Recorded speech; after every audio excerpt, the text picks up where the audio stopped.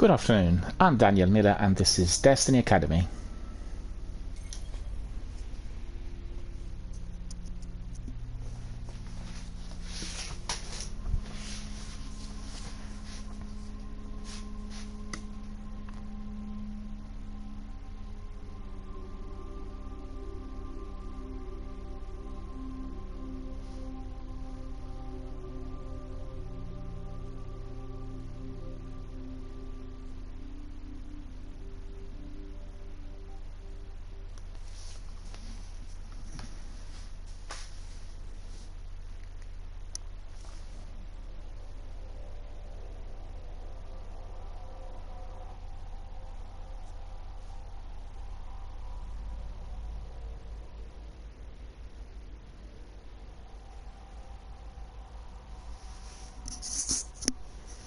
A warm welcome to all of our friends, fans, community members, participants and viewers worldwide on a variety of platforms watching our broadcast today, and thank you for coming, thank you for supporting the channel and everything we do here.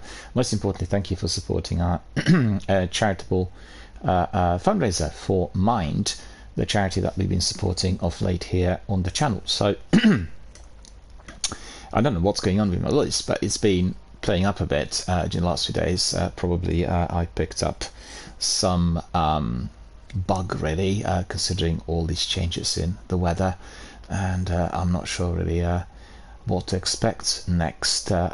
Some days we have it quite cold at night, other days it's quite warm, and then we have a lot of rain and then sunshine, and fortunately and thanks goodness we've not had either fires or flooding or tornadoes as it goes here in where I live, compared to some other parts of the world, particularly in Europe. And we've been spared, but we have not been spared in June of absolutely scorching, dreadful heat that has been bothering us and causing us problems with everything.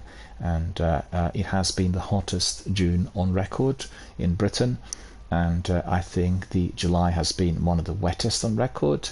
So I really wonder what will come out at the end of this month here in both Britain and most importantly England, where I live.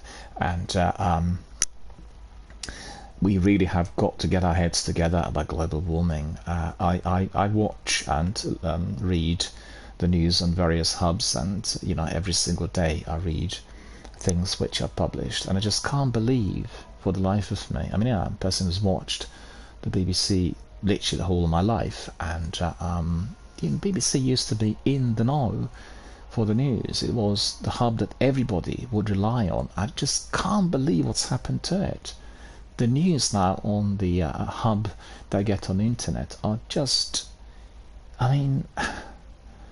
these things happening in Europe, there's absolutely nothing reported, and we hear about some influencers and some musicians, and it's just like really unbelievable that we are spending time reading and digesting information that has got absolutely no significance as far as the humankind is concerned, and most importantly no significance in terms of what we are concerned here, or what we are concerned about, as one say, in England, because there are lots of issues that need to be tackled, and it's just trivial. And I don't hear much about the need for the industry to start cutting down on production and the emissions which are causing these horrific weather conditions. I'm not sure what people are thinking, but I'm a person who's worked in health services most of my life, and have seen what it looks like where somebody's health goes downhill out of the blue unexpectedly, and what consequences this has for everyone, the person concerned, as well as his loved ones, his family, his neighbors and relatives and everyone else. Just think about that, the consequences for that one unit, for one family. And then consider what happens where the same process being hit suddenly by unpredictable weather that destroys everything, then hits the entire section of one country. It's the force of nature, and we've got to be able to do something about it in order to pacify what's happening. Because at the end of the day, if we don't do that, the weather will turn incredibly evil, and we will suffer a huge amount of consequence that will be affecting everyone. For instance, in this business, video gaming industry, video gaming online, everyone today is pretty well used to their consoles and PCs. You plug them in and you switch everything on, you log in, You play the game, you communicate with people around the world, and so what happens if there's no power? No power at all. You can't access anything. What happens if you can't recharge your smartphone? You can't access any information. What happens if the ATMs don't work? And you see all these things can happen as a result of a natural disaster or some sort of terrible weather conditions that will be affecting one part of the world. When I watched the footage from Italy recently, then from Austria, Slovenia, and Croatia, the countries have been really badly hit by tornadoes and unbelievable rain. Hail was as big as a tennis ball. Can you imagine this? As big as a tennis ball. So that was falling from the skies. And just consider what danger this would cause to people if they walk in the streets when this began to happen. Evidently, didn't, the big hail was not coming in immediately. It just it worsened as the smaller bits were falling initially. But the danger to human life, the danger to property, the danger to agriculture, to a certain section of industry, is just simply phenomenal. You cannot predict what will happen next, as the certain experience of the nature in recent years and presently is of an entity that's just going out of control. It's not operating anymore according to the normal parameters or rules that we've seen for quite a few centuries. And we are dependent on water, on air. We're dependent on being able to live somewhere. And the vast majority of the dwellings which are built not taken this into consideration. Once the buildings are being erected, frequently they're being erected on the cheap, and they're also located in areas where perhaps they're not flood resistant. Depends on the area we live in, of course, but there are many other factors that will need to be taken into consideration for the future generations and for the way we are, the way we operate, the way we build, and the way we create, if those weather conditions are to be taken seriously. Give an example. Britain always had ferocious winds on the coastline, east and west coast alike. When you go to some of these towns, and particularly when you go to Scotland, to some of the northerly parts, you will find that the buildings have been created in such fashion, it's very different to the rest of the country, that will be protecting the dwellings against that unbelievably strong wind and rain and snow, and also sea, with the big waves emerging. So you actually see the buildings have been built like that, as people had considered the weather conditions in this area many centuries ago, knowing that this is what was like to be happening continuously, consistently. We need to do exactly the same. We need to take a much greater care in planning and our overall considerations, because at the end of the day, if we don't do that, the collateral, the consequence of the global warming will be absolutely phenomenal, and we absolutely do not want to be going through that, and particularly the generations to come. For instance, if you had parts of the world that previously were, habitable, turn into deserts, well, what will happen then? War. People will be forcefully migrating, and therefore there will be a lot of conflict. These are the factors that need to be taken into consideration. People need to be very seriously taking up any of that and any of the issues arising from global warming, and they need to be considering the weather conditions we're experiencing at the moment. The fires are burning in Portugal and Greece as I speak.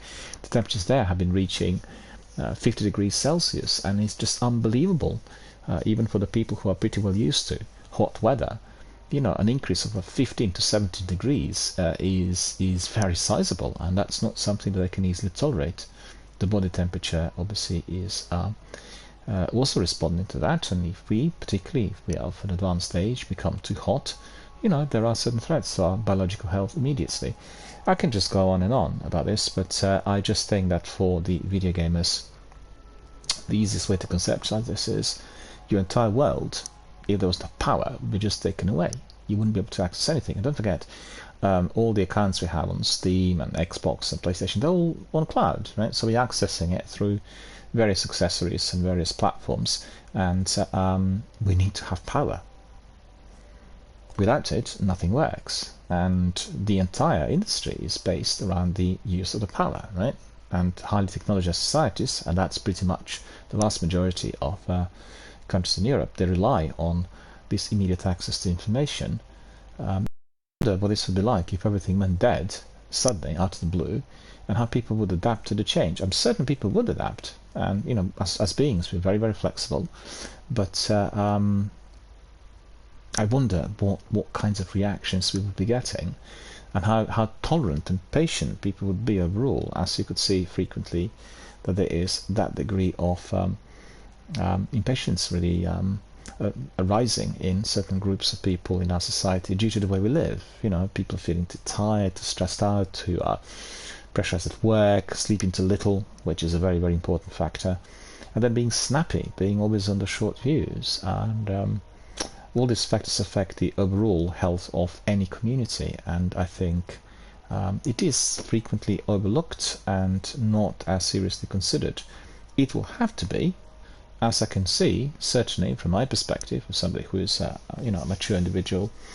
Many of these things are just going downhill, meaning not enough time is being spent on the very basic maintenance of one's own health. And at the end of the day, it doesn't matter where you go to the gym and do a bit of running and eat healthily. If you're not sleeping enough, you're always stressed at work and at home. If you're not allowing your body to regenerate, you're creating such pressures to your body, inclusive of heavy exercise. Your body's not rested.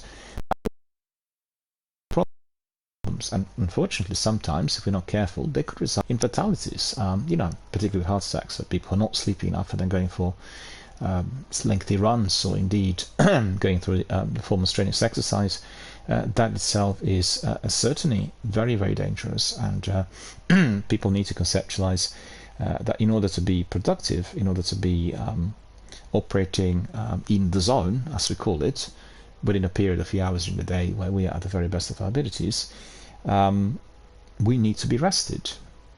We can't be living on 2 or 3 hours of sleep for an extended period of time. And what really worried me quite a bit in recent times is I've read, frequently we are getting the news on various online platforms that indicate that younger people aged 20 to 35 had sadly passed away due to various health problems. And then once the autopsy is conducted with toxicology, we can see that there have been the elements of different kinds of substances in those persons' bodies. It doesn't have to be an illegal substance. It could be something people take in order to get slimmer, or something they take in order to feel happier, or various kind of supplements people take in terms of the in order to keep healthy, but just massively overdoing it. At other times you find that the body just simply collapsed due to the overwhelming sense of tiredness and exhaustion. That was the result of lack of sleep and stress at work and various other factors. So it's paradoxical, isn't it? You think everyone is very clear in their mind about the needs for people to live healthily, and the overall awareness of the health and healthy living is incredibly big compared to maybe 30-40 years ago. People actually live healthily on one side, one front of the everyday existence is based on adhering to exercise, adhering to healthy living. But at the end of the day, it's the components of all, right? It's not just like one area. You can't be not sleeping and not resting and being continuously stressed out with gallons of coffee every day and racing to work, commuting, and coming back home very late and sleeping 4 hours a night, 5 days a week. That is not going to be producing results. It doesn't matter how what kind of exercise you do or what kind of healthy food you. Don't get me wrong. Exercising and eating healthy food will certainly help the body, and it will help one part of the body to operate, to the best of its abilities. But at the end of the day, if the body's not getting enough rest, if we are not considering all the other factors affecting us, physically, biologically, mentally, environmentally, then there are side effects. And as I said, there will be of a great variety. At the end of the day, people will be affected differently, and that's based on their genetic imprint and all other kinds of abilities that we have as individuals. So The reason I'm telling you this is I feel that a lot less time is being spent on the main news outlets on health than on various other news that I believe are not particularly significant for the well-being of a community or a nation or the world as it goes. And it just seems to me that what seems to be most important is ignored, or is being talked about in terms which are hypothetical and not seen in action. Most importantly, everyone who is within, well, anywhere really, doesn't matter whether they're of the working age or they're teenagers or very old, will need to have a roof over their head. And in our cities, it's become a luxury to be able to rent property. It's crazy. It's just incredible. Everyone needs to be able to live somewhere where they're having a safe roof over their head, where they can do whatever like and rest and coexist in order to be able to participate in other community activity, inclusive of work, education, family activities, and everything else. And that is becoming very, very hard to achieve. And I honestly, I can't understand what expectations will the employers have if their people are not able to live in normal circumstances. To give you many, many examples.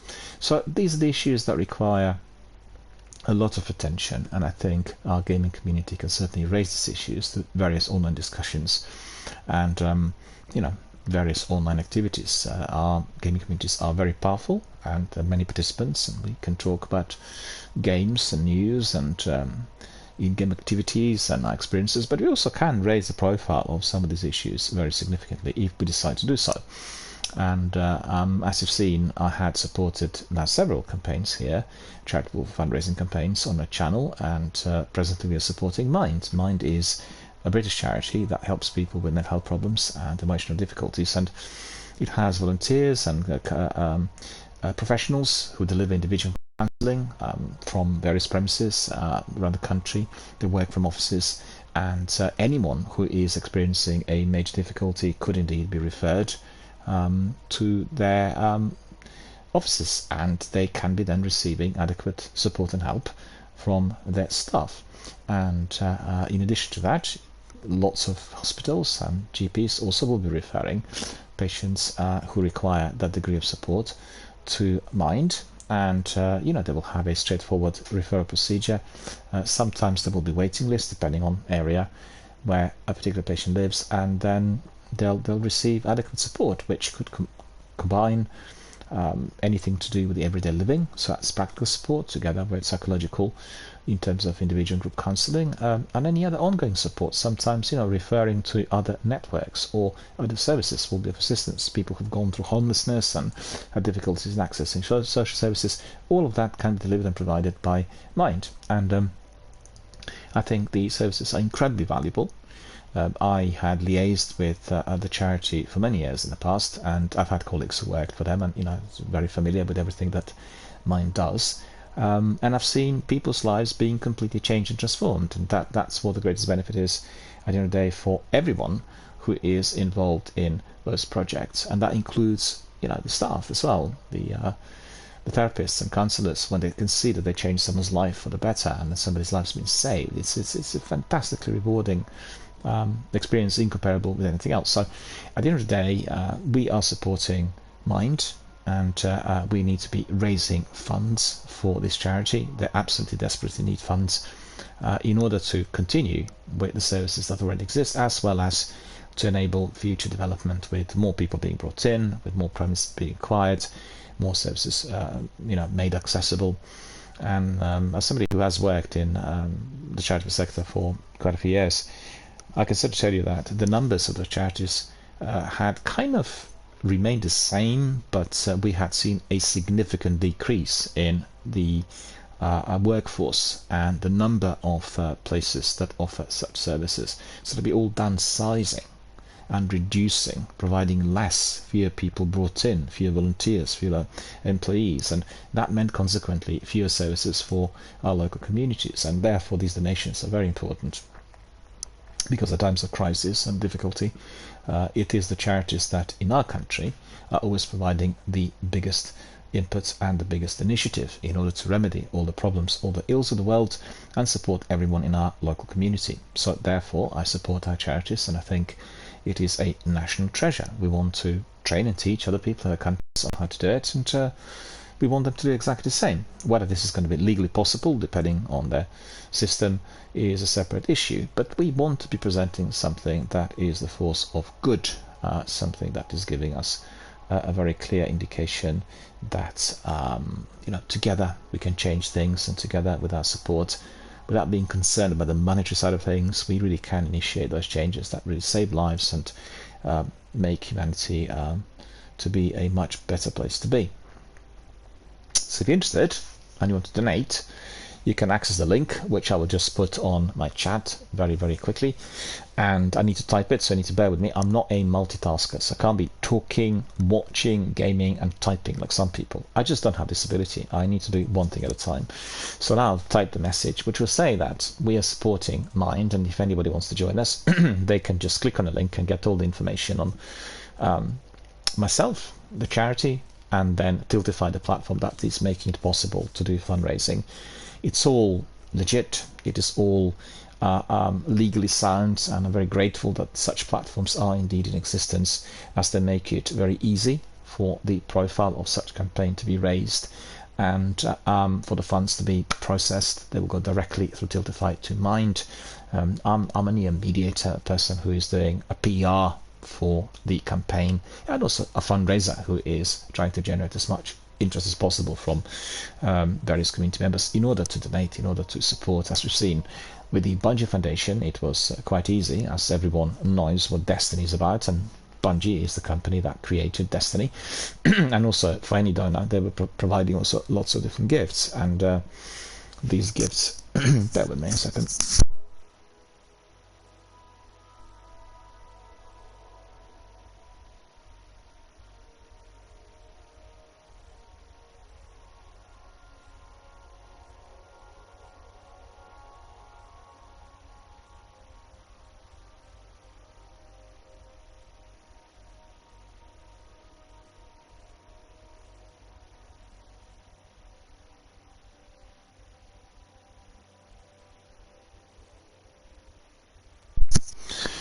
Just mentioned that we had a campaign for the Bungie Foundation, and everyone who contributed would have received a donor bundle.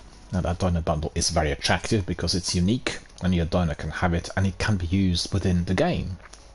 You get your ghost, you will get your emotes, you will get some additional add-ons depending on the amount you contributed. But I thought it was interesting that with a short campaign which is tied in with the game, it was quite easy to generate funds, as the contributors were both interested in the game as well as the actual campaign and what good it will do to the children that the charity is actually helping. So in this instance we have a different sort of charity. It's a charity that helps adults with mental health difficulties, and it is UK based, which means for the American viewers or users it may not be of the same interest. But don't forget, any research completed in hospitals or charities that deal with terrible diseases will be of benefit to everyone. Everyone is going to be able to access the knowledge, advance elements of medical science, and then provide services that will be helping, that will be providing the cure, the results. Well, the cure is not guaranteed in some aspects or some sections of medicine as far as certain illnesses will be concerned, but certainly many things can be helped and remedied to a degree through which there are many benefits for the people and for the individuals who are suffering from a variety of different kinds of ailments. So that is the bottom line. Just remember, if a charity or hospital is based in one country, doesn't mean that your contributions will not be needed, and just keep in mind that the research will be shared globally, and therefore the benefits of the research will be shared with everyone. So let me just write the message, and then we'll crack on with some news and community-based content, so just bear with me.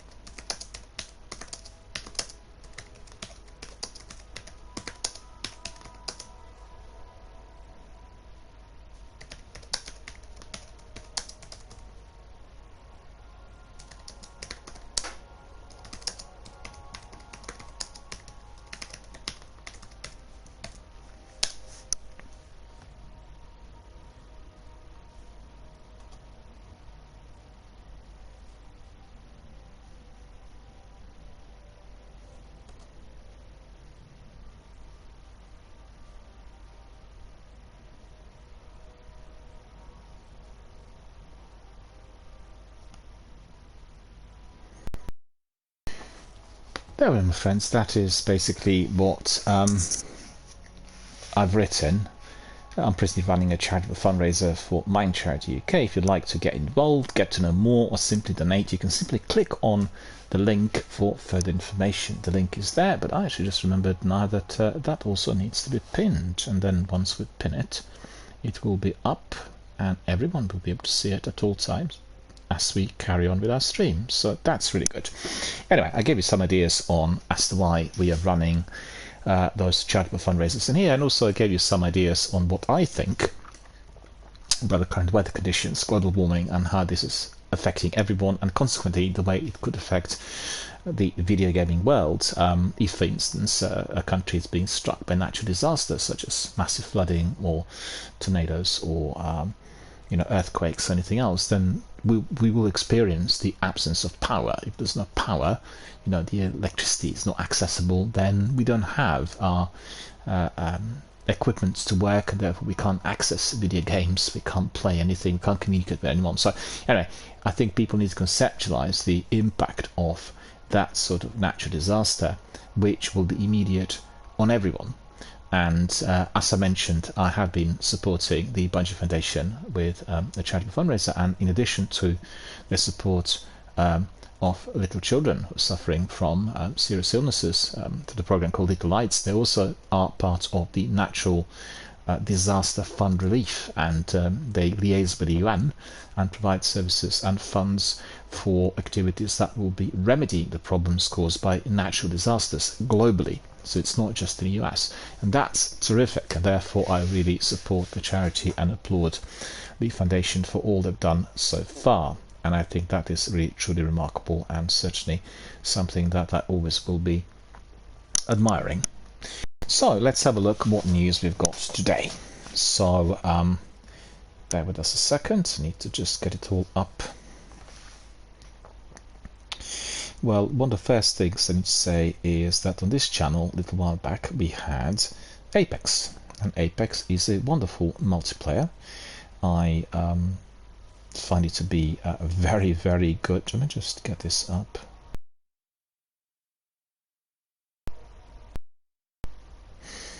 Yeah. I find Apex to be a thoroughly enjoyable multiplayer. It has several maps, and generally since the game was released in 2020, so that's already more than 3 years ago, we've seen, no, it's actually 2019 I think, isn't it? Yeah, 2019, I beg your pardon, it's more than 4 years now. Ever since the game was launched, I find it to be highly entertaining, greatly enjoyable.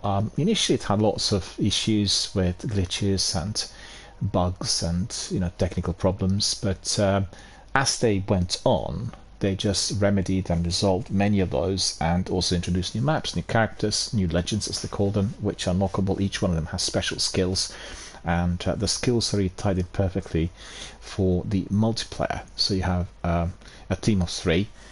Each one of the members will have special abilities that can be applied to the action. If you're doing it with your regulars, with your community, if you get regular people on board, it is very, very enjoyable. And the game still plays up at times with hit ratio and a few other issues that sometimes are based on latency and internet speed, but it doesn't really matter at the end of the day if you're doing it for fun, and you can just enjoy yourself with your mates and get some scores and get some results and generally enjoy the game either way, whether you're winning or losing, or whether you're being killed in a way which is funny and ridiculous, etc, etc. Although it does have a larger group of competitive players attached to it, similar to Warzone and Battlefield and all the other ones. But we've had a lot of the game here on the channel, not streamed it of late, but initially I was involved also with the promotion of the new title, and there was a lot of fun to be had. It was a bit of a addictive, compulsive component when you're doing it with a group. And I remember initially I felt, oh, this was so buzzy, and we can do it again and again, and you're trying to master the game, and the maps they have at the moment are somewhat bigger than the original map that was launched, but always enjoyable. Anyway, what I'm telling you about Apex is we had Revenant Reborn, and you can experience his latest Reign of Terror in the Death Dynasty Collection event, which indeed had started yesterday. I've not played Apex now for more than a month, and I need to revisit it both on PlayStation and Xbox to see what novelties we've been given. But if you're interested, you can just simply go to my Twitter and have a trailer in there for Resurrection and for the Revenant. There have been some changes to the Legends abilities. I've read about it, but I've not really registered all that's been applied. But definitely, worth catching up with the game. They run lots of events. The game is for free, and you can easily play it without any microtransactions, any costs. It's interesting that Respawn and Activision for Apex and Warzone made an enormous amount of money through cosmetics, basically the skins and the packs which to sell. Hence the events. I think Apex is excelling with a number of these. That keep throwing them in, I guess similar to what you have in Fortnite, and lots of younger people are purchasing many of these packs. And don't forget, streamers will also do this in order to make the character, the legend, look very funky, very attractive, very eye-catching, and that helps those streamers to build their own communities. When you see somebody who's funky looking, you really want to get in touch with them, you talk to them, you bring them into the community, do a few games together. And this is what I did, and we had a very, very good community of Apex gamers. And I assure you, if I was to be streaming it today, the vast majority would pop in immediately. This channel always has been about communication, about being able to connect with others, talking, and this is what the majority of people who play that game for fun also quite like. So we've seen that Destiny State of the Game publication last week had been causing many eyebrows to be raised. Lots of anger yet again coming from our Destiny community across the board on all platforms. I spent a bit of time analysing it. I've given you the rundown on the most important points that the game director raised. But the fact is, people are just not happy with the direction the game's taking, and most importantly, they're not happy with the current status. So I'll give you just a bit of a rundown on the major points. Number one point is the state of the service. A lot of people complain that the game's crashing and that they're getting lots of error messages. They also feel that Bungie are not taking any of this on board. They're not really considering the frustration that the competitive gamers will experience where they're in a raid and everything crashes and they get baboons and weasels and etc. They also had some problems with matchmaking, and that's been really persisting within the field of complaints. Lots of people play the Crucible, the PvP section, competitive section of Destiny, not happy with the way, first of all, the matchmaking sometimes doesn't seem to work well. They get many, so that it's a lengthy periods of waiting in the lobby. And then, on the other hand, they said the matchmaking according to skill is something that's not worked at all, as you would be slotted in with the veterans, so therefore you get obliterated. In addition to that, what's not been talked about as frequently, but I have seen it mentioned a few times, is the connection to the server issue. So depending on what internet connection you have and where you are globally and what server you're connecting with in order to access Bungie servers, you will be having latency, you will have delays. And I've had a couple of times a situation where I would be in a team and with the current internet connection, which is reasonable, I would get 15, 17, 20 opposition eliminations within one match of Control, and then they reshuffle things, and then the next match I'm being killed all the time. It's like literally dying with one shot, one kill most of the times, and maybe getting 5, 6 of those opposition members eliminated. And that tells me that the problem is not just with the actual skill that the players have, it's also linked with latency and lag and hit registration and all these other factors which most people do not understand. Those who do understand it, they're always highlighting it, that Destiny's got a serious problem with this. And I've read quite a few posts a number of posts on Reddit that indicated quite clearly that this is a very serious problem and that it needs to be resolved, which means people need to be logging into the servers which are quite close to them in order to enable good speeds and a proper hit ratio. That's not been looked at or addressed anywhere. I mean, Bungie have not really considered that seriously as far as the public is concerned. And could have talked about this internally, but we've not seen any major responses. They always talk about, I mean, don't forget, when they're testing a game, be it, at Activision or Bungie or Bethesda or anywhere else, and if it's a competitive shooter, like for instance Warzone, Apex, should have mentioned Respawn as well, what they'll do is they'll have the testers in-house. So they'll have exactly the same setup, they will have exactly the same speed, and they'll be testing the game. That will produce very good results because everyone's on an even keel, everyone's exactly the same, right?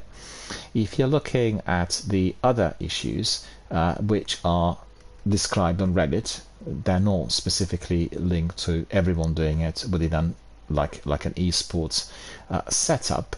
They are having the difficulties where, as they're connecting to different servers from the world, they're not able to get the same sort of speed, therefore the hit ratio is suffering. So coming back to what's been said at the in response to the director's descriptions, was huge dissatisfaction with the way the Crucible operates today. So number one is problem with matchmaking and the fact that in terms of the skill, people are just thrown in, and sometimes they end up with veterans, so people are very skilled and very, very knowledgeable, and as newbies they get eliminated at all times. They can't even they can't even put their foot in the door, so to speak. And then there's the question of the lobby, lengthy waiting periods. The question is also been raised about the maps. They feel that Bungie have been just rehashing the maps, which in any case are present within some of the territories of Destiny universe. They felt there should have been many more imported or adjusted, and generally they said that the activity became quite pedestrian, quite mundane, quite boring, with the same maps being always there. The maps are not really tactical, and it has to be said. Was a Rogue Company is a game that I played a bit, and they have death matches, very tight maps, but they're tactical. The actual locations in there provide you enough spaces through which you can be strategizing, and that is absent. It's just literally like an all-out death match for me, and to a degree similar to some of the maybe even more of a death match than some of those I've seen in Halo originally, or even of late. Well, it's similar. I did play maps that came out with Halo Infinite, and they're very similar to it's just basically a death match, bang bang, get up, die, res, that sort of thing. And I'm not really encouraged, and not really my sort of thing. I did suggest if they were to introduce anything which would be within the format of Battle Royale, then that itself would be very, very exciting for any player from anywhere. Just think about it, similar to Apex, if you had that sort of environment in Destiny, where Guardians can use special skills and you get some new characters to be in there. But that would be a separate project which would require a lot of revenue planning and execution. I think that's probably what they are not prepared to undertake at the moment. Would it not be great for you to play Ikora or Eris or Zavala within that Battle Royale? It'd be just absolutely astonishing. I'm not sure as to might have not even considered it or attempted to make something of the kind, as I think it would certainly become probably one of the most popular PvP games ever created. But it would be more strategic, There would need to be a much bigger map that is tactical, where you can plan for your incursions and your skirmishes. So, that certainly is what I would suggest. Anyway, so that was one big concern, all related to Crucible. The other was about Gambit. People are very furious that Gambit is being placed on the back burner, and they said that Gambit will be now excluded from the regular activities in order to be left just as optional. Is the sign that that whole activity will be phased out. The explanation was the activity is very would say popular, but it's not frequently visited now. There's not many people go and play Gambit, and the reason for that's simple. They had demolished the concept that was there from the beginning, like the best out of three, so to speak, and you just from a proper match where you had several rounds, that really were kind of loved and quite attractive to very many gamers. They reduced it to the very bare bones, and it didn't really cut it for me, and it just seemed very uninteresting. like downgraded from a good concept to something that is not particularly exciting, and that's also another very big complaint. And in response to that, many people who are on various platforms also indicated they believe that everything will be simply purged, and that may well be the future of some other activities in Destiny, and people don't like the idea. They want everything to stay there for them to revisit, and they also want the activities to be perhaps more interconnected. And that, if we are to be fair, Bungie are doing everything possible to interconnect various activities with the narrative, so that they kind of make more sense. So they're not just more enjoyable to play, but they make sense in terms of the actual storytelling and where the game is heading. Another problem was also linked to the power levels and the new players, and there has been quite an avalanche of responses from the newbies saying that they feel the game is a complete mess. They would come in as a new player, they will get very little introduction on what Destiny is about. They'll have Sho-Han and a few activities in Cosmodrome, and then they're being thrown into the deep end with deep focusing and exotic engrams and all the other kinds of seasonal content and activities, which appear to be very difficult for them to comprehend right at the onset. That itself is attracting a lot of complaints, as the Bungie team had said they wanted to make game very new, and I guess it doesn't seem to be received like this by some of the participants. I've got to say, I'm surprised, as I think that with power level capping and regular increases every single season, anybody who comes in is not actually experiencing himself or herself in a very disadvantageous position. But at the end of the day, that may not be just the sole reason as to why people are unhappy. The other elements, such as not enough tutorial, or not having enough guidance, or not enough story-driven content, will feel really difficult. So, in fact, if I'm to summarize, what I described was similar to, when you had to be watching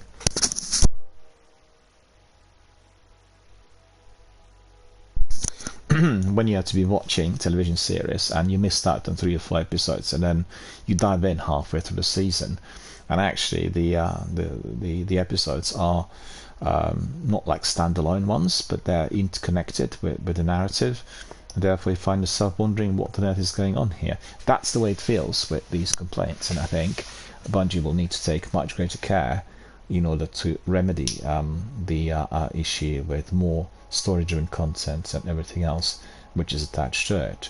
So we'll have to see what to do about this. And there's a lot of excitement linked to the showcase. The showcase is going to be on the 22nd, and same here, I really can't wait for that to roll together with Starfield on the 6th of September. But 6th of September is the launch of the game rather than a showcase. We've seen a showcase already in June, right? And I'm quite excited about the showcase. I want to see what the Bungie team will present us as the future signpost, what will be happening with the next expansion, and also what will be taking place afterwards, what content we'll have in seasons. They didn't really give us lots of indication in the state of the game write-up about certain kinds of changes.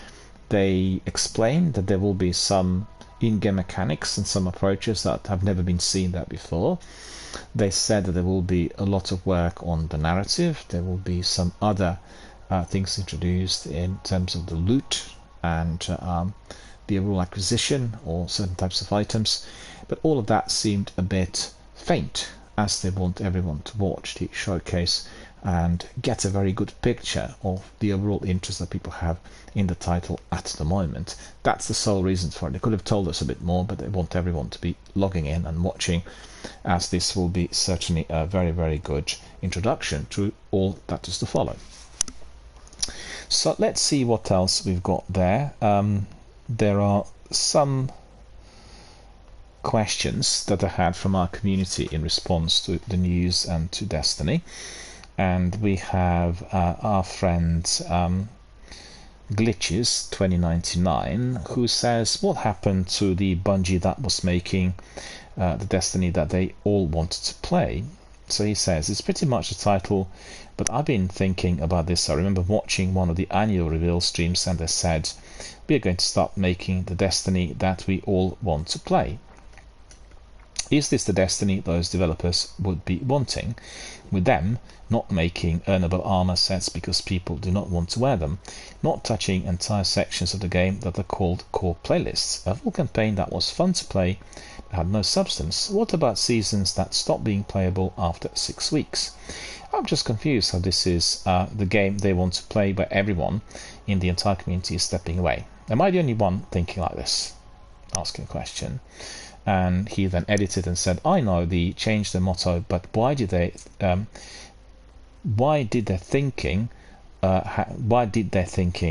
need some form of change? Destiny was great from Arrivals all the way to Witch Queen, but it feels like that mid-expansion year LoL has been so much more aggressive lately. So that's his thoughts. I'm not sure whether I completely agree with this, but you know, it's definitely worth keeping in mind that he's talking from the perspective of a new player. And he says Bungie now designs somebody else called Kraken. Kraken was playing Destiny with us, Destiny 1 live online a couple of times. Bungie now designs the entire game around player engagement. It is spun very often in a positive light, but practically every QoL issue and front page feedback here gets back to Bungie's philosophy of designing around player engagement. And for me, it's to the point that I do not think it's ethical. We have upstairs Ganesh saying this approach is exactly what killed World of Warcraft for most people. And then we have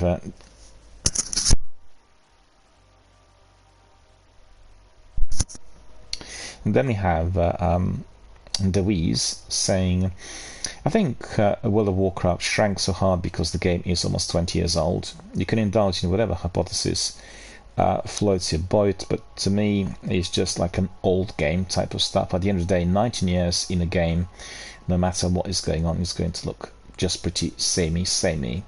So now they're down to the 1 to 3 million diehards who show there is always an audience to that game. So Bungie's Destiny 2, they lost me when they invalidated content that I'd paid for. That's right there is completely disrespectful to the customers, full stop. The rest is just confirmation of the first point. Well, I mean, certainly there is a possibility that the vaulting of the content did cause a lot of stir, and I'm certainly one of those who's been extremely unhappy about me paying for the content and that content then disappearing. It does need to be said, the content had disappeared for the time being. It's not disappeared forever.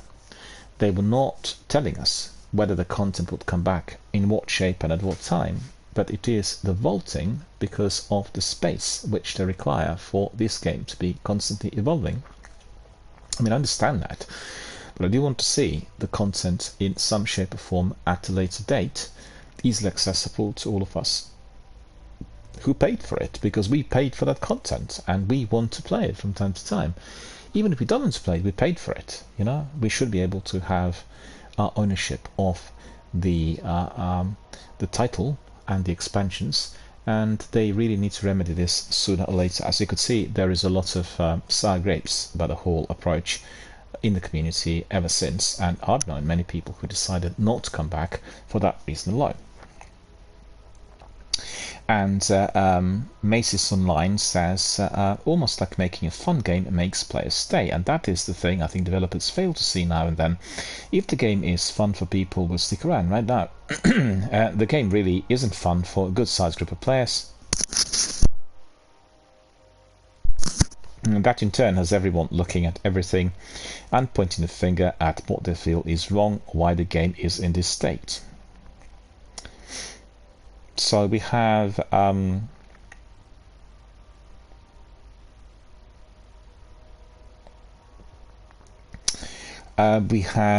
Planet Loneliness saying, I do not agree with you there. Looking at the expansions of World of Warcraft, very clear to see what actually made it shrink. Cataclysm was unpopular, Mr. Pandoria wasn't wanted. Oh, so I lost the article. and Warlords of Draenor went on to underdeliver.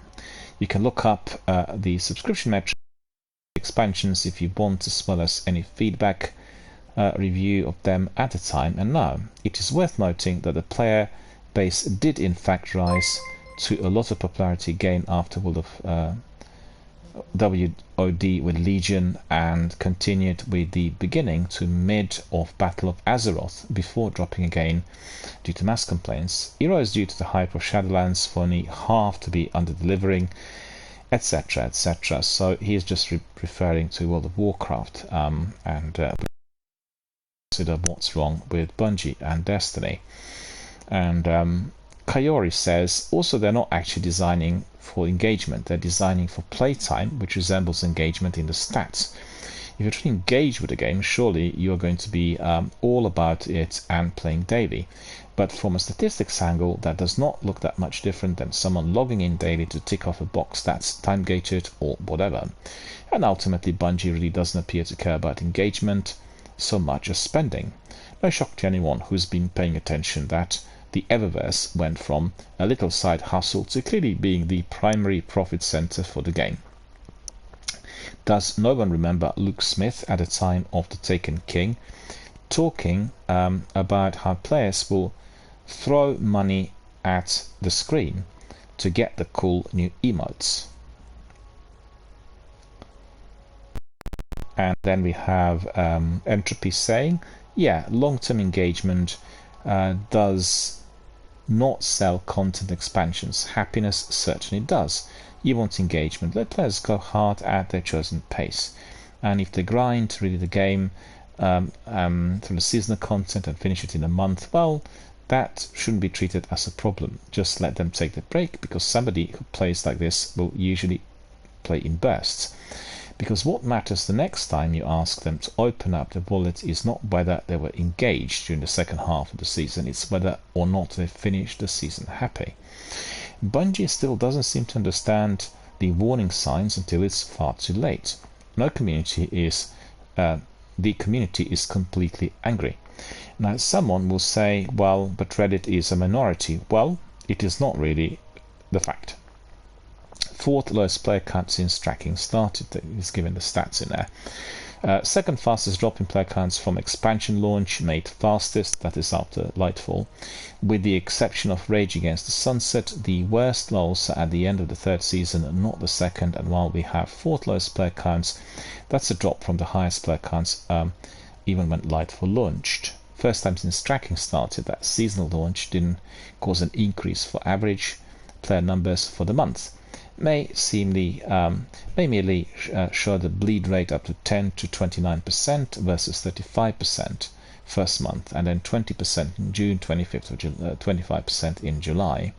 But just like sunsetting, Bungie has doubled down on their mistakes until it's too late.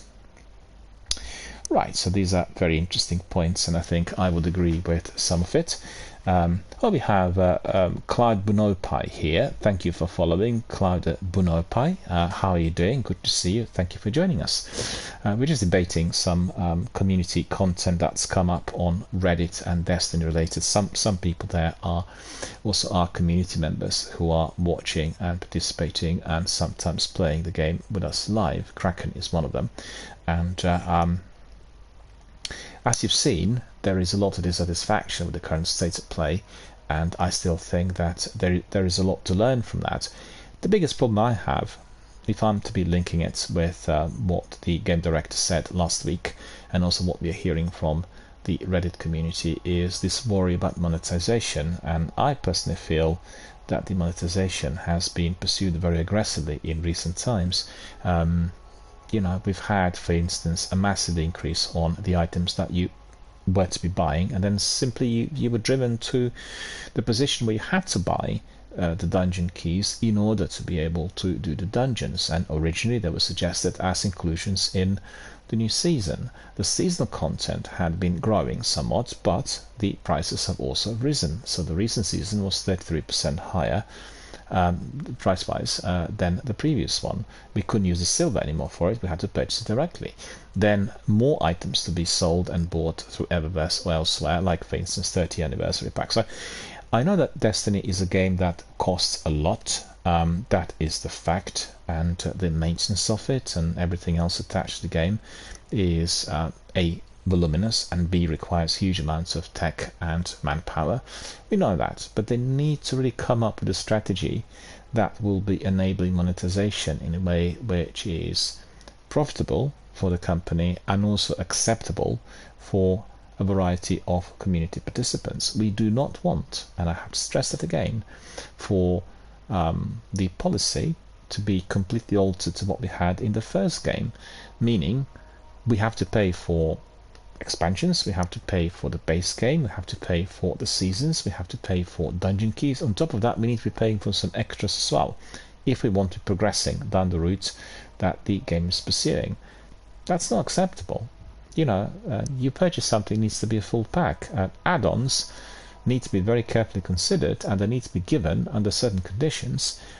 I've seen and heard various people from Bungie indicating they will never be introducing things that are purchasable that could be affecting the actual progression in the game, i.e. the gameplay. But if you can't get to the dungeons, well, yeah, that is partly what will be affecting it. Dungeons may not be as significant as raids or battlegrounds or any other activities. Like in the first game we had Sivas, of course, but the Vanguard Strikes. But there are the pinnacle activity of the game, and people want to be accessing those at all times. They do not want to be tied in to extra purchases if they already had been buying the content that really should have assured easy access. So I think if they aren't careful, as we've seen a major surge of the games offered free of charge that then make a lot of money on various treasure packs and cosmetics, Destiny will suffer. And I think the point they raised by World of Warcraft is very important and greatly relevant. Once you have a game in circulation for that long time, okay, the Bungie Masterpiece has not been around for 20 years, but we come into the first decade, and we know that people will be moving on to other things. They play the game for 10 years and they don't see really the new content or anything exciting that will keep them within the game.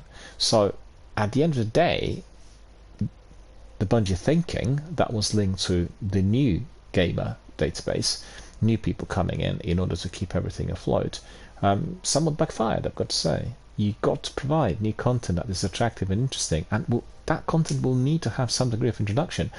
The new guys on Reddit were indicating that they felt there was no way in. And don't forget, lots of people will come in order to play the game by themselves initially, wanting to learn a bit about it, didn't want to be like a burden on others, and try a few strikes and a few things and bits and pieces here and there, and they will find it really difficult. There isn't a proper guide. I always said to everyone, Destiny is a multiplayer, and there's no need to be playing it by yourself. I never played it by myself. I always had my community members fully on board from day one here on my channel, and that's the way to learn. You've got knowledgeable people coming in, and they'll be very happy to show you the ropes, to tell you what you need to be doing.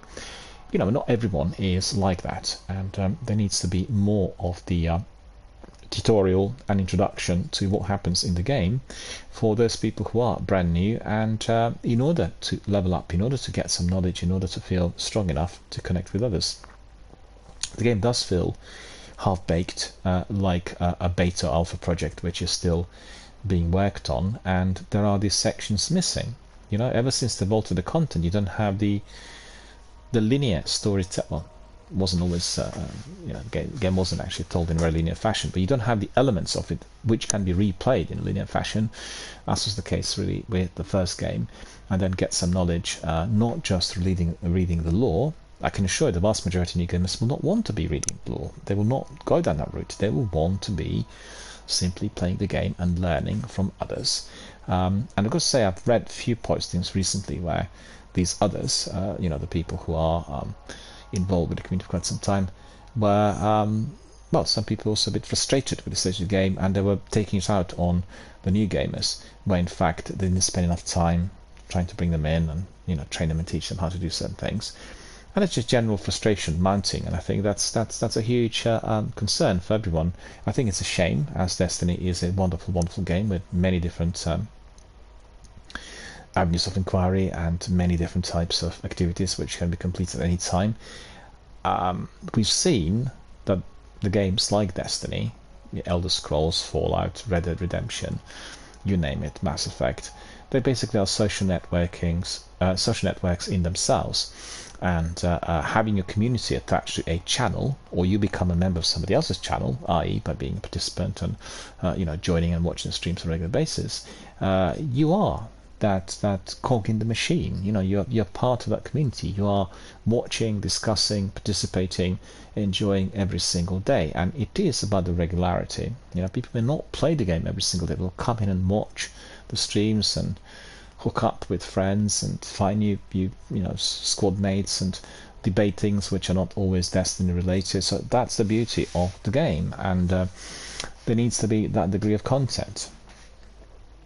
Personally, I feel that there is a lot of content in the sequel, and I don't even find some of the replays in Destiny 1 to be pedestrian mundane.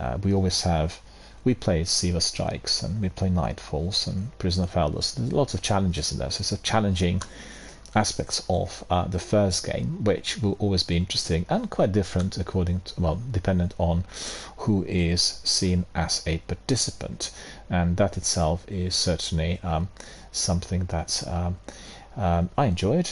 I'll continue to do so, but I can see the reasons for some concerns. I can see the reasons why people are being dissatisfied. Already a few years back, some of our members here, like Captain Jack, for instance, would say, well, we kind of live in that Destiny universe, and it's about the time to take a break. We can't really do it all the time. We'll do it like once a week on Tuesdays after the reset. We'll catch up with the novelties. We'll have a look at the seasonal content, and that's it.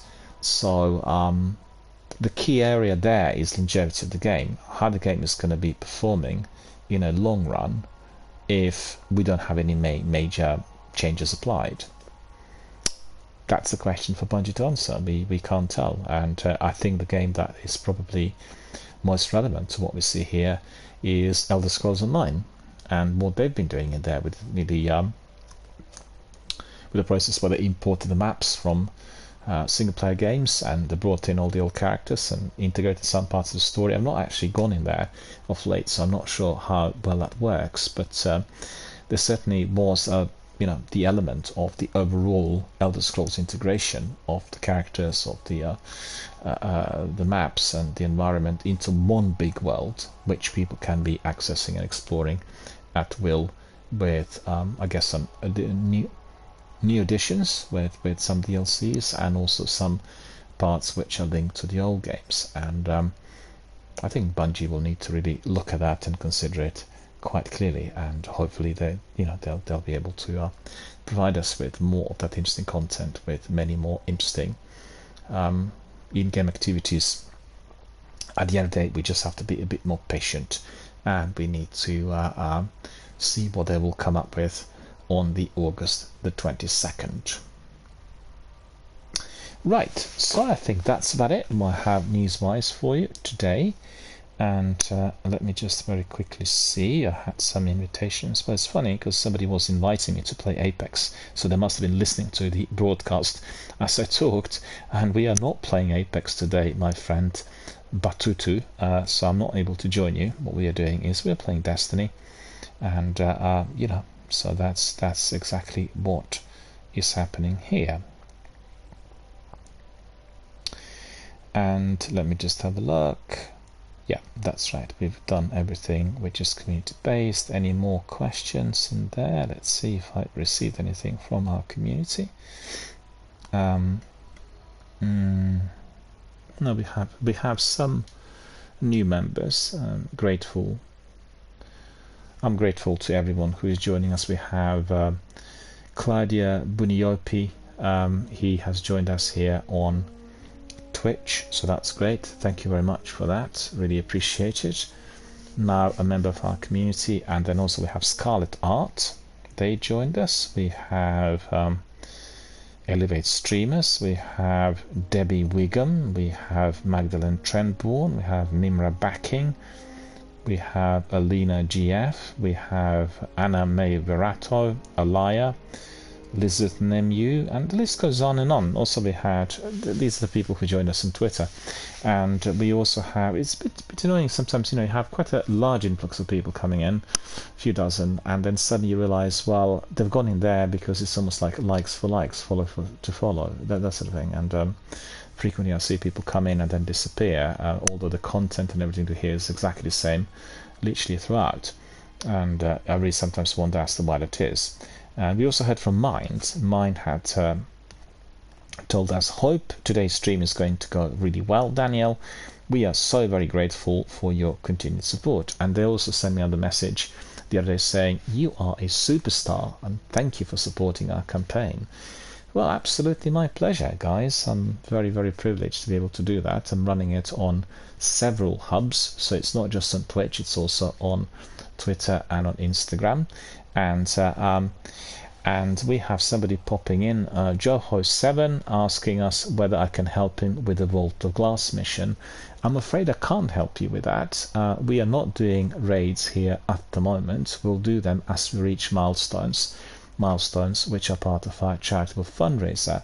However, if you keep coming here and if you keep asking other people to join you, you will get some very, very keen, very professional, very experienced raiders to come in and help you. I know several who are frequently here, so if you stay with us and if you pop in from time to time where everybody gathered, where we have quite a few members communicating, you are going to be able to get some raiders and some participants. But unfortunately I will not be able to help you with that, and as I'm not doing that at present here on my channel. So thank you very much for popping in and saying hello, really appreciate it. We are always here to help. This is a channel that's helping the newbies and people who are kind of working their way up in the game, and that is basically what we do here.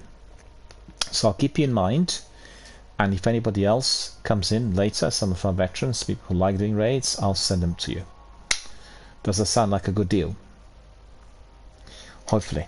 I'm hoping it is going to be thoroughly enjoyable for you. Okay, and yeah, so we've seen that Mind had been in contact and sent us all of those appreciations, which is great. And yeah, that's about it. So we are going to crack on, and our friend Joe says, all right then, good luck with everything, and sorry for my name. No, that's fine. That's fine, don't worry about it. I'll send you people once we get our veterans in later today, and if anybody wants to do Vault of Glass, I know actually a couple of people who are generally always very keen, and there are some people who want to do it also as a 3-piece, and I'll send them your way. You know, it's, if you pop in from time to time, you can always request somebody to join you once we have more people coming in, and you know, obviously your message is on a chat, and lots of our vets, when they come in, they sort of read the chat and find out what's been happening. There are frequently requests, you know, on the chat coming from people who are not members of our community. I've had quite a few times the guys asking for help on Xbox, you know, Destiny 1 on Xbox, and I've sent them quite a few people over the years because it was more difficult to I guess, considering how the game was released, more people playing Destiny on PlayStation compared to Xbox, and at the time there weren't that many people on the Microsoft console, and therefore the guys were coming to the channel and asking for some support, which is what we did. Alright, so let me think, is there anything else? Yeah, I've had actually a couple of messages coming in from our active community members, and one of those is coming in from Josie, and Josie is in Newcastle, and she says, hi, how are you doing? Long time no see. Great to see that you are streaming again, and how is it going? What games in addition to Destiny are you playing at the moment? In the past you were streaming quite a few. I remember Apex and Warzone, to name a couple, and are you going to be streaming any other games in the future? Well, first of all, I want to thank Josie for her kind words. Thank you for being a dedicated community member. Thank you for coming back and for participating here. I do remember we played Apex a little while back, and you are a gamer who likes FPS, and you like Destiny as well, of course, and Warzone. But yeah, thank you. I did get back. The reason I've not streamed for a number of months was connected to my internet connection. I had very poor internet connection in this area, which is the standard broadband, and really standard broadband is not suitable for streaming overall as it's delivered today. So I had to be waiting until either fiber was connected to my property, or I was able to get some other means to which I could stream. And I did manage to get a 5G 4G hub, and I'm using it for my streams at the moment, which have been significantly enhanced picture-wise and quality-wise. So that has been the main reason. And hope you're enjoying the streams. Coming back to the question, no, at the moment I will have no other games streamed on the channel at present. That means the games we're streaming are basically Destiny Universe games, number 1 and number 2. And Destiny 1 primarily due to the traffic that I'm getting through the algorithms on the channel. I don't get much traffic on Destiny 2 for various reasons without going into details, and therefore we'll be doing Destiny 2 when we have our community members coming in and doing things together with us in order to either complete tasks or do something which is seasonal or DLC related, and that will happen in the future. I've had a couple of the sessions recently which were done together with Zenith. We were doing a tutorial on how to do certain things, and that was thoroughly enjoyable. Zenith is a veteran of Destiny 2 and played more than 10,000 hours of the game, and had joined our Destiny 1 community a little while back as I commenced with our streams. We had plenty of fun, so if you have any questions about Destiny, you can always go to Zenith and ask. Coming back to Josie's last part of the question, well, actually probably didn't answer the second part of the question in full. I will be sometimes streaming some other titles, but that will be based on a community activity, so like a community-based event. For instance, a community event supporting my charitable fundraising. This could be Apex, this could be Warzone, this could be some other game. I'll have to keep an eye out on other games doing charitable campaigns, and then I'll try to tie in my activities together with them. So that will be depending on what games are being currently used for similar campaigns. But as far as the channel is concerned, it's primarily based on Destiny community, and we have many other people here who are playing other games, but also have been or are still Destiny veterans.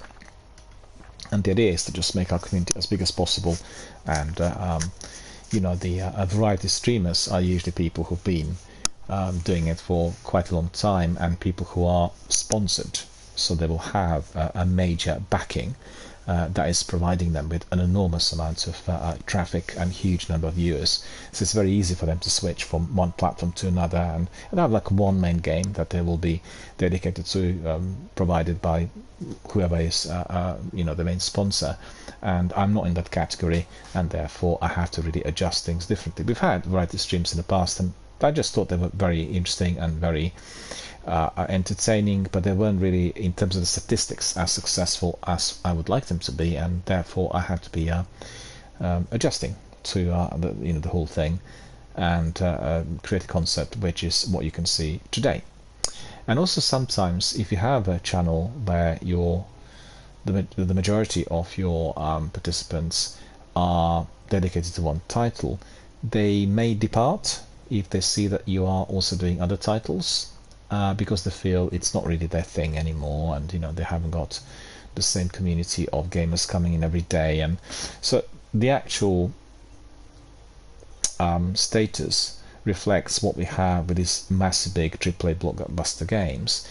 There may be people playing Assassin's Creed and Fallout and Mass Effect and Elder Scrolls and still doing Destiny, but it's not quite the same. They'll have like one game that for them is their own social network, and that'll be just one of them, and that is where they will be making most contacts and creating new bonds and establishing beautiful new friendships.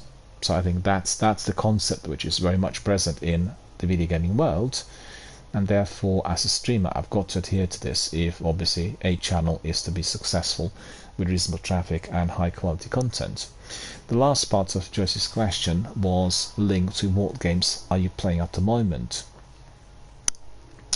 Well, when I'm streaming, then I don't have much time to be playing other games to start with.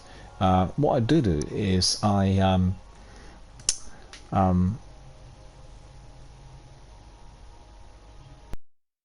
generally go for streaming platforms. They're on Xbox and PlayStation, and I'll go through the new inclusions. I'll have a look at what's been thrown in.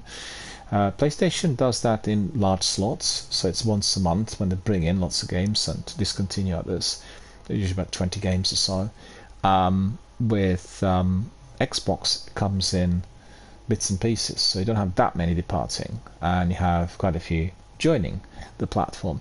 So I keep checking the both, and I keep checking what comes in on the regular basis. It's almost every day, and every time a new game comes in, I'll have a look at it. And I've got xCloud, so I can just immediately just jump in and see what the game's like, get a flavour of it. It's quite a variety. Xbox offers platformers and the old-style retro games, indie titles, as well as the blockbusters. So it's really great diversity, and I've got to say, by doing this, I discovered some wonderful titles that previously would have been completely unnoticed, and I wouldn't have known anything about any of them.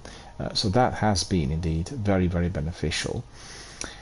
At the moment, like I said last week, I've joined Ubisoft Plus, and I've joined the platform for £1 for the first month, and I will discontinue after about 28 days, because I don't want to be subscribed for on the price of $16.99 per month. But I've gone in there specifically to play two games, Assassin's Creed Valhalla and Far Cry 6. Far Cry 6 I played quite a bit already through the freebies on Xbox, so I've gone into the game for quite a bit. Valhalla I've engaged with properly for the first time.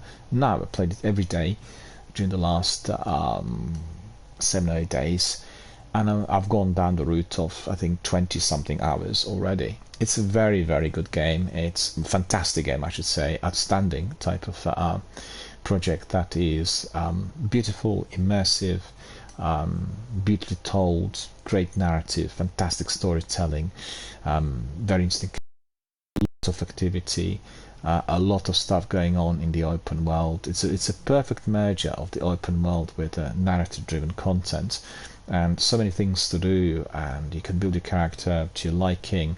You can pursue the missions according to your system, and really, really quite, I mean, I have to say, it's the most complex Assassin's Creed game that I've played, as well as the biggest one in terms of everything that is on offer. And for anyone who is in England and somebody who's familiar with our, our countryside, it just looks so beautiful. Day-night cycle have been, perfectly adjusted. The old ruins are everywhere. They look so real, historically well researched, fantastic codex with so many different things which you can learn about the history of England. And people know England as it is today, and obviously United Kingdom overall. But that's the vision of England as it was in the 9th century, and this was a very, very different land, and differently run and differently organized, with many kingdoms and different types of clans and tribes fighting against one another. So very, very beautifully told and historically accurate. You can learn about loads of different kingdoms that were existing in England at the time, and some of the historic personalities. So it could be used also as a major education tool. So I loved every bit of it. I played quite a bit. Today I've not looked at it, but generally during last week, as I said, it has been a wonderful, wonderful, very enriching, very nourishing gaming experience, and I look forward to playing the game as much as possible. Also, I'm accessing it on the Ultimate Edition side, and extra content is there, which is appreciated. I probably won't be able to complete. It's about 140 to 200 hours to complete, and I don't have really that much time to do that within the first 28 days or so.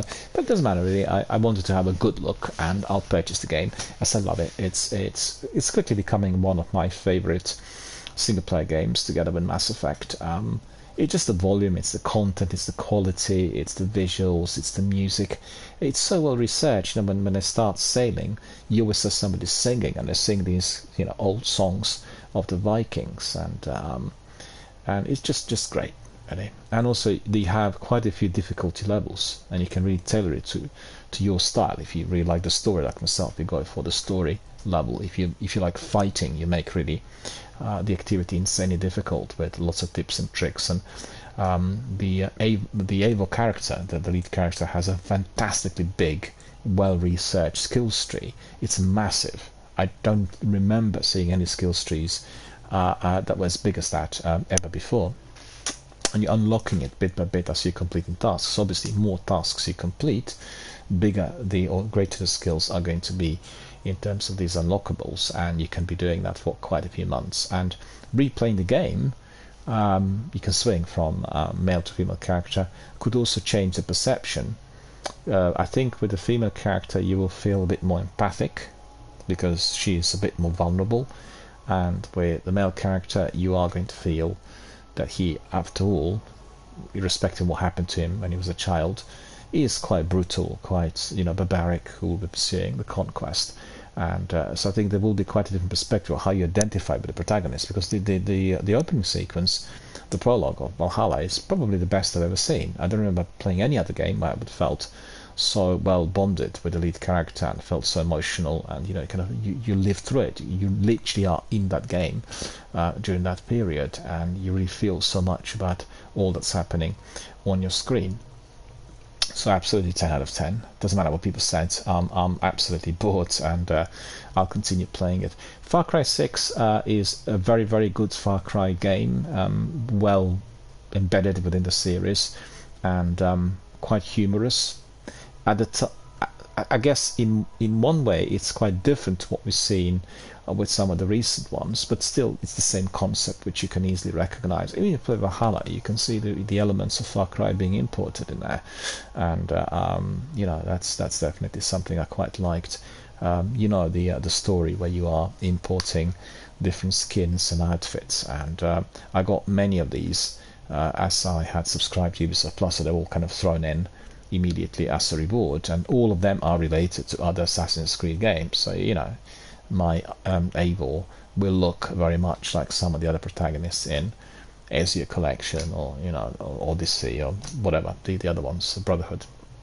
Now that's really good. That's really blending it in with the rest of the series. Also seeing the other day, as I've gone through, I can't remember what level I'm at, they unlock the content which is connecting it with the old Assassin's Creed games, and I need to see what that's like. I've not still looked at it because I was just completing certain tasks. I'm a kind of a completionist when it comes to these big AAA blockbusters. I want to see exactly how far I could take it, and doing the expansion that's based on the other titles in the series would probably derail me to a degree. Alright, so that's about it. Thanks, Josie, and thanks to everyone who had sent us messages, and really very, very grateful to all of your comms and all of your dedicated comments and views. Always great. And I've got just a message from somebody saying it's so pathetic to go 11 weeks without getting the latest dungeon. Exotic, please can we switch back to the quest-based exotic? Okay, we'll have a look at that some other day. We're not going to spend more time on that today, so bear with me, my friends. I need to step in, and then we are going to be cracking on with some activities in here. We'll have our weeklies. I've got to say, yesterday we did have some very, very ferocious activities online here on the channel, with Plumber and Shabba joining me to complete a selection of Sievers, and some of them were quite difficult, particularly the one with Omnigul. I have to say, it had so many exploding thralls that it was almost like a major Nightfall strike. And then the first part of the weekly Nightfall, which is the Saber one, with a big shank at the end. The first part, when you're defending the war site, was very difficult. We really had to be changing characters and armor in order to complete, and we all had to be wearing the armor that was giving us kind of solar dominance and quick recharge, and that really made it possible for us to complete. So let me have a look who is there. Well, today Oh, we have Zenith. Oh, that's cool. Let me just bring Zenith in. That's cool. Excellent. Let me just bring Zenith in.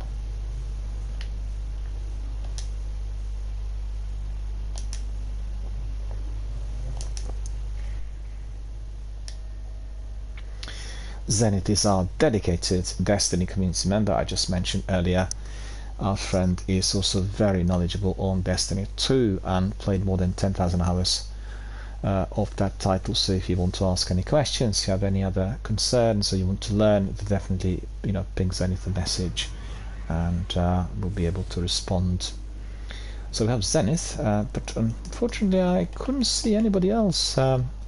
Yesterday I did not see anyone else. I mean, today I've not seen any of our chaps from yesterday. But at the end of the day, they'll probably pop in a bit later, because we are operating through various time zones, and some people at work, some people are just waking up, and that's exactly what is making it always interesting. I never know who will be popping in and at what time, as we have community members. Oh, we've gone into some activity with Zenith. Let me see what it is. All right. Okay. Just bear with me, I need to just readjust something here. I'll be back in a second.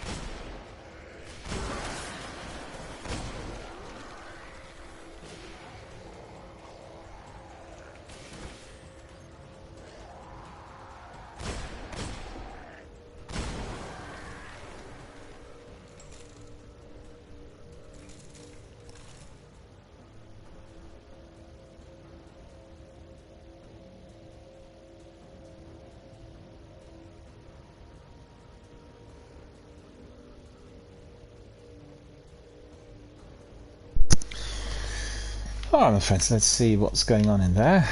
We'll have Zenith and another friend in this activity. I'm not sure whether this is a Siva or whether... We'll see what it is. Helmath.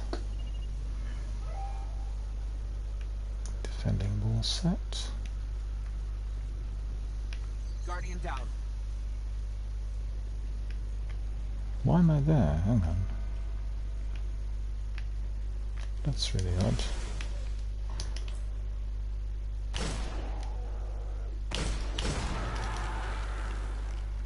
I'm being kicked out. Baboon. That's not funny. I'm in Zenith's game.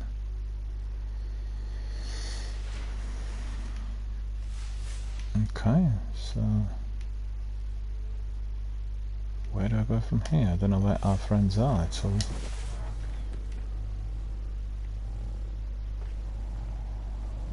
The radar seems to be really odd. Okay.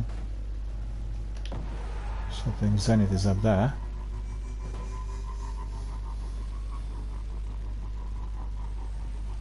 Oh yeah, okay. Cool. Oh, so hello. Yeah, that's right.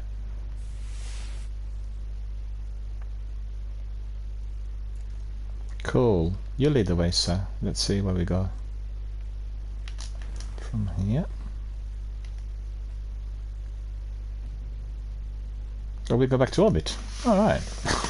No worries. I need to see what I've got there with my bounties.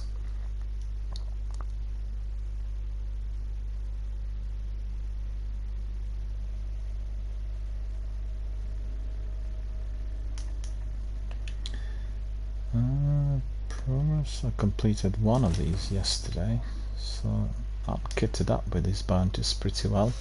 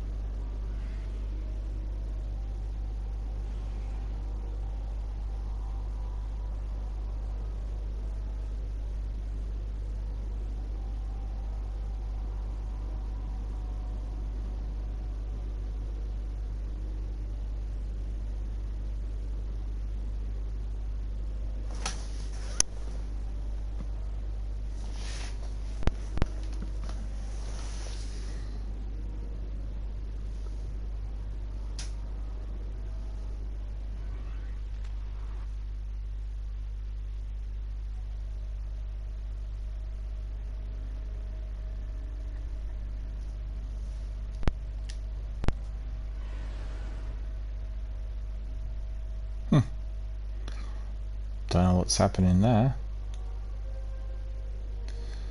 I'm being booted. Well, mate, invite Zenith then.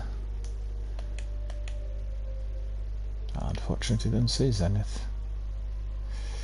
Zenith, if you're watching, just please, yeah, that's right.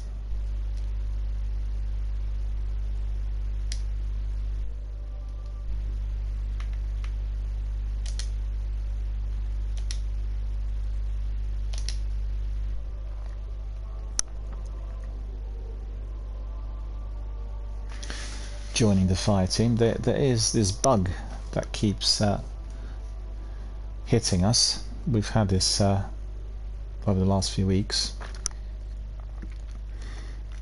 but I'm not sure what's causing it, whether this is to do with any of our connections or whether this is linked to Bungie. We keep getting Baboon and Weasel, and I researched that online. They said that this is frequently connected to the way some networks work, and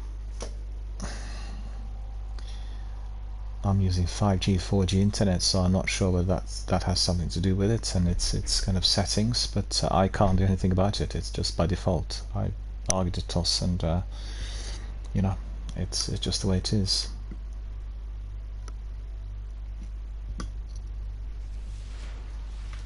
Right, it looks like I was able to get in.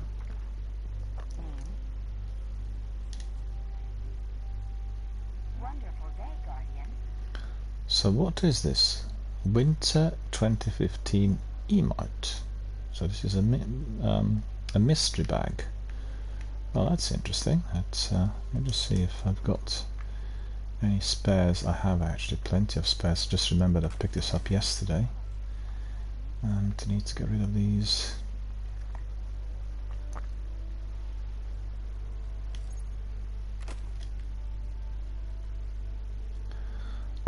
This was that machine gun that I picked up yesterday. The result of us completing the Nightfall strike, but I think I've got one in the vault. Quite certain I have it. And then this one, the Devil You Know hand cannon with partial refund. So after you're assisting, you're getting an extra round, and lightweight, and then life support. Alright. So what else do I have there? 3 skeleton keys. Well, that's pretty good.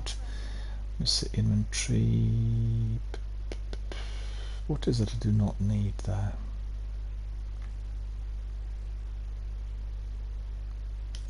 For the Wrath. Don't want that. And what's this?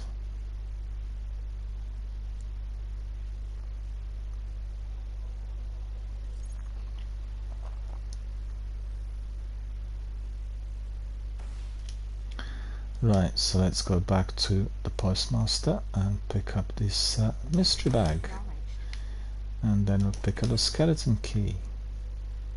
And what else do we have? Oh, No Land Beyond. Okay, I think what we'll do is we'll just get rid of that. Where is it? Baron's Ambition. We just want to have a quick peek in the vault, because in the vault I should have it.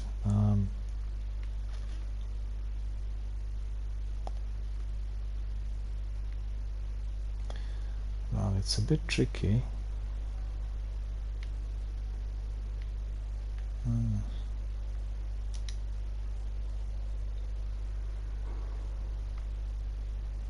Sniper, Wizard, Fusion.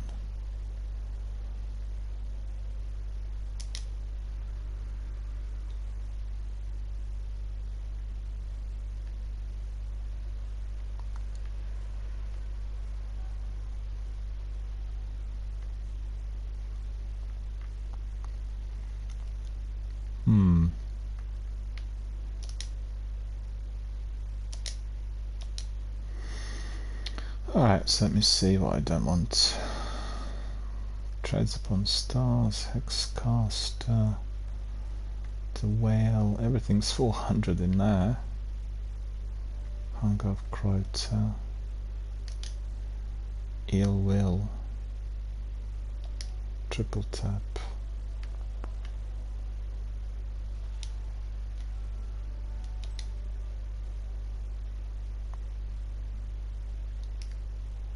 Okay, so Curtain Call Shotgun. Oh no. Party Crasher. Okay, let's just go to that Party Crasher.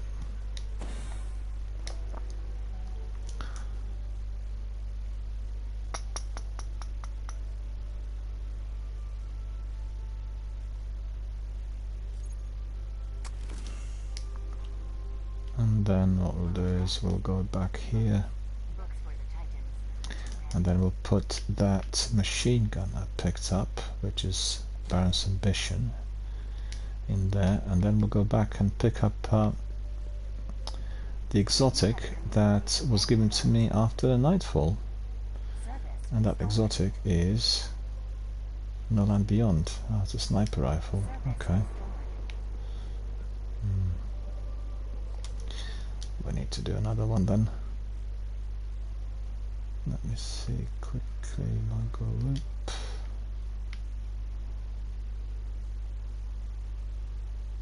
Enhanced motion tracker. I don't want that really. Don't need it. 7 cents sniper rifle. I was using that a little while back. I remember that. Okay, so this one I don't really want. My Darkblade Spite is pretty good.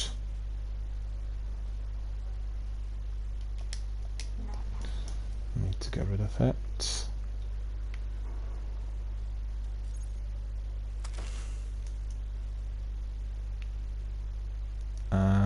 And yes, then we'll go to the vault and then get his sniper in.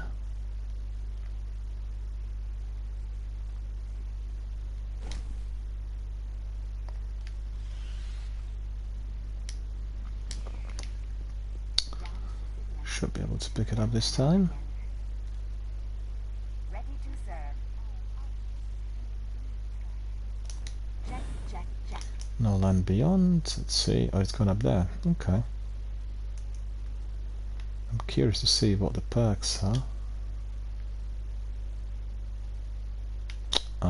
The Master, Lightweight, Mulligan. Oh yeah. Well, we'll try it. We'll masterwork it. Done, done, done. We've got another one that needs to be deleted. And then what else do we have there?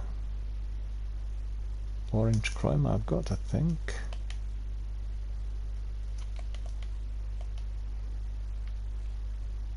Red chroma, blue, all kinds of chromas we've got there. Well, the boots need to be sorted, so let me see. Yeah, Boots of Triumph. Baba Damas there. Hello, how are you doing? Good to see you. Thank you for joining us. Disruption resolved.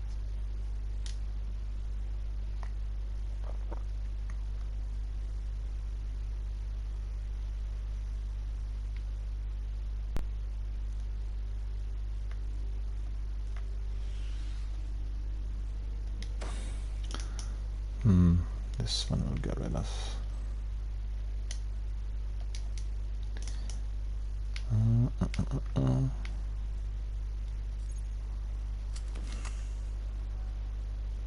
And then what we can do is we can stick the boots that I don't actually need, these ones, into the vault. The Boots of Triumph. Oh, it has no space. Why not?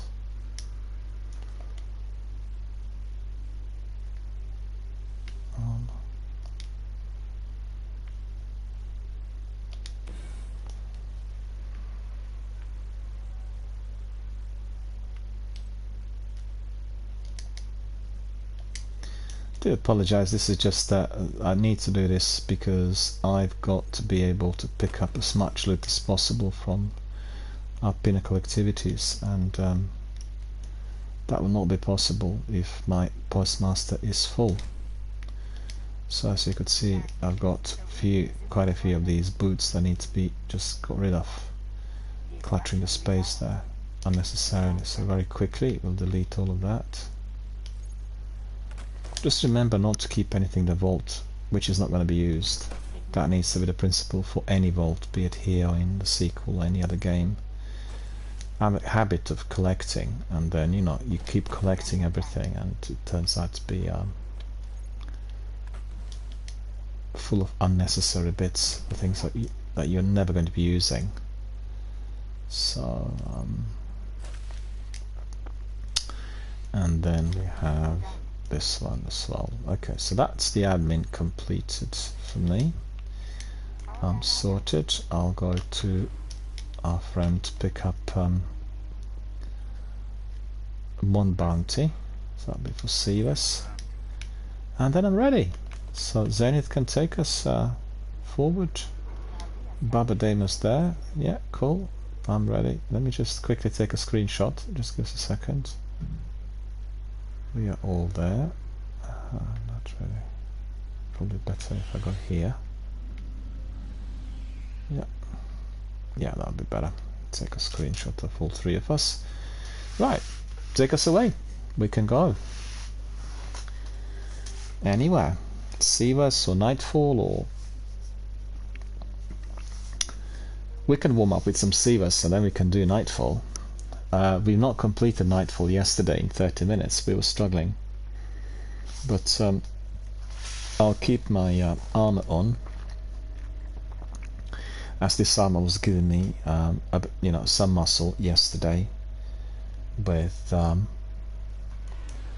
the activities. Yeah, it's solar, I think, isn't it? Small arms, berserk, void damage. Okay, well, the solar was in the nightfall, so I'll keep solar on for the nightfall strike, and if you fancy it we can do it a bit later.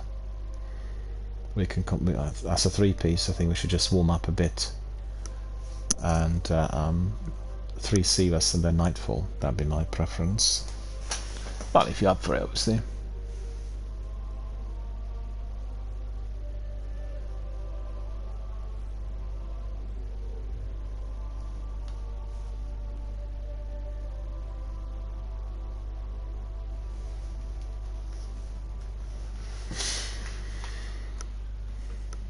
Trigger happy, everyone? Guess you must be.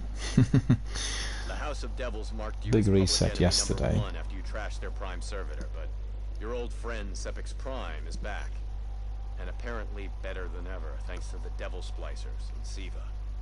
Zavala's not too happy about the idea of the Splicers playing Godmaker, and I can't blame him. So what you're saying is it's time we return to the scene of the crime. I'm sure the Fallen will be happy to see us.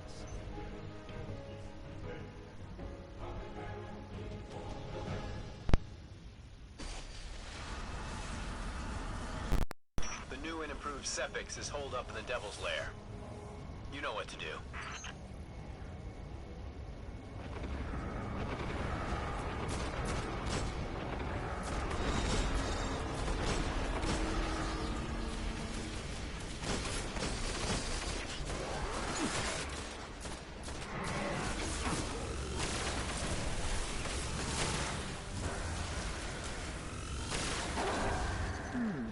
The Hive are still holding ground in the refinery, but I'm also tracking multiple Siva energy signatures.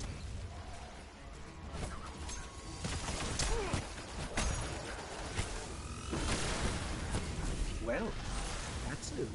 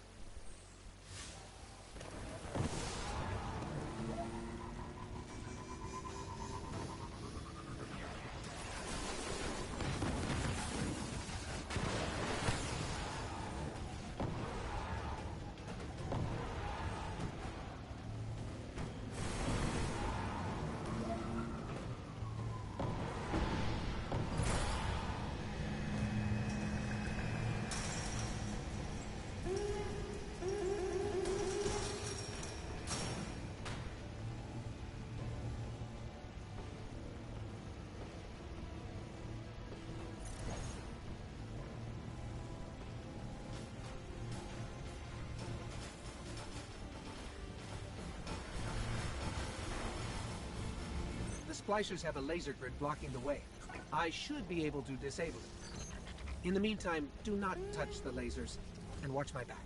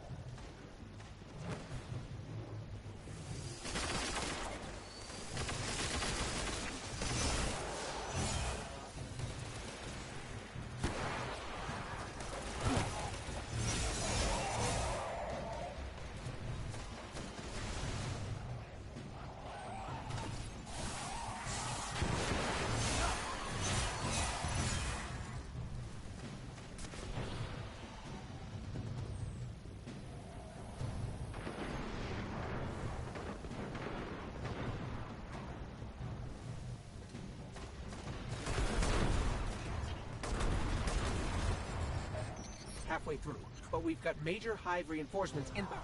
Good luck.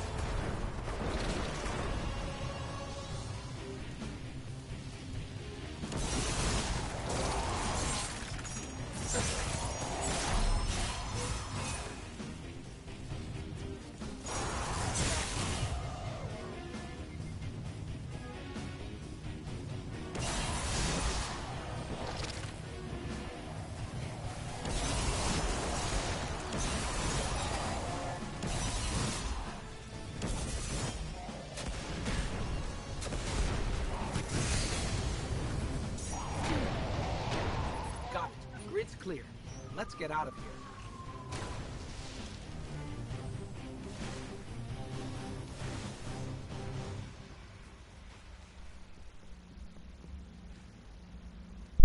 Switched my mic off. I was just saying I wasn't sure as to why that captain survived. I had my golden gun out.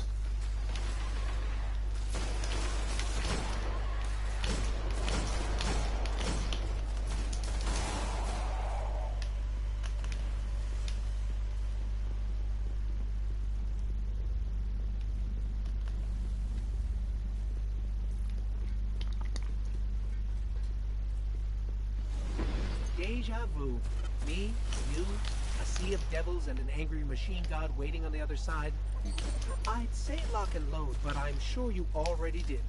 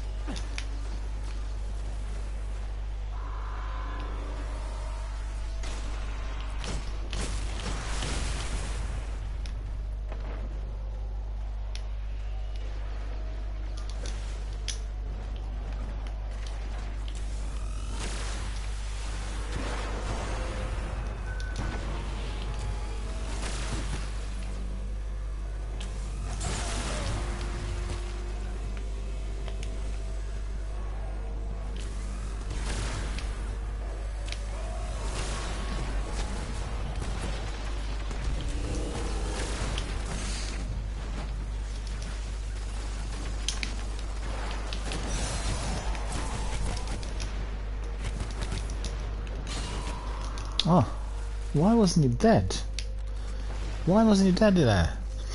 I don't get it.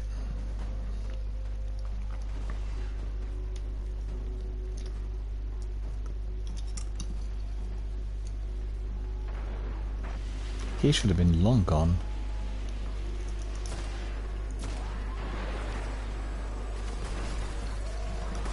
Thank you.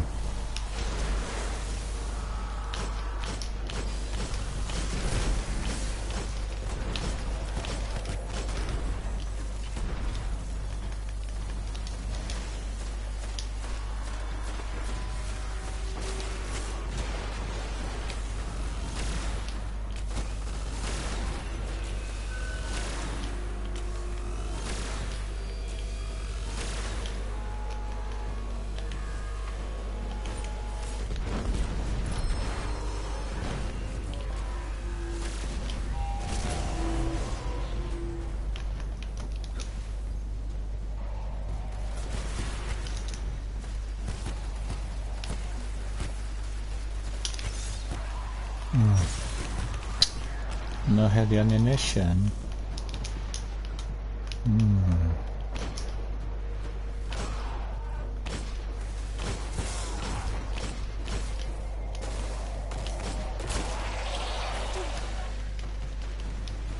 Baba got him, look at that.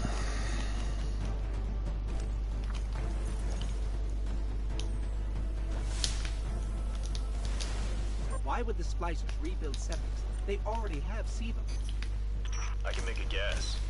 Maybe an offer to the other devils. A show of power?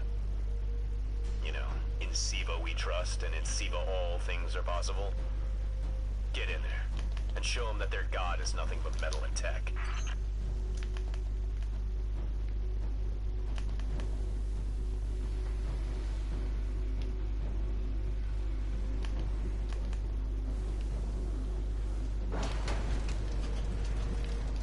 Sepix perfected, in all his glory.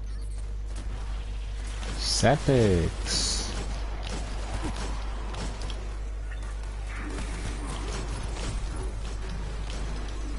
Make a rainbow completed, that's not bad.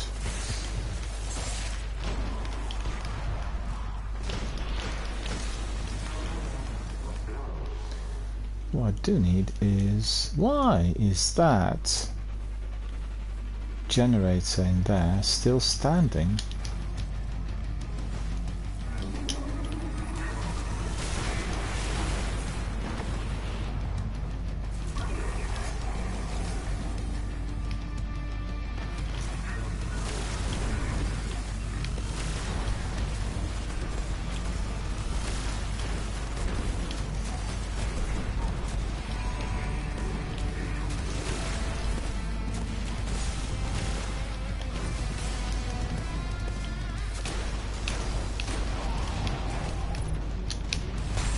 Ah, go away. I just picked that shot cannon and then Sepix got me.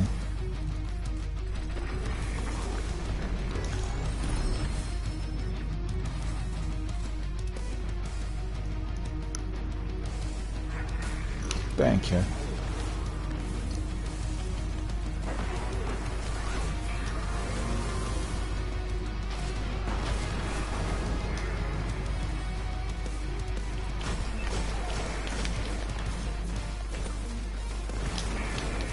Oh, got the shields up.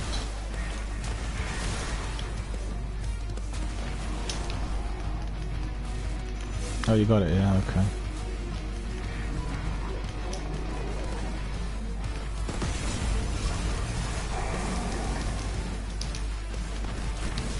Oh, he wants to hit me.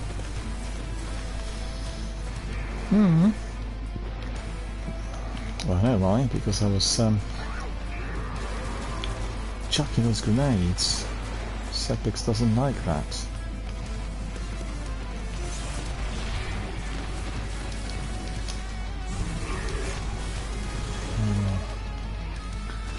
Wasn't able to hit him with my sword like a triple spin.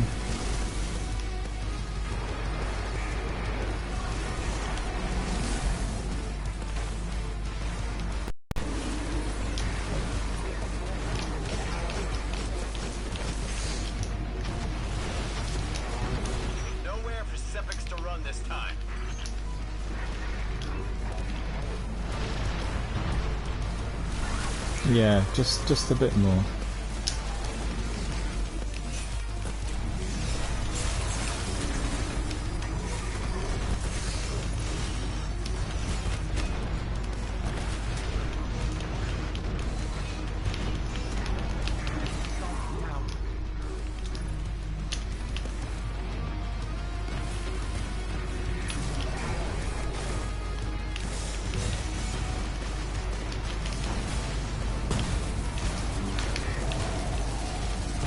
Yeah, we got it.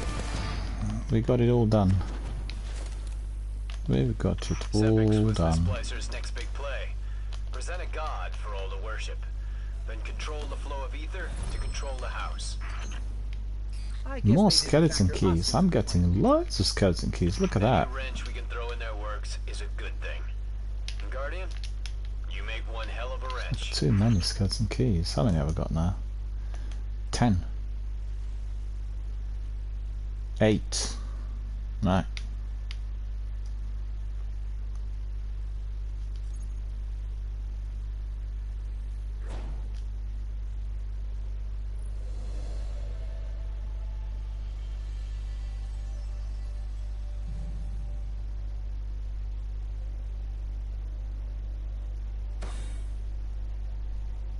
Ah, it's only got that treasure bag.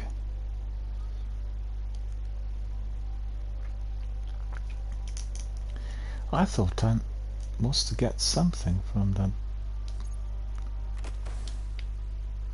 2015 treasure pack as well, right? Nothing came out. Or maybe just went to the postmaster, you never know. Hard to tell.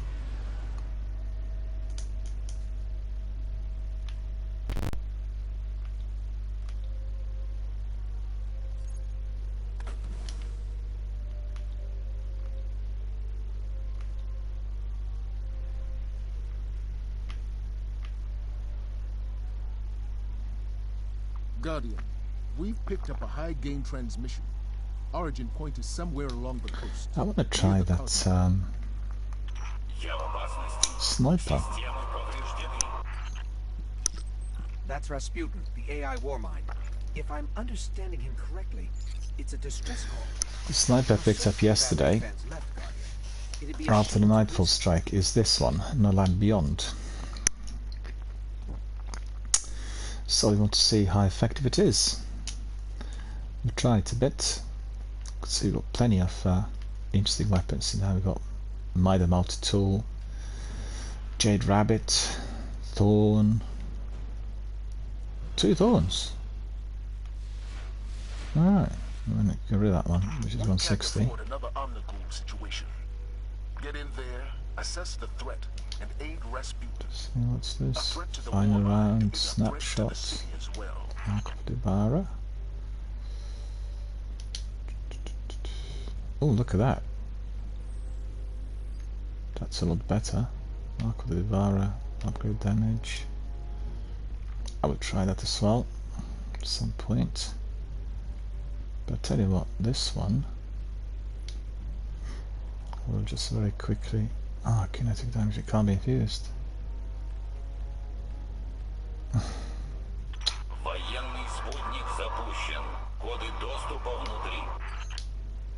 Rasputin's dropping a warsat from orbit. It contains codes we'll need to gain access to his bunker. Alright.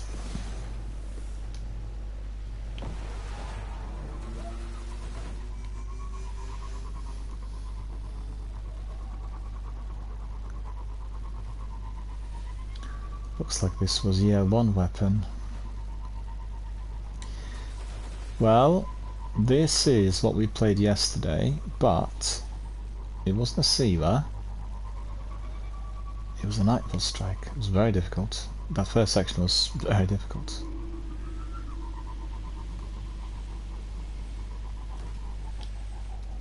Ah, look at that. That was not clever, I've got to admit.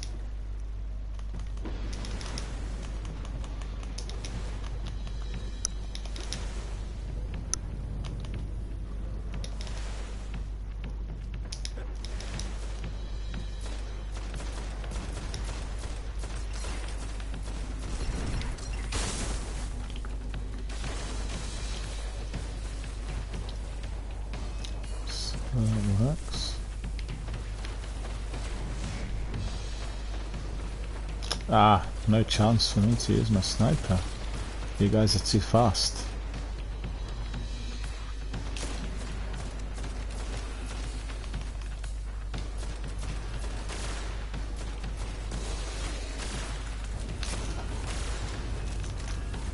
Oh, it's very slow, this weapon. Repetition as well, like an ancient First World War sniper.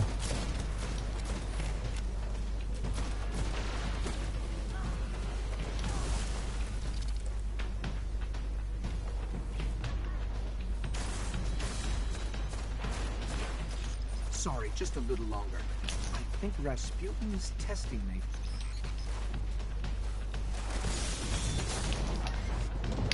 Oh, I can't do anything with this weapon, I'm afraid I need to change it. Not gonna work. This is just not very good.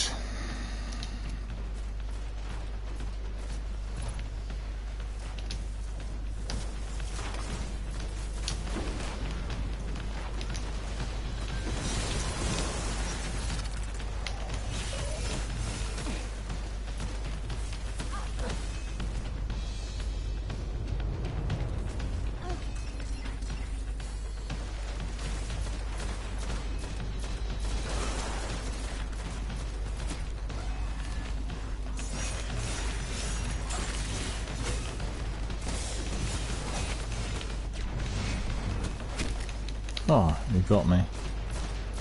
One of them.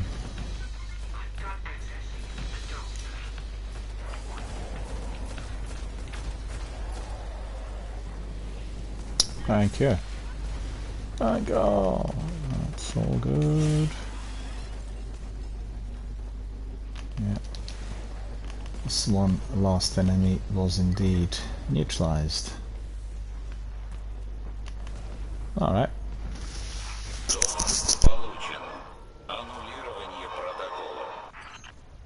I'm detecting comm signals deep in the vault.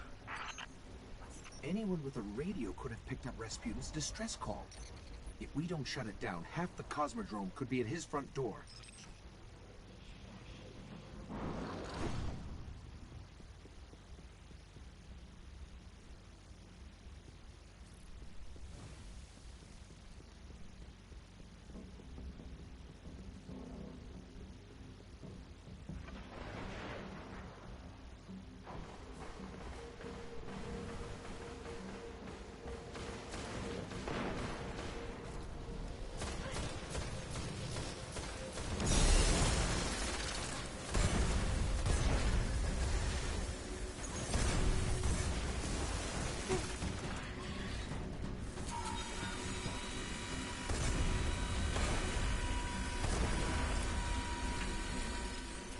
I can try to override his system locks, but Rasputin's reaction might be extreme.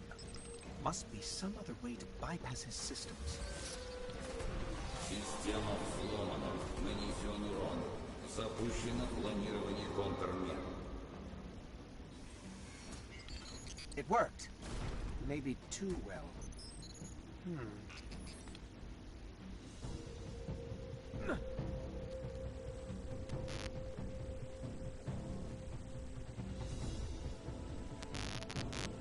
All that raw power. Someday we'll establish communications with the war mind. Speak to it. Understand it. If we are ever to reach a second goal, it will be with Rasputin at our side.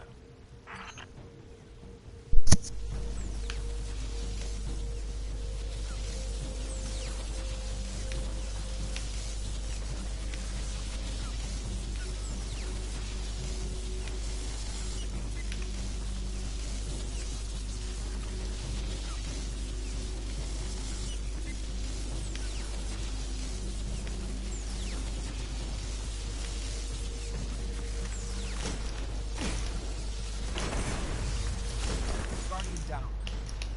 Ah. Ah. Oh no. Oh, you self-resurrected. I was racing to revive you. Keep forgetting that you're on Warlock and you got self-res. Ah, well then, man.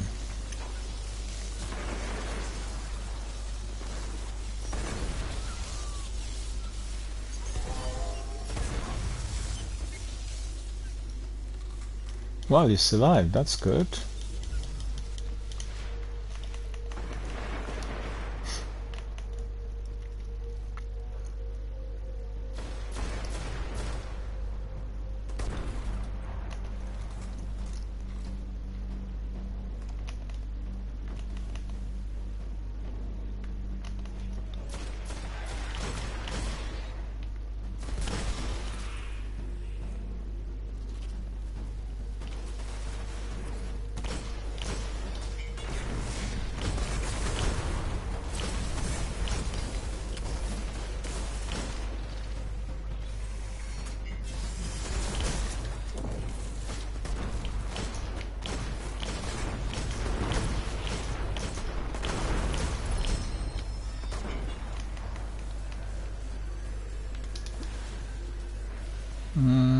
What's in there?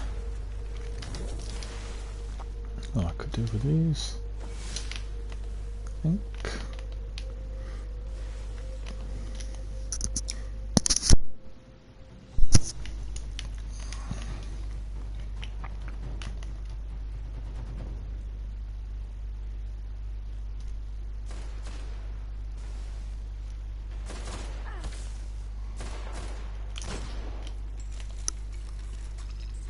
As a fellow inorganic life form, I just want to know. Excuse me, that that's just much better setup than I do. a bit of a cough. Secret bunker with space weapons.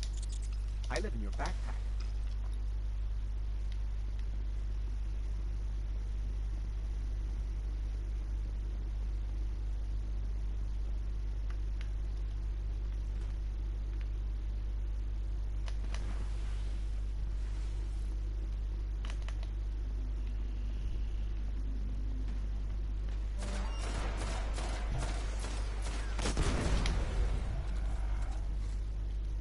Высокий приоритет мобильному юниту.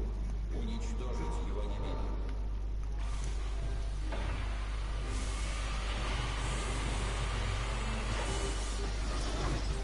That shank's been modified to crack his system. Let's take it out.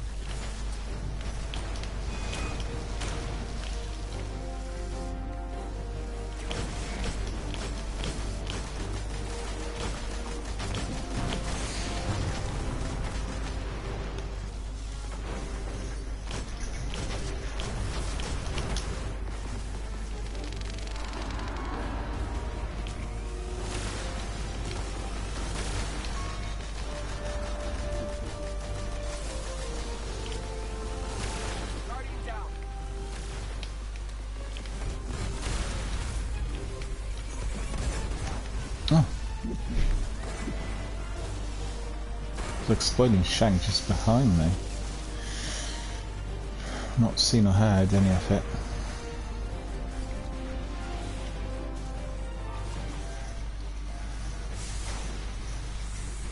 Thank you.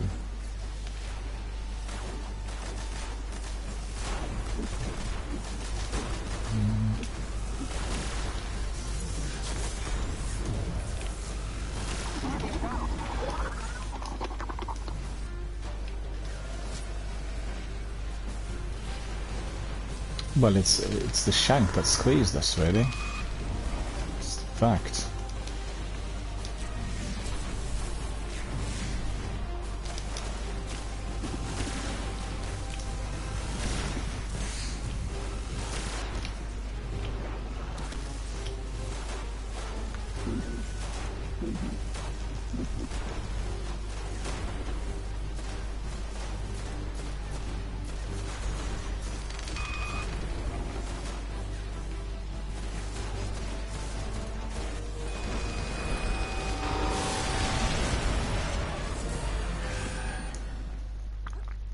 Alright, Thank you for that was completed.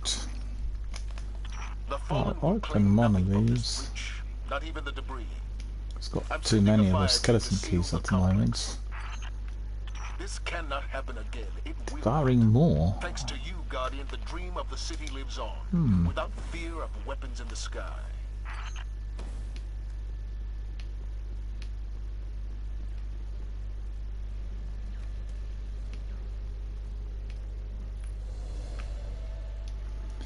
Devouring more.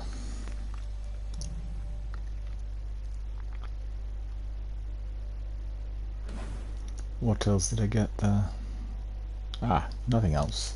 Need to get rid of these bits which are not necessary, like this Leopard's eye. And what's the other one? Well, that helmet I don't have. It's a new one. Just quickly have a look at it. 400.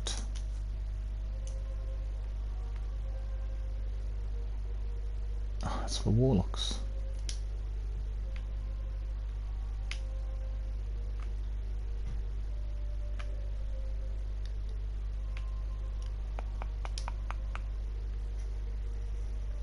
It's not all that good.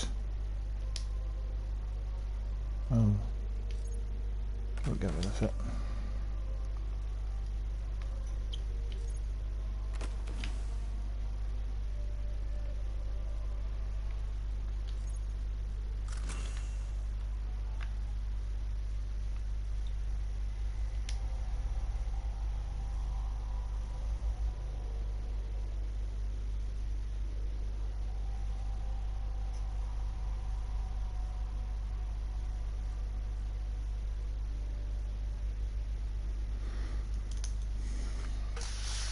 I didn't see where we are going. Going back to the tower to do some admin.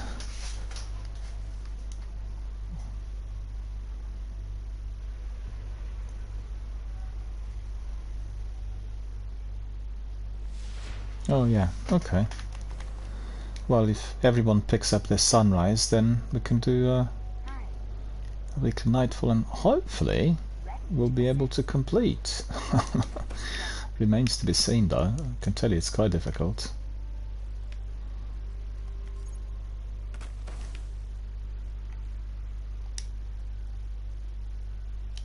Transfer.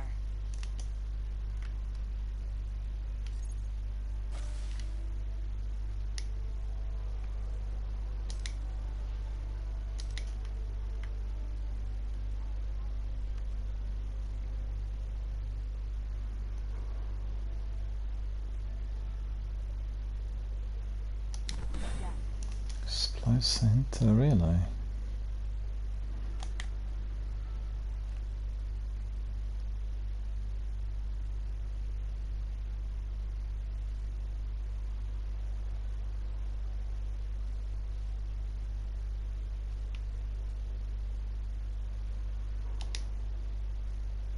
How's the script talk?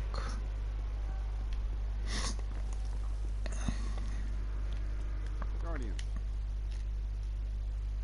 One of your colleagues retrieved these from a Dan.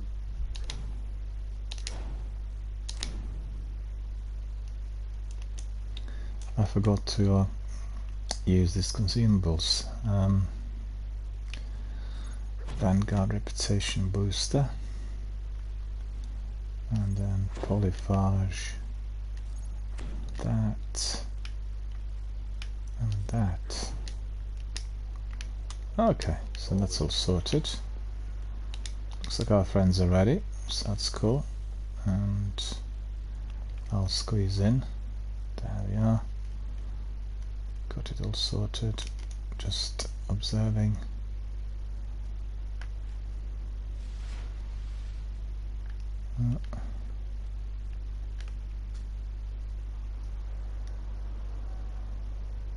Yeah, it's all three of us there. All done.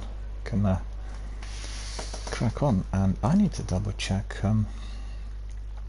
my armor. I don't think I've changed anything. I left it all. Yeah. Nightfall it will be. Nightfall can be a nightmare. Depending on how we do it.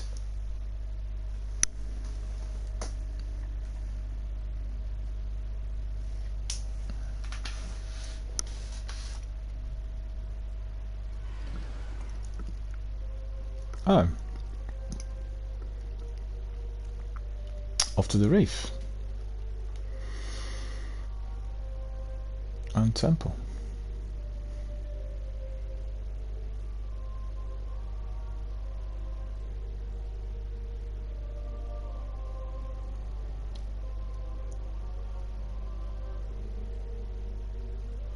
Well, maybe I'll change my weapons so I can try that sniper again, but I got to say it didn't really seem to work too well for me. And then seemed really slow.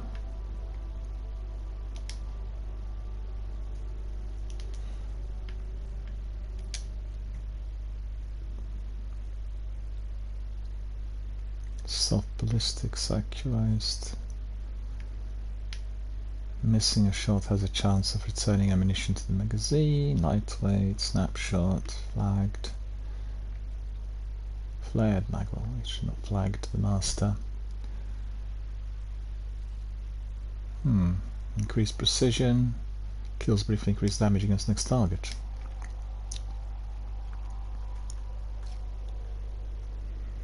So what have I got there? Darkblade Spite. And then I've got No Land Beyond and another rocket launcher.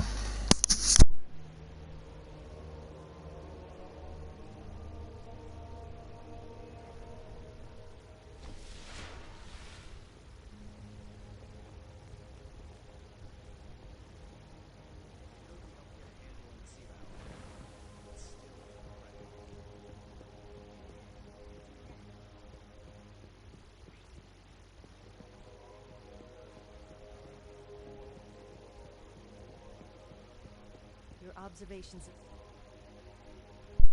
I've not been here for a while.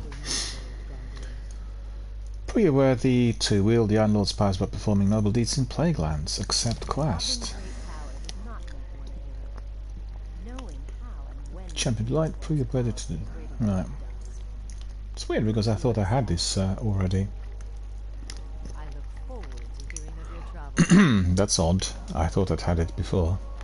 I'll be recording your Place, but at least I can hear the iron song again.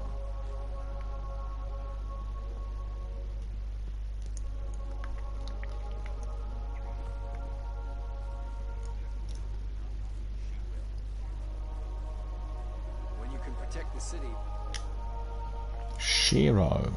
face the Iron Lords, and survive, you really do make an impression. Oh, it's expensive.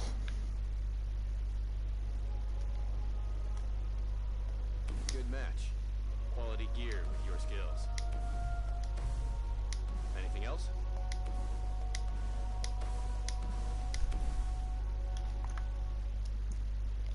Maintain your focus. Yeah, ready when you are. RTC 1321.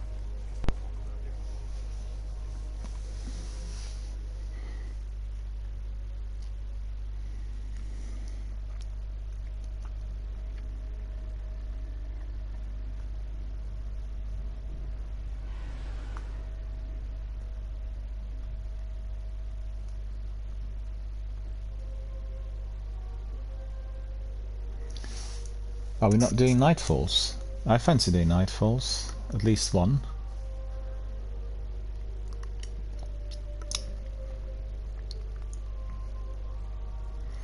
Zenith is our team leader, because we've gone to Zenith's game in order to prevent baboons and weasels, but actually do get a couple of those already. Zenith, just type it on the chat. I'm curious whether we are going to be doing Nightfall or not.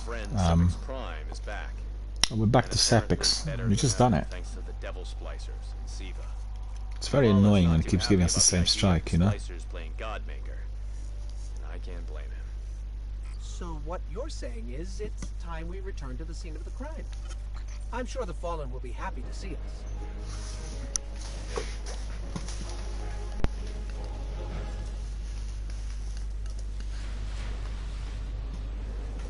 The new and improved Sepix is holed up in the Devil's Lair. You know what to do.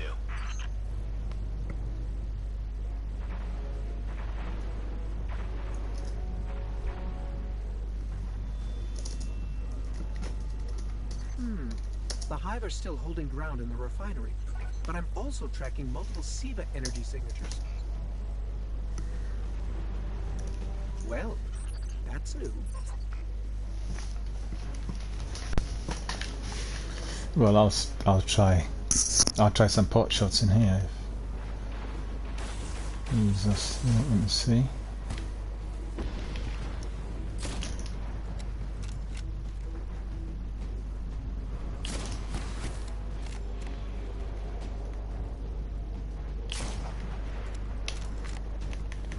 Seemed effective against Shanks.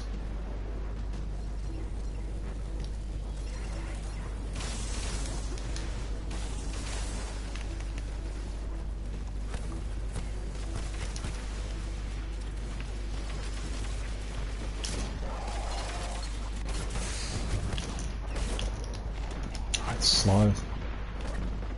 It's so slow. I won't be able to do that. in here. Looks like again back to the same old weapons.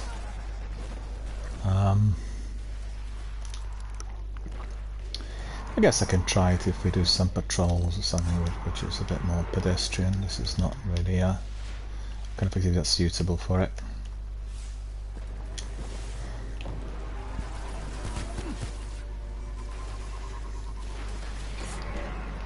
The splicers have a laser grid blocking the way. I should be able to disable it. In the meantime, do not touch the lasers and watch my back.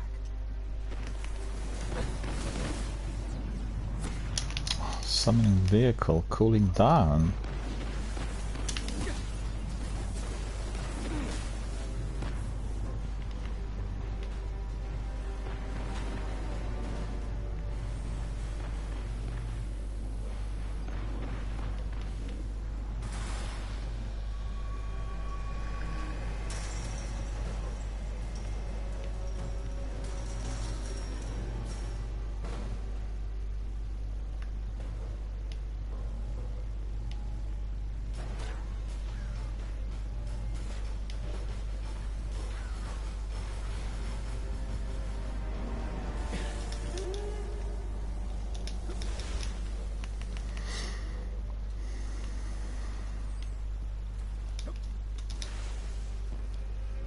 Ah, I'm scared.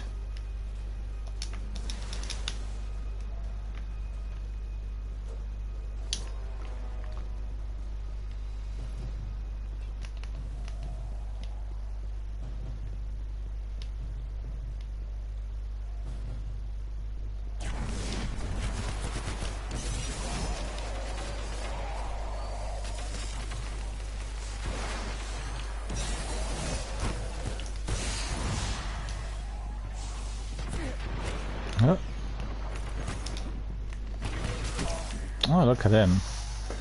It's the same sort of weapon he's got like in the last strike, you know? A really rapid fire weapon, not sure which one it is. Ah.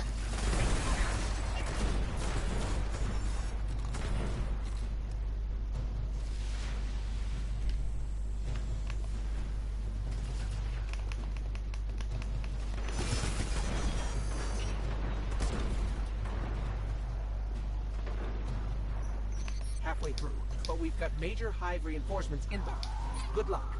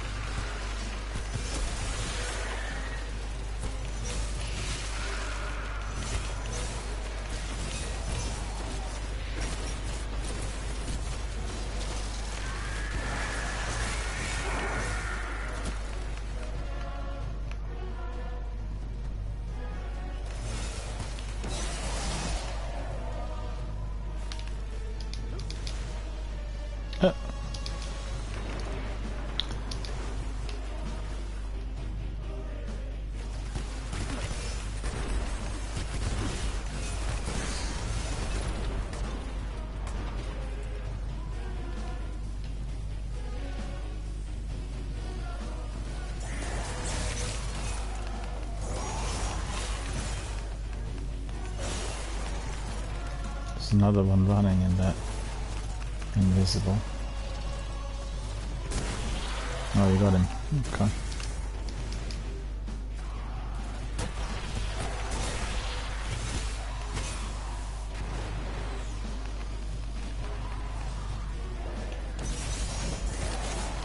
Got it. Grid's clear. Let's get out of here.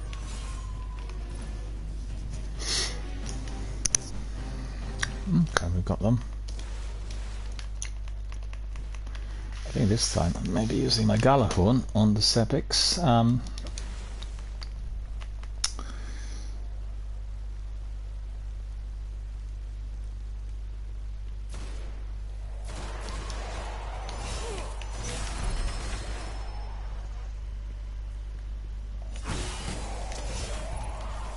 Yeah, look at that. Rebelling. Rebelling in there.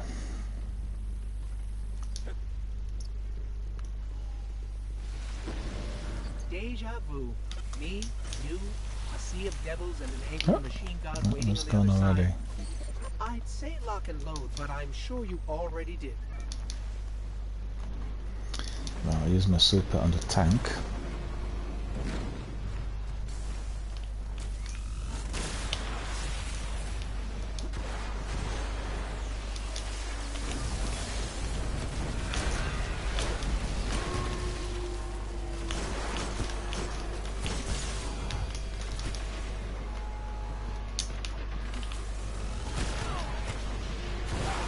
Oh, what was I hit by? Splicer drag. Go away.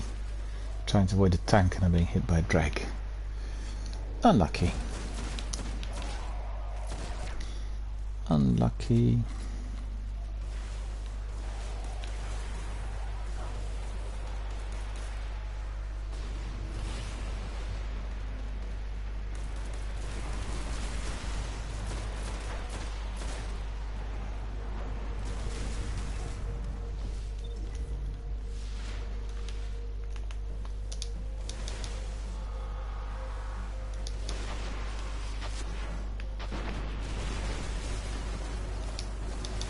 Guardian down.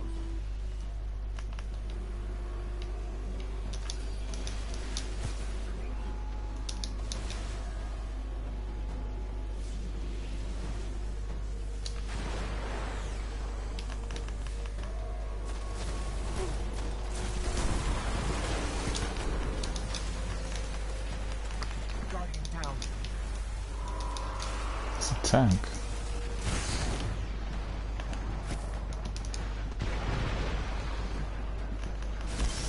Oh, what hit me, son?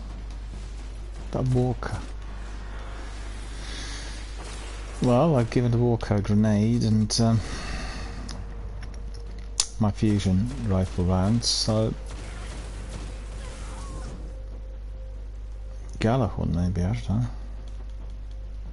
Still standing, shouldn't be. You know, shouldn't be.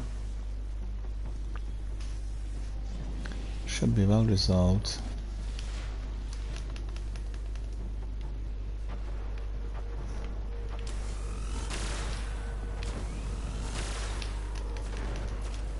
Okay, eventually we got to the bottom of it.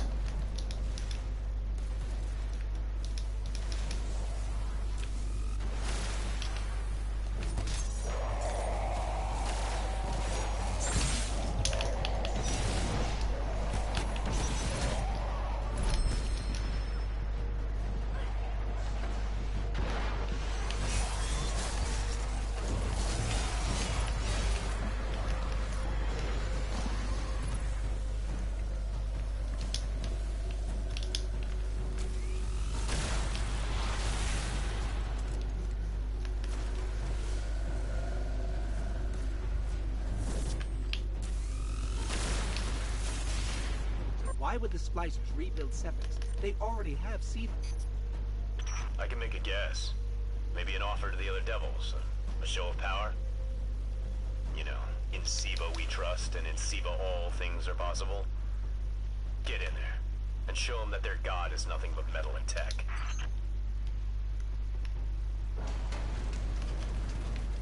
Sepix perfected, in all his glory.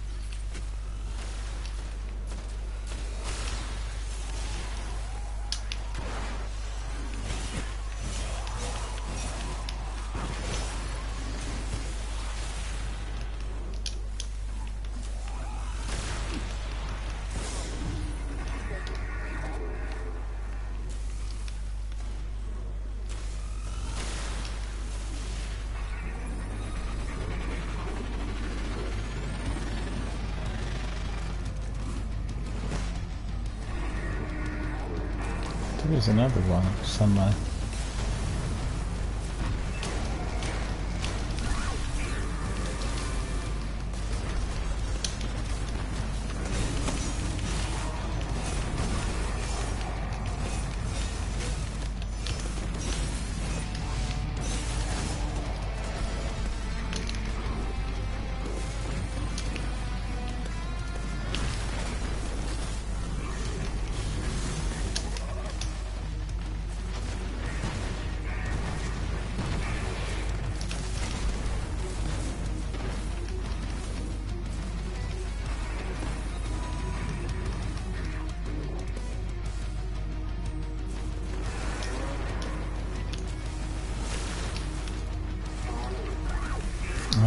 gone. Gone already.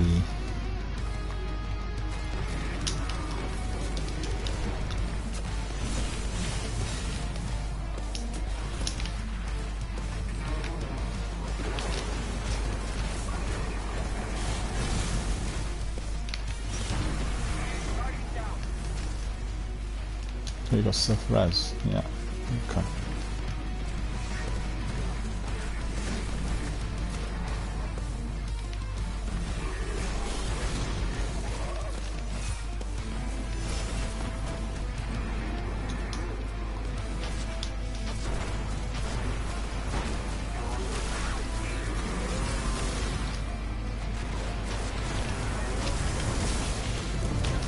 Nowhere for Sepix to run this time.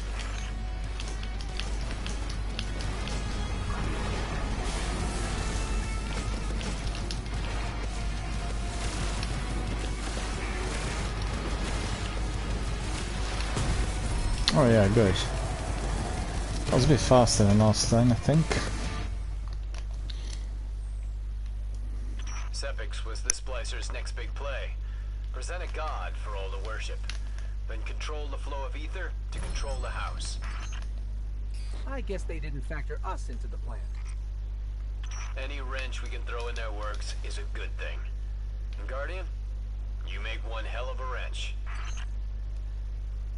We'll dance in here a bit. Don't want to pick up anything from the strike. I just had some items that were not particularly useful, got to admit.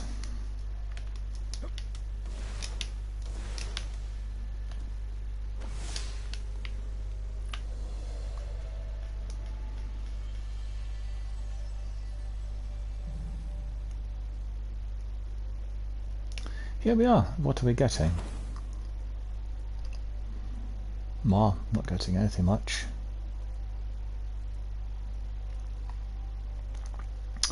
Going back to orbit. Just want to remind everyone watching the stream that we are supporting Mind. I'm running a charitable fundraising campaign, so if you want to be donating, supporting the effort, or you want to get involved, or you want to get to know more about anything, just click on a link which is pinned right there at the top of the chat. You can see it, and the link gives you all the information on our current charitable fundraiser. Also all information on Tiltify, the platform that's making it possible, as well as myself as the streamer who's supporting it. If you want to be supporting the channel, you can do that by tipping. You can just click on the link, which I will be posting right now, yeah, and that link gives you the easy access. Just bear with me, I need to get the link. So if you want to be tipping, that means you will be investing directly into this channel and all we do here, our community.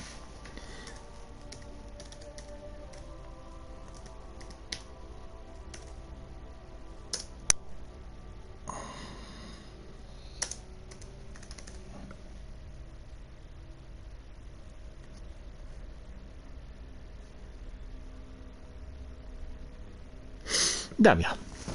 Yeah, basically tipping is providing us with some donations which will go directly into the development of this community and everything we do here with our community members.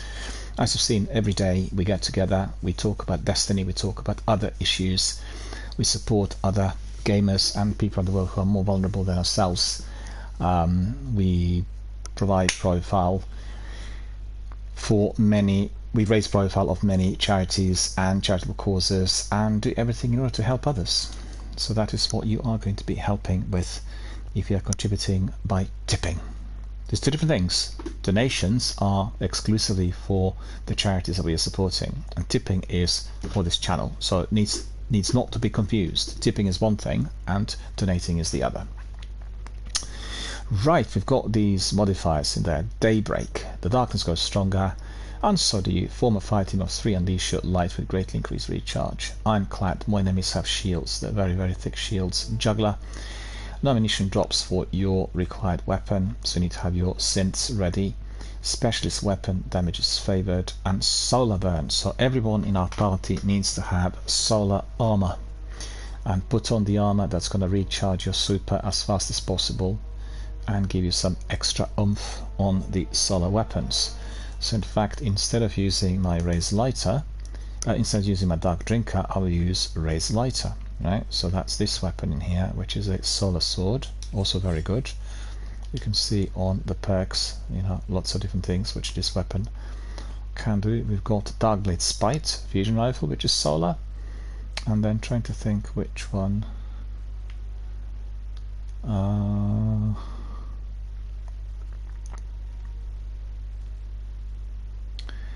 Well, we should be okay with this. We've got our solar equipped, and for myself, I have. Oh, I'll keep that one.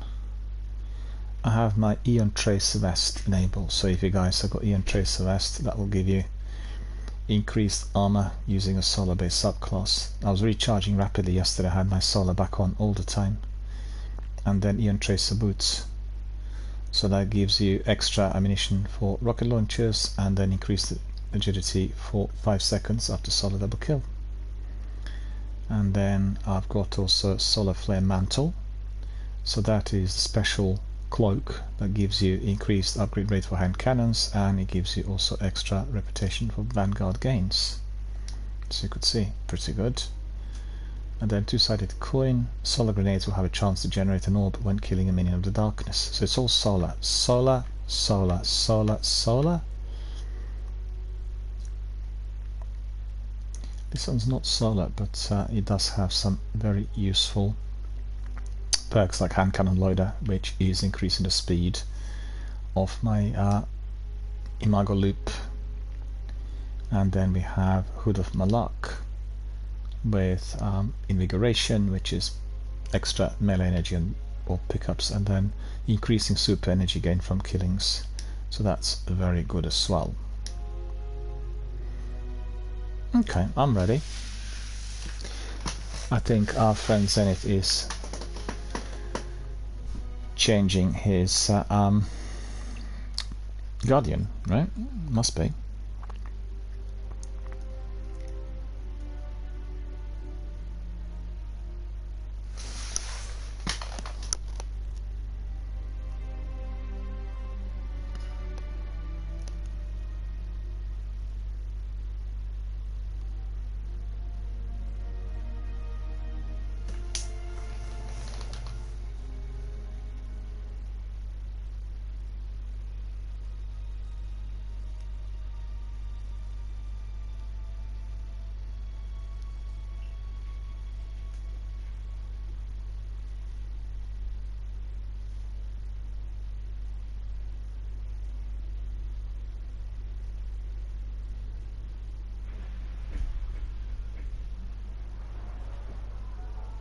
Guardian, we've picked up a high-gain transmission.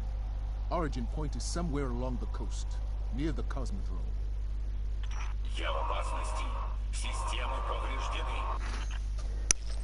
That's Rasputin, the AI Warmind. If I'm understanding him correctly, it's a distress call. There are so few ballet fans. What is happening?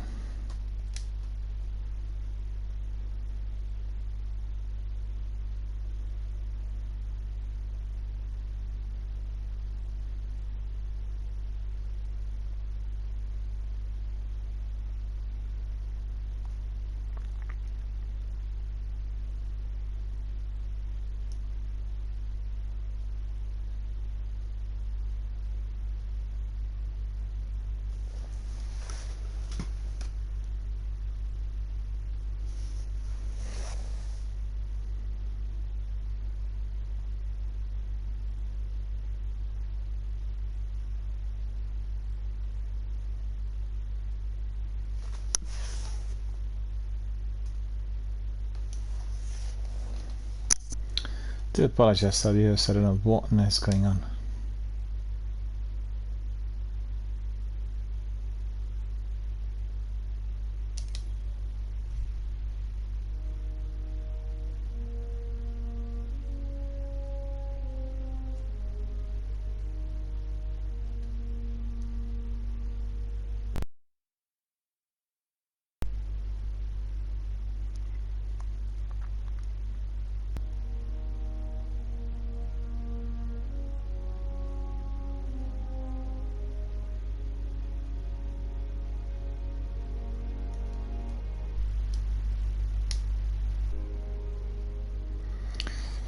I do apologize, our viewers, but as you can see there is some sort of problem somewhere. I'm not sure what's causing it, but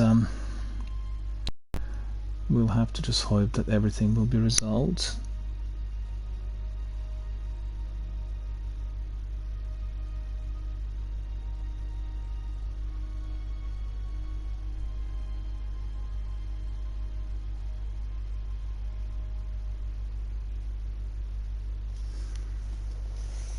Not wanting to connect to Destiny service. Maybe they're doing the maintenance. I'm not sure what they're doing. Honestly, I have no idea.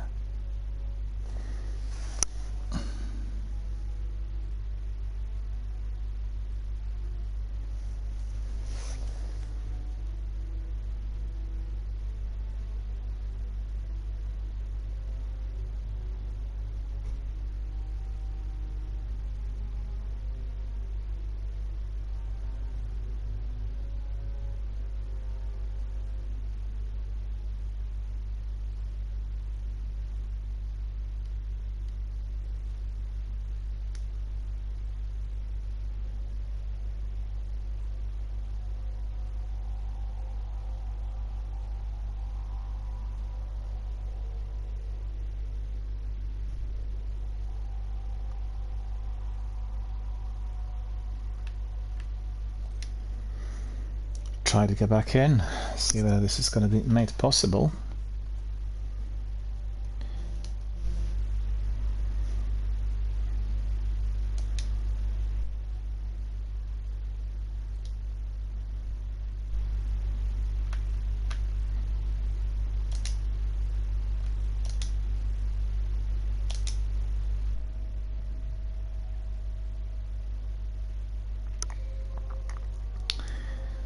Some problems with the servers by the looks of it. I'm not sure what is going on.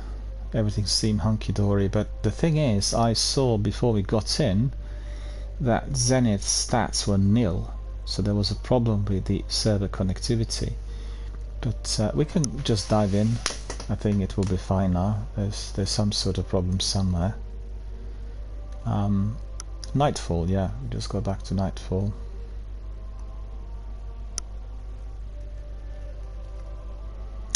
For all of you watching, we are going to be doing this weekly's Nightfall Strike, and we all, by the looks of it, have gone in with that baboon and some server connectivity problems, and that should be resolving it now. So let's see. You never know. Sometimes these server-related problems can be persisting and then affecting the gameplay and everything we do here. And I've got to say, it's been happening a lot, and it may be partly to do with my internet connection, which is not a landline based, but based on 5G and 4G signal. And these ones have got different types of NAT settings. NAT settings are the ones that are allowing access to encrypted data. I'm not sure whether that's the issue or not, because when I started out with the new system, everything worked perfectly, and the error messages kept persisting of late, so not sure really. It'd be a shame to lose him.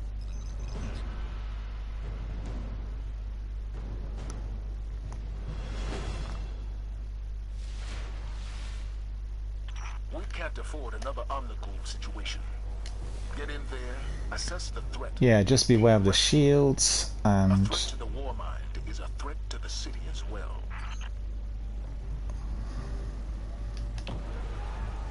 yeah, watch out for the shields and for the sheer numbers of these enemies that are going to be popping up. The shields are very, very strong, very, very thick. It's very hard to be eliminating some of them, and then when we get to you know, the satellite thingy, the drop, there are going to be quite a few snipers, so the snipers need to be eliminated first, as the We have a war sign incoming. Rasputin says it contains codes with they'll be very access deadly. to his bunker.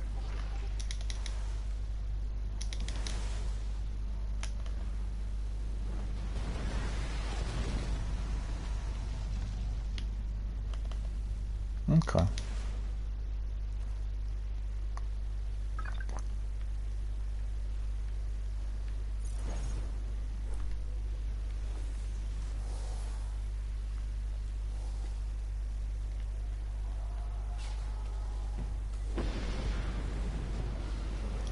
There is the ship.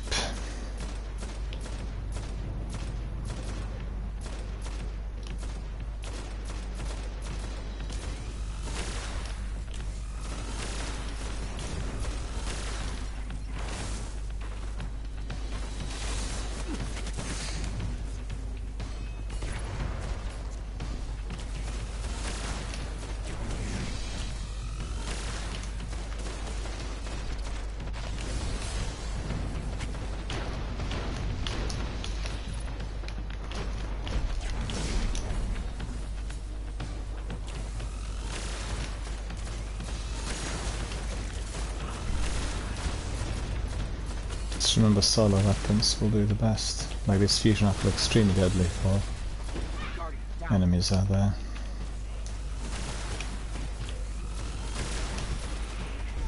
Guardian down. Oh no. I'm dead as well. What killed me? No idea. Sorry, just a little longer. I think Rasputin is testing me. Well, it was like this yesterday as well. So keep this in mind. Rasputin's dropping a warsat from orbit. It contains codes we'll need to gain access to his bunker.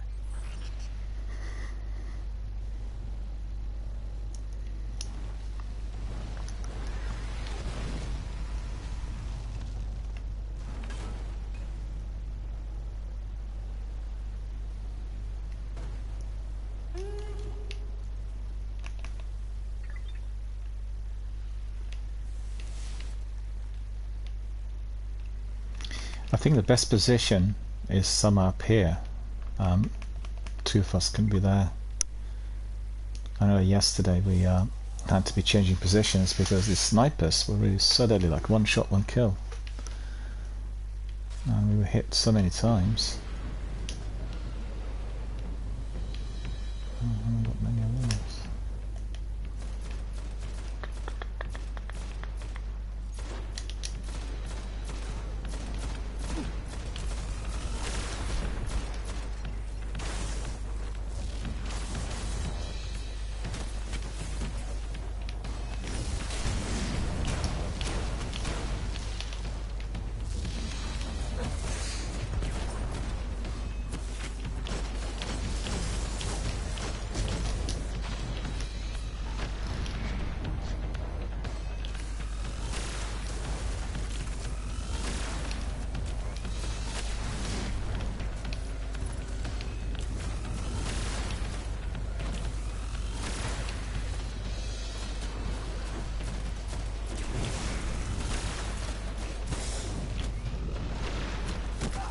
Oh, I got hit. Must be the same invisible one. Stealth Reaper. Reaver, whatever. Sorry, just a little longer. I think Rasputin is testing me.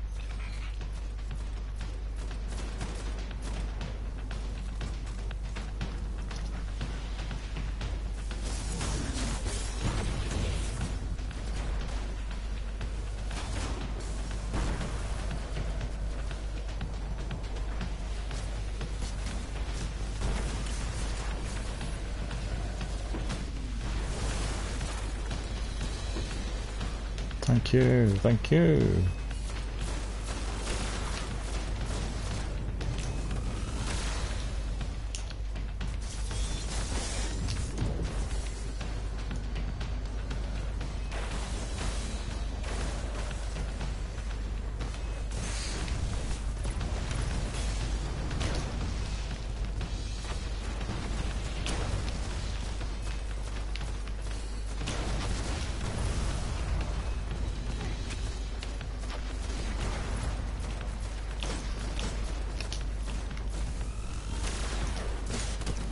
Oh, I got hit by something.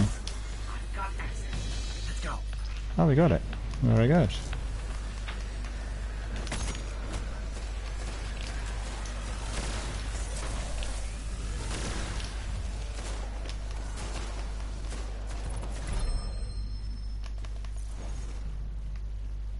Well, that was pretty quick.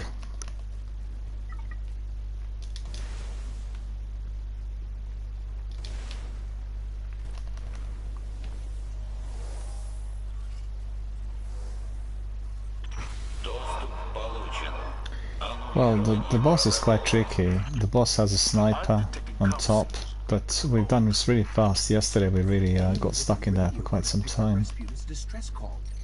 If we don't shut it down, half the Cosmodrome could be at his We front door. have Josh Killer coming in, and Josh Killer says the game was ahead of its time. Absolutely, sir, that's true. This game was way ahead of its time, and therefore it is still extremely popular. It does feel like a next-gen game when you play it even today, and you can really see the evolution of the game with the sequel. But at the time, and that's almost 10 years ago now, it was quite revolutionary. There's no doubt about that.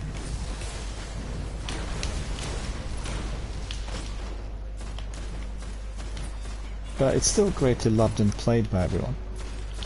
You'll find that the vast majority of people say that they like Destiny 1 better than the sequel, and they'll still go back to it, you know.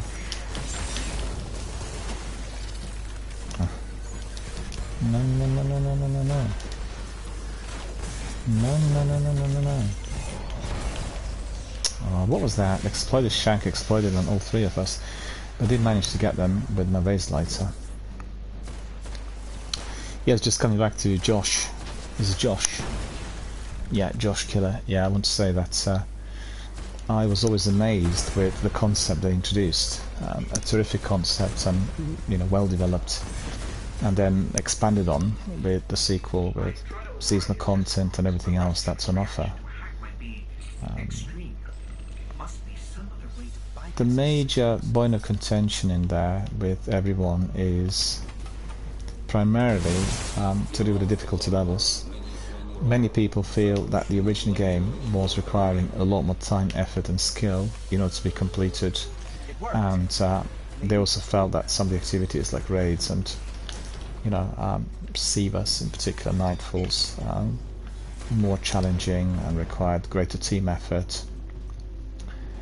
They did initially have unkillable bosses in Destiny 2, but they were quickly adjusted and tailored. Don't know whether you remember that, Josh, whether you watched it at the time, but that's exactly what they wanted to introduce, you know, but it didn't seem to work within that concept at the time.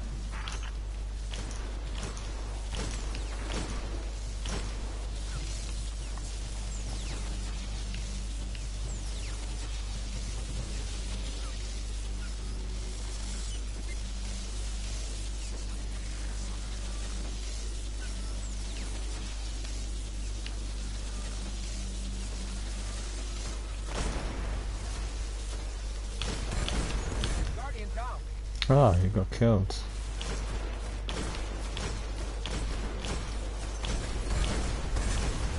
I got self-res, I keep forgetting.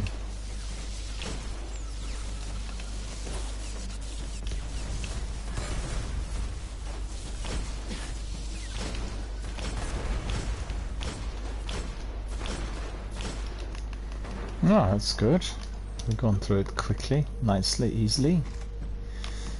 So, oh, let's better wait for our mates to come in. All of us doing it together. Always better.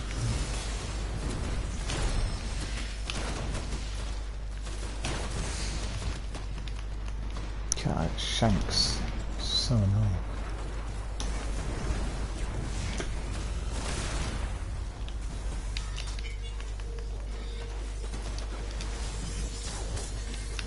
One invisible down there, did you see him? I'll get him.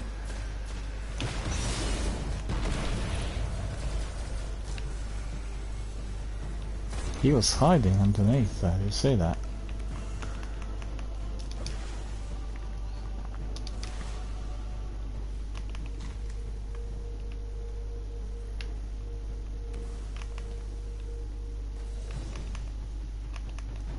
Zenith is up there. Well, not much left but the boss. But we all need to be having Galathorn once we get in there. Oh, let me get these.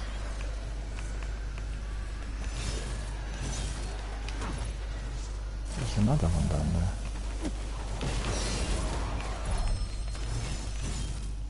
Yeah, we'll just wait for our friend here to oh, you got self-res. Alright. As a fellow inorganic life form, I just want to know that Rasputin has a much better Let me just use my res lights a bit, and then I'll pick up space weapons. I'll pick up Galahorn and I'll load it with synths. But I just want to use my ammunition on raise lighter before I do that.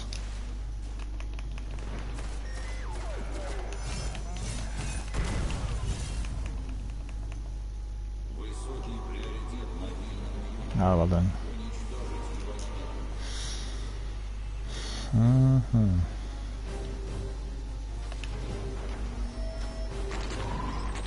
That shank's been modified to crack his system. Let's take it out. Guardian down.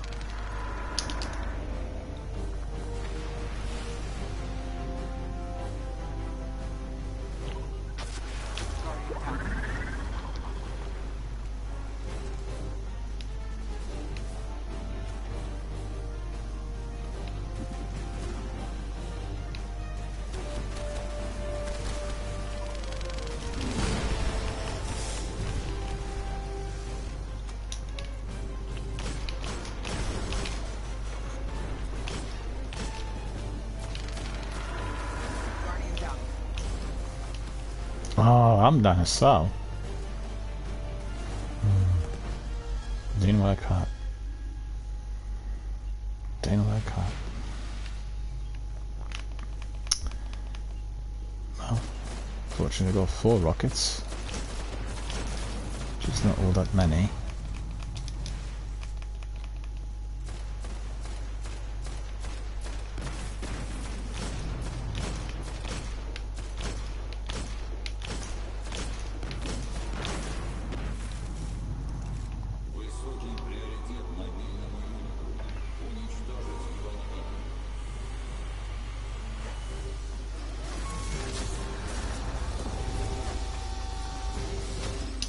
That shank's been modified to crack his system.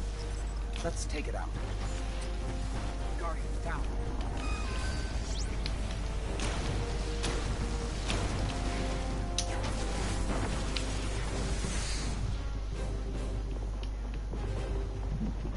Where's the shank now?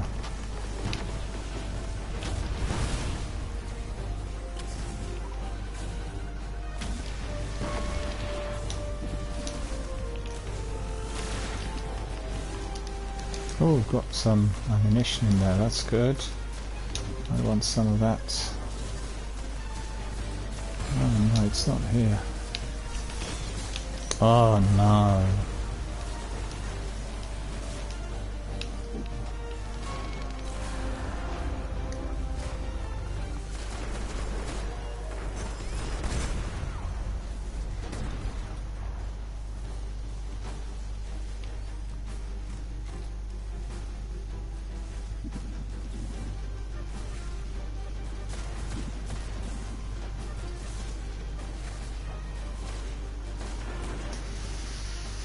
Well, we got there very early, so should be able to complete the bounty.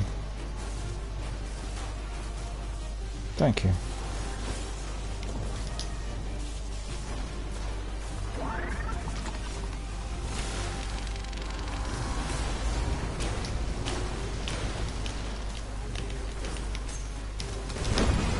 Yeah. My golden gun really worked well there. That was good. Not even a crazy Russian thank you from the old man. Typical. I just say it's recharging so fast, you know, due to the modifiers. Not even the debris. I'm Sunrise bounty. the complex. This cannot Skeleton happen key. Oh, Baron Ambition again. Thanks to Okay. you, Guardian, the dream of the city lives on, without fear of weapons in the sky. Well, it was good. We completed it, and wonder what other friends managed to get from the chest. I guess we'll see that shortly. See what everyone managed to get. Bounty completed.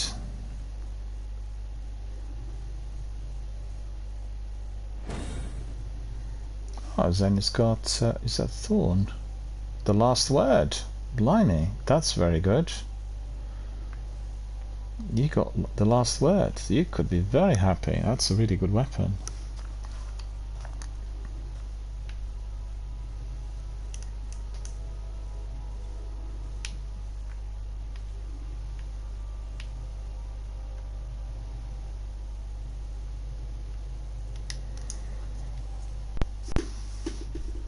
Yeah.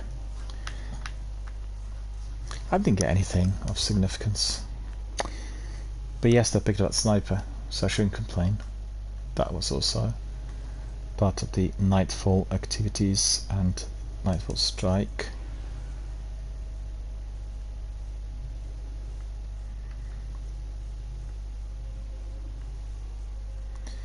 Baron's Ambition. I keep forgetting whether I've put it back in the vault or whether I just well, let's see, don't matter. Whether I deleted it, I can't remember off the top of my head. You can go back to the tower if you want, because I have a bit of admin to do.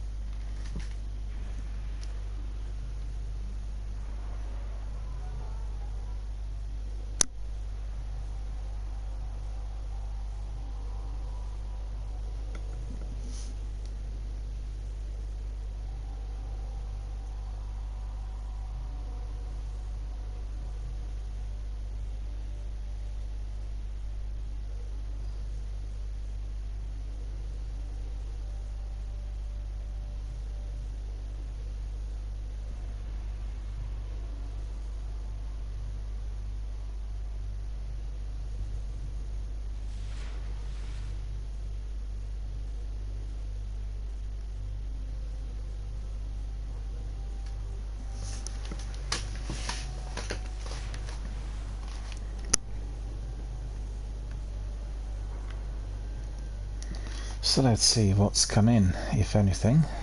Oh, plenty. None of it of any substance. Let's see what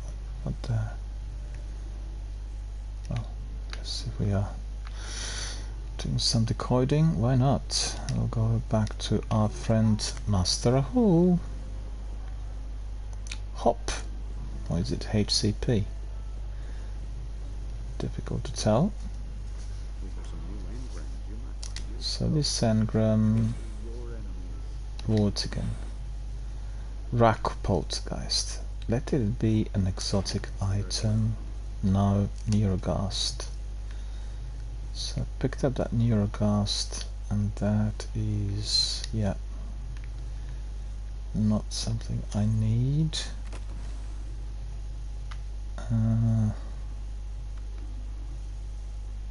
Raku,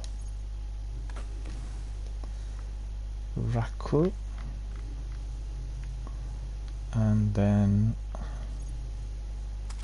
is it Vortigen? Vortigen, I don't know what it is. Okay, so that's sorted. Oh, steady now, team. Maybe Shabba wants to join us. Not sure.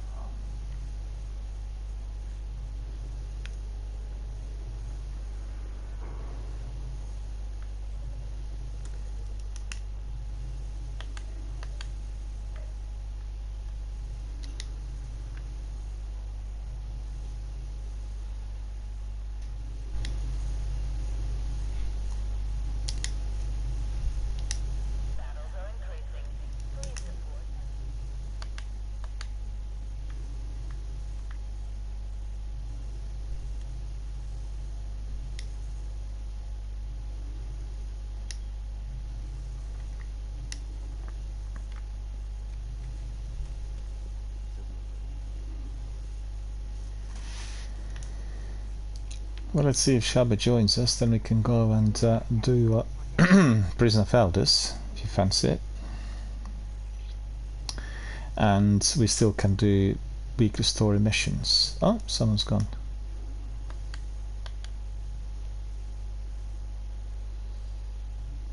Zenith's gone, I think.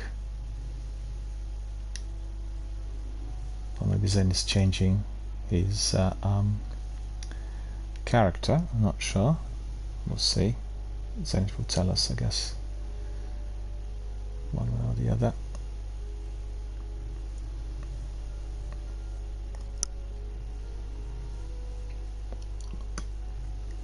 We'll just wait for a moment to see whether our friends will be coming back. If not, we'll do some savers. Or maybe some story missions, weekly story missions in fact. Oh, I need to sort out my Lakshmi reputation, I think. Yeah, that's correct. Well, you know, with all the strikes, you level up pretty fast. Yeah, like I thought.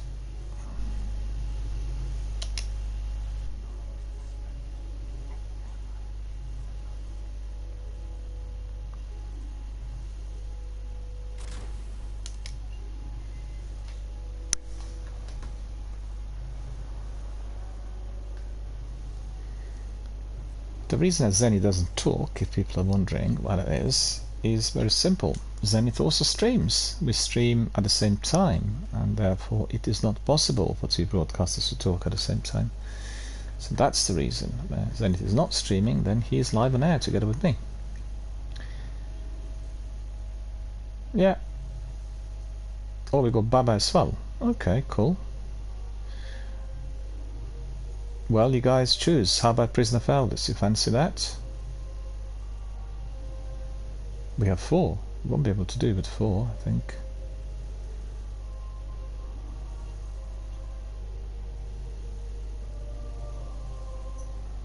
Ah. I didn't pick up one. I need to pick up I didn't pick up the thingy, the sigil, so I need to go to the reef to pick it up.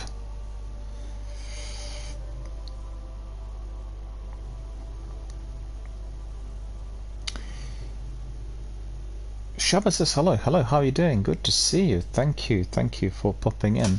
Well, I thought our friend Baba left because, you know, I was left there. It was only to me without the third party member, but and therefore I sent you the invite. But Zenith is also streaming, so I'm not able to communicate, you know, live online, and apologize for that. I guess what we can do is we can do Crotus raid, 4 of us. That's a possibility. If he wants to come in, if everyone was happy with that, so it's definitely a possibility. I'll ask our friends whether they would be happy. Yeah, you know, it's just it happens sometimes. It happens sometimes. Yeah, I need to just go and get a sigil. On the other hand, I may be able to get some bounties as well. Let me just pick this up. We'll do the sigil first. So, some rewards.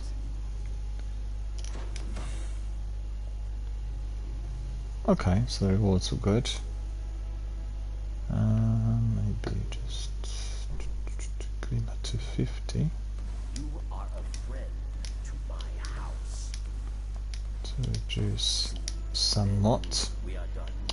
Okay, and then we'll see what bounties I completed. 3. Oh, look at that. All of those are Zavala's bounties, so that's pretty good. So I got 1.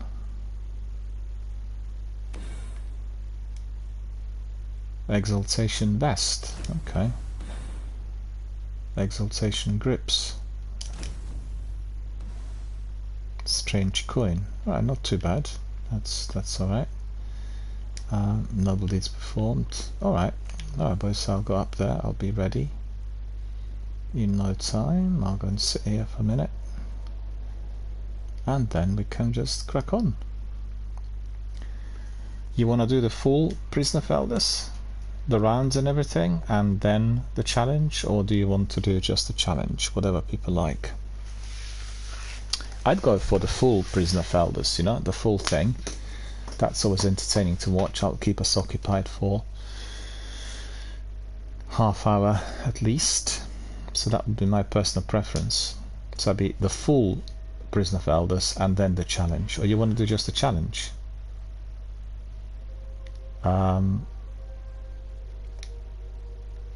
Did I not pick it up? I thought I picked it up. Hang on a minute. Surely.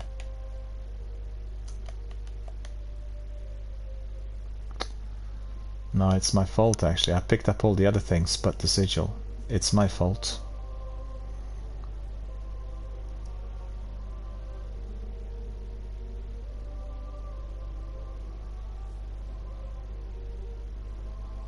I thought I picked it up, you know, but actually it was the reward that he's given me rather than a sigil.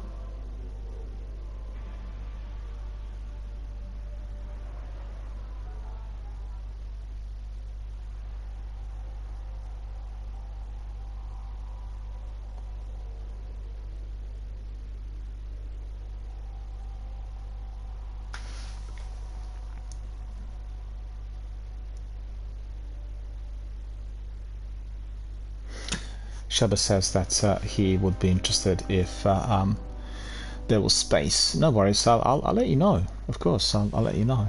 Yeah, let me just focus on what I need to be doing because I was had a bit of a I'll show you a good fight. Keep you strong. yeah, that's it. Hang on, just one more bounty I can pick up from him as well. Still got bounties from the last time, and yeah, I'm ready now. We can go straight away. Yeah, that's it.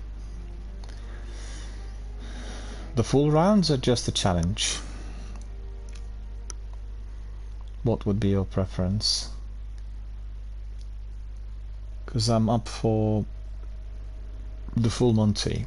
But if you want to do the challenge alone, that's fine. Whichever. Let's see what the mods are. Ironclad, my enemies with shields, grenade kill bonus, and chaff, no radar. No radar. We don't really need a radar in there. What weapons have I got? Precision weapons.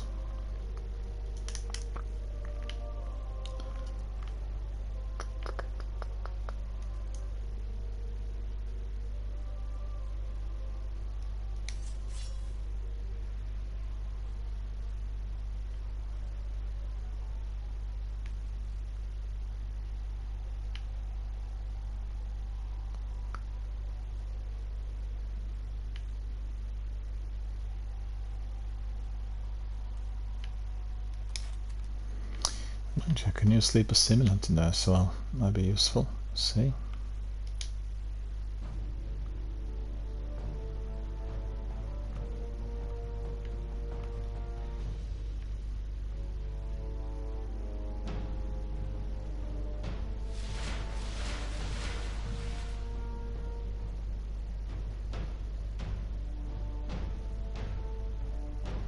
Welcome to Prison of Elders. Fight, kill, survive. Okay.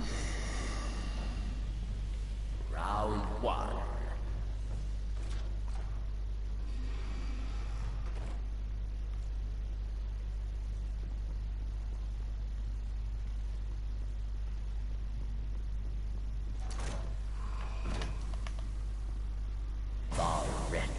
Night, dark blade of the Hive. Alakul. There you are. Alakul's there. We're chasing Alakul.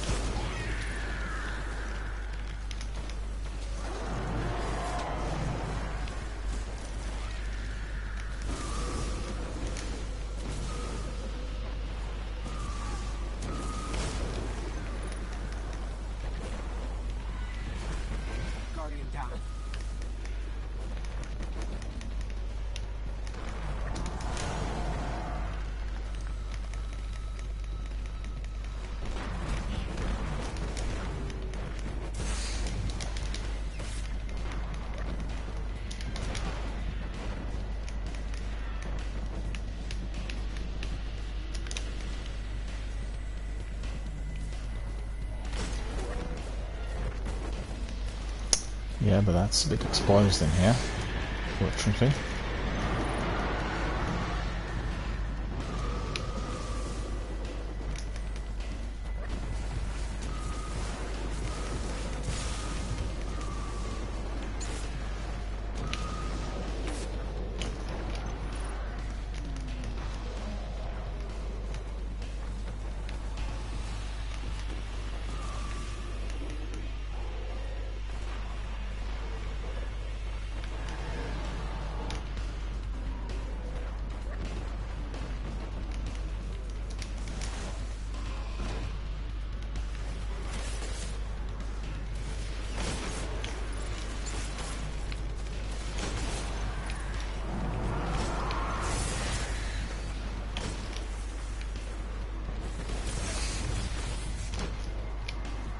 Oh, dreadful things there. Haven't got me. There's the wizard.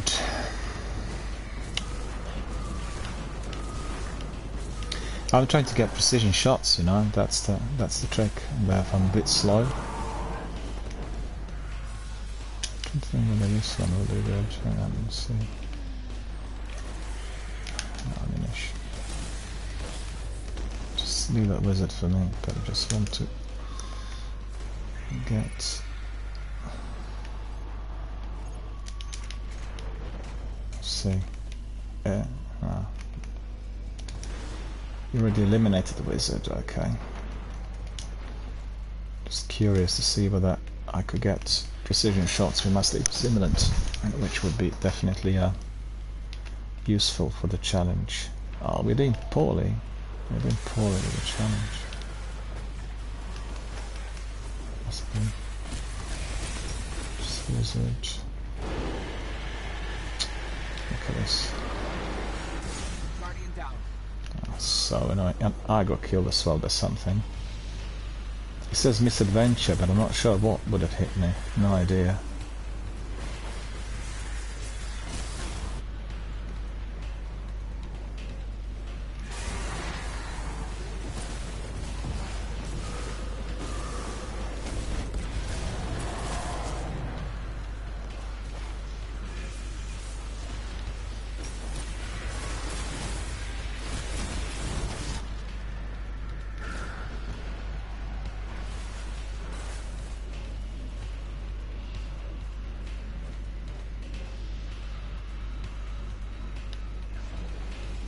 Thank you.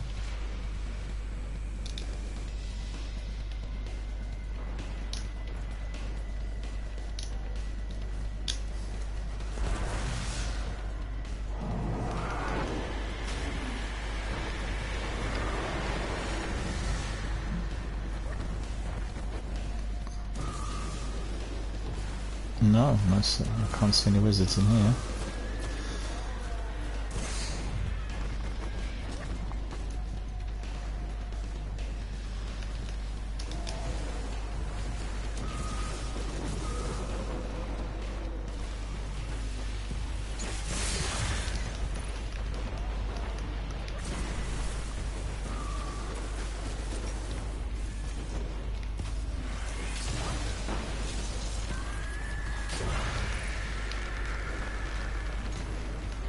It was actually giving me a precision kill, so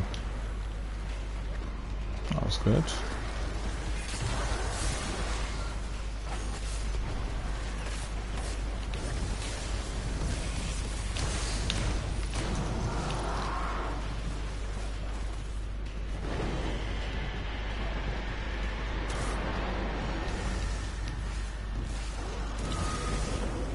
Don't know what killed me.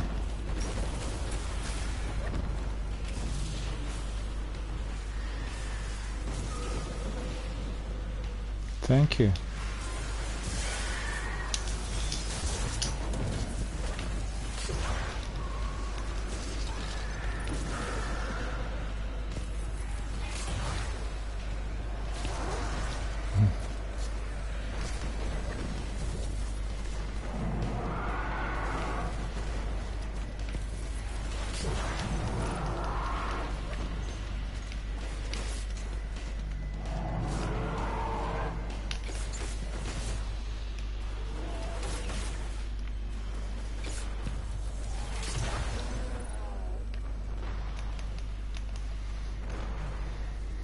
trying to get as many precision kills as possible.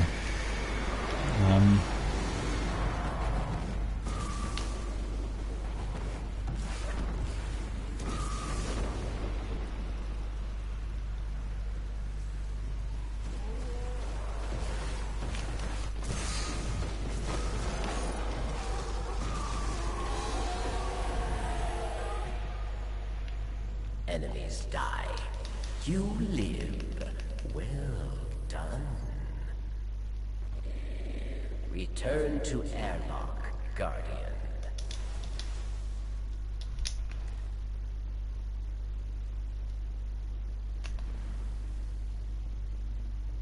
There, we're going back to airlock.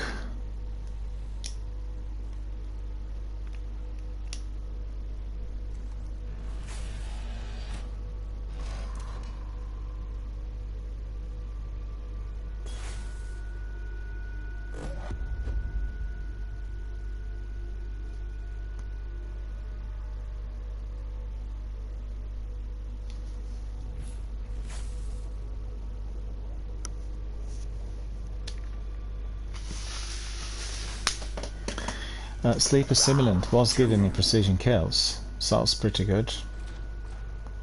Almost every round was giving a precision kill.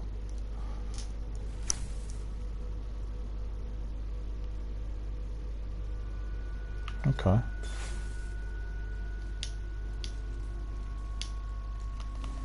Imago Loop. A servant of Oryx hungers, Guardian.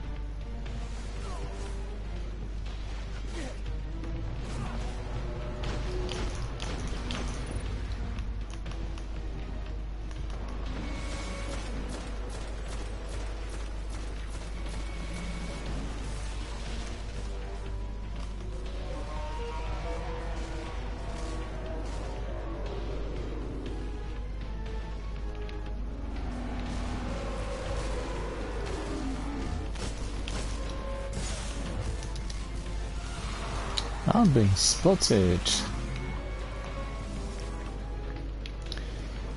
Which is, of course, very annoying.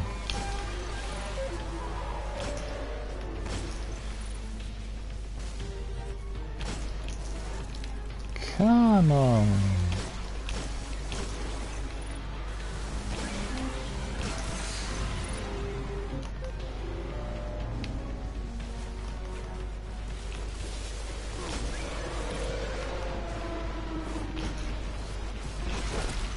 Ah, the Hydra got me. Trying to get as many precision kills as possible, but that always makes us a bit slow, you know. Well,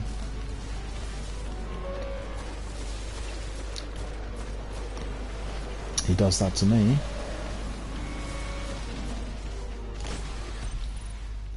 Oh, primary precision. I completed a bounty, which means I'm taking loads of precision shots. Let's see.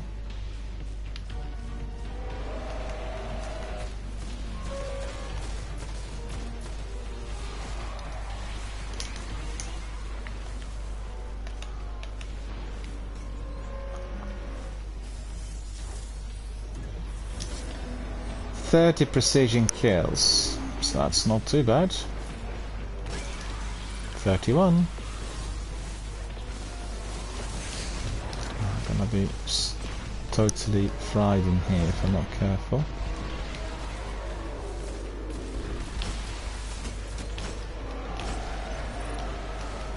That wasn't a precision shot. Oh, that Hydra's gonna kill me.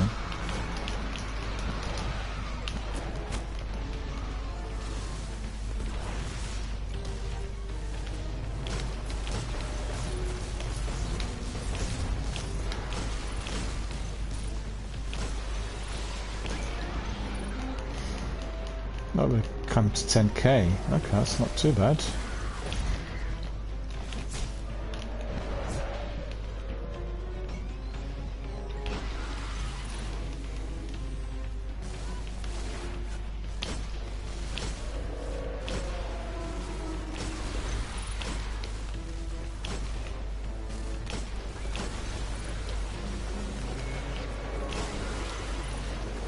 Loads of precision kills. Look at that. Every one of these is a precision kill. Probably about 50 now so far.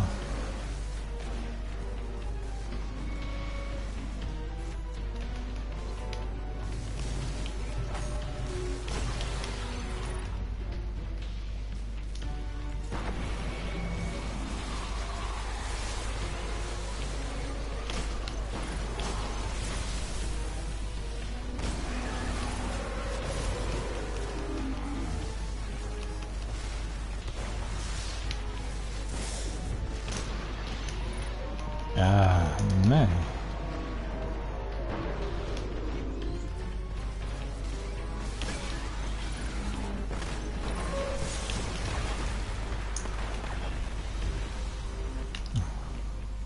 Your No, victory too early. tells the tale. It's too early for the boss to be gone, I Meet think. you back in Airlock, Guardian. 12k.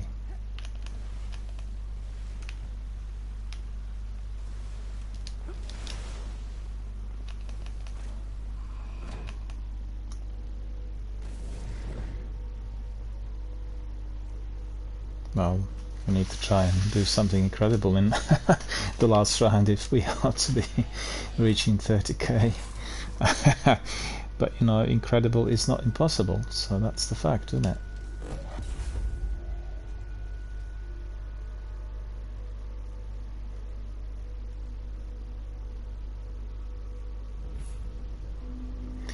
Well, one can take it either way. One is galore of many kills, or the other is going down the route of precision. I mean, both of it is great fun.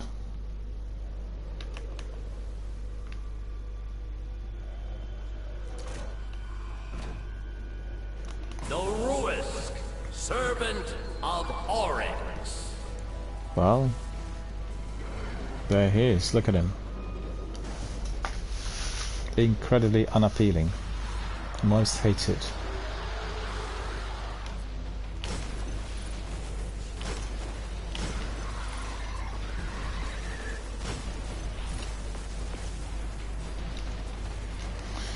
Not even looking at the boss, just dealing with the ads.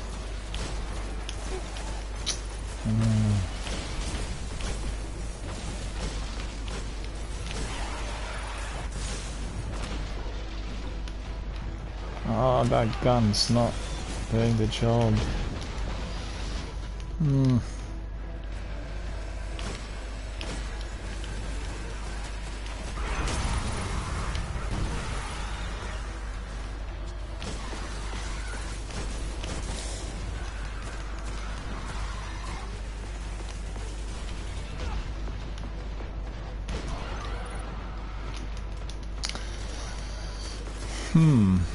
Not a precision kill this time.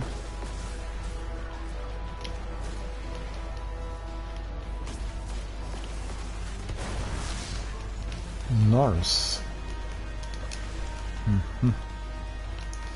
I hate that boss.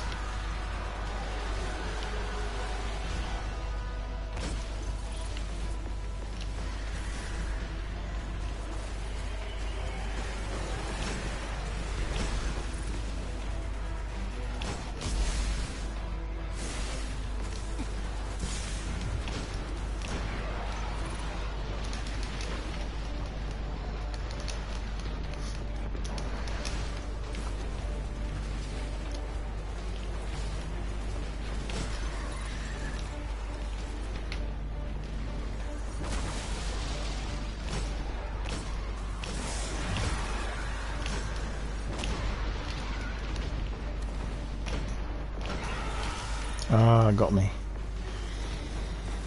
The big phalanx, they get you 135 points for precision kills, so that's pretty good. This could be chased. Thank you.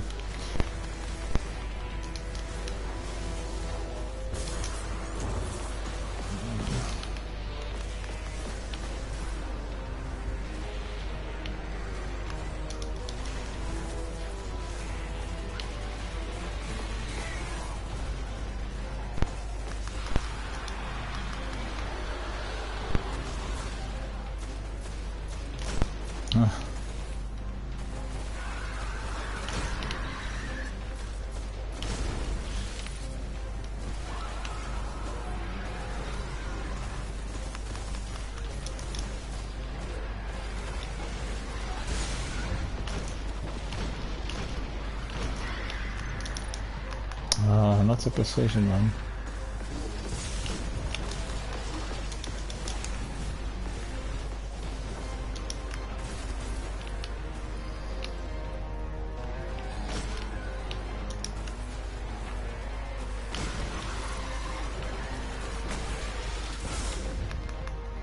What is this? Why am I glued to this?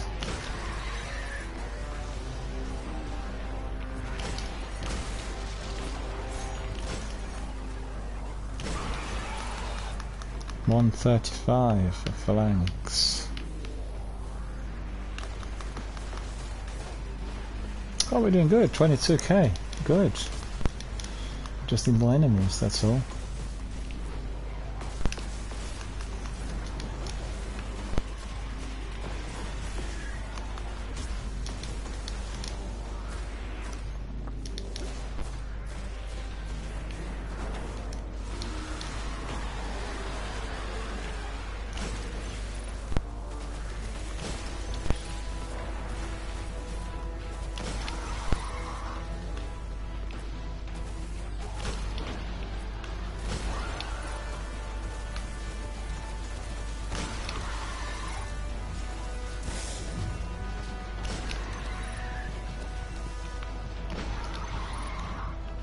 God, 25k, we're close. We need to get to it.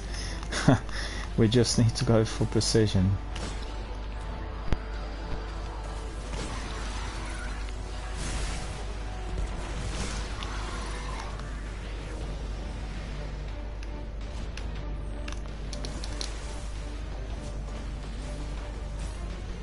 Oh, the boss is chasing me. Look at the boss.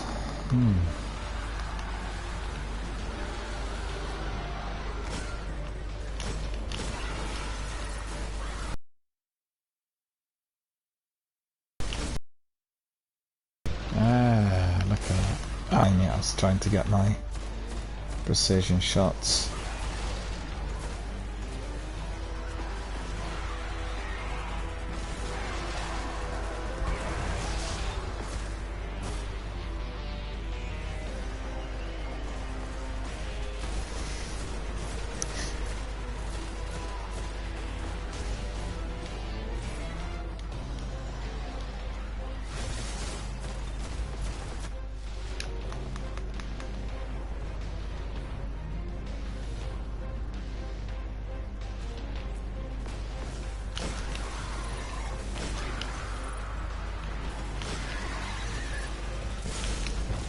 On the boss again.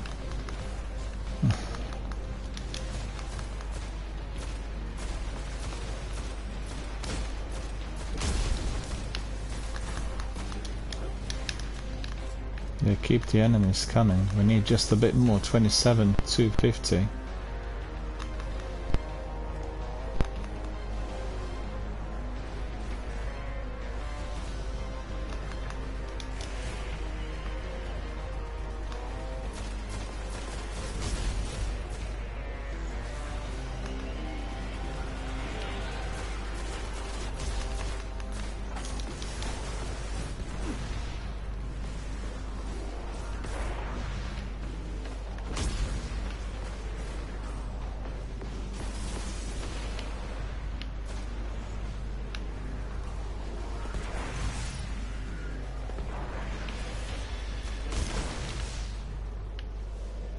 Your victory tells the tale.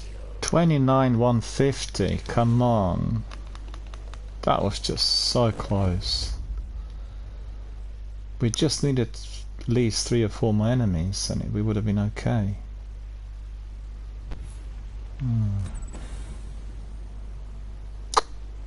That's a shame.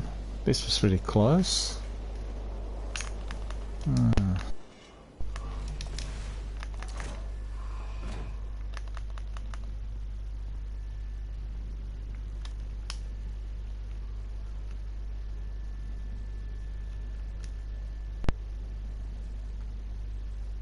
No loot. We were nearly there. It was just so close. It was only less than 1k. 850 to be precise. And 850 had 2 or 3 of these phalanx. That would have been it. Never mind. Picked up some other... Oh, what did he get there? That's Prisoner of Elder Emblem. That's pretty good. Looking cool. Alright. Back to Orbit.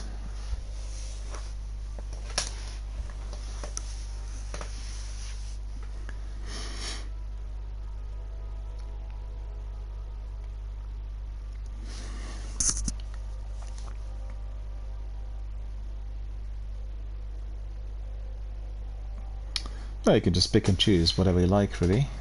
Any other activity, story missions maybe, or Sivas, I'm fine, maybe a bit more before I call it a day for today. We still have a bit more time.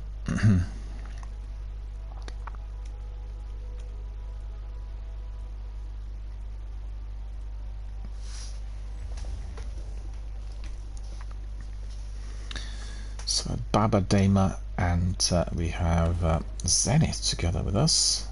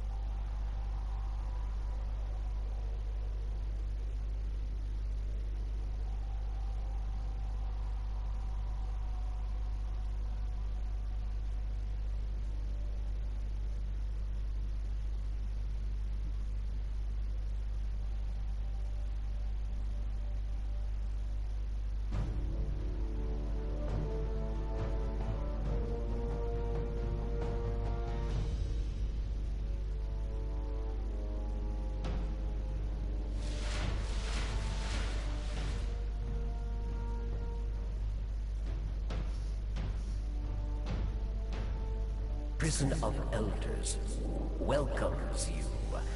Do not fail, Guardian.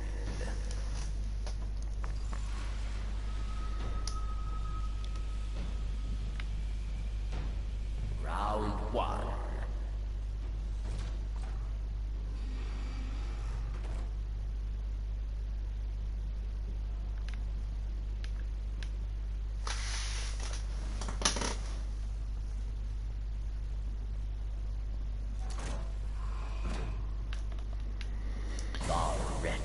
Night, dark blade of Ah, la cool.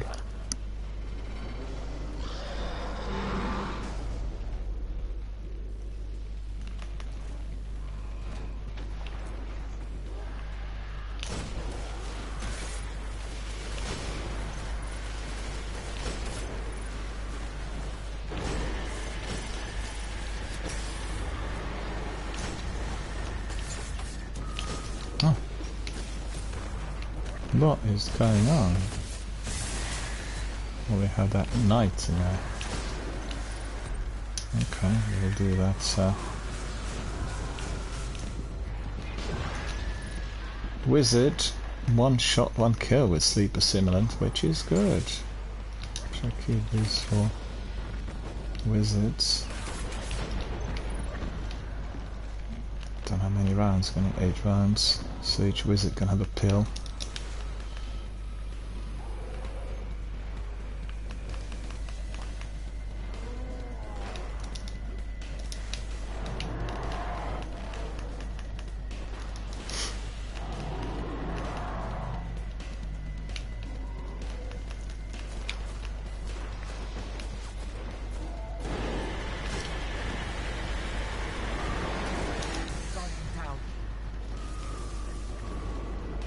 I was killed by something as well. I'm not sure what killed me. There weren't any enemies or anything near me. This is misadventure. No idea what it is. Maybe that blight. No idea. Well,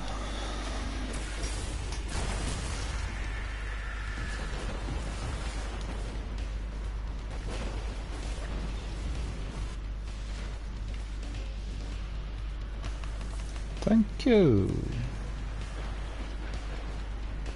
Guardian down.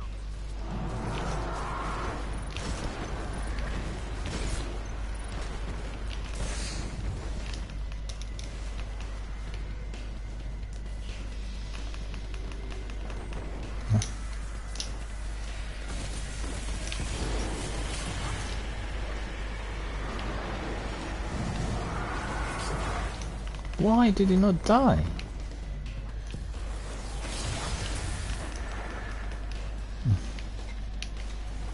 Wasted 2 rounds of my sleeper similar and a wizard, and he was still there. Get our friend up. Oh, he's up. Okay.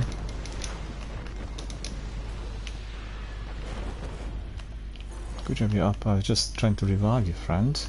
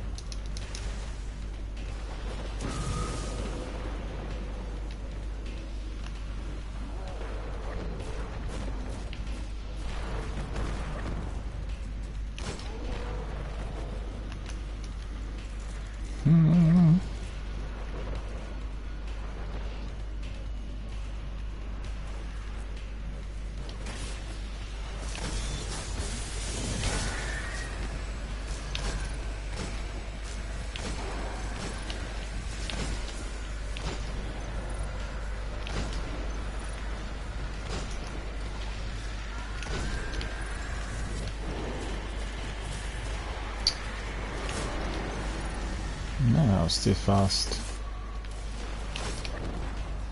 I was able to get most of them, not all.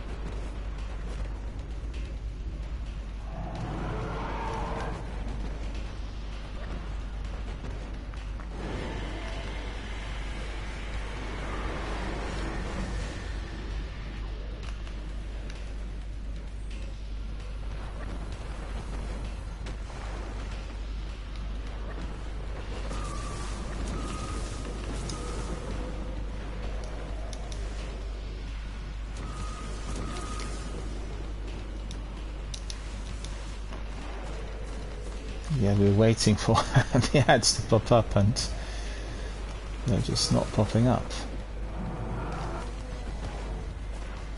Nah. Reinforcements are coming. 1980, okay.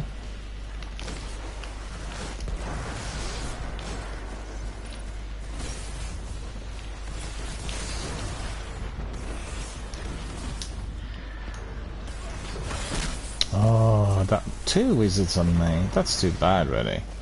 Couldn't survive that. Guardian down.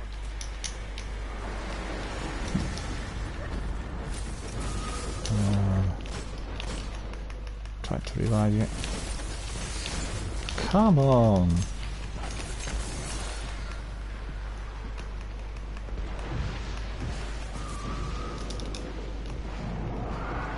Oh, you. Now I got killed. I was trying to revive you, running to revive you as quickly as possible, and unfortunately I was hit by the wizard. So thank you.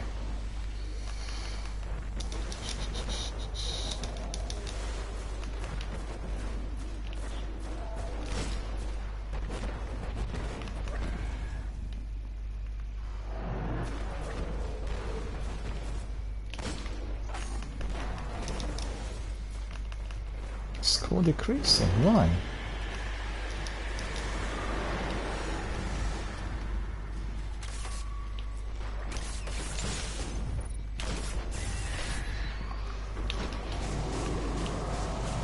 Another wizard got me. I'm trying to keep an eye on my precision, and the wizard just pops up from behind me. It's so annoying. Well, therefore it's called a challenge, right? That's the reason for it.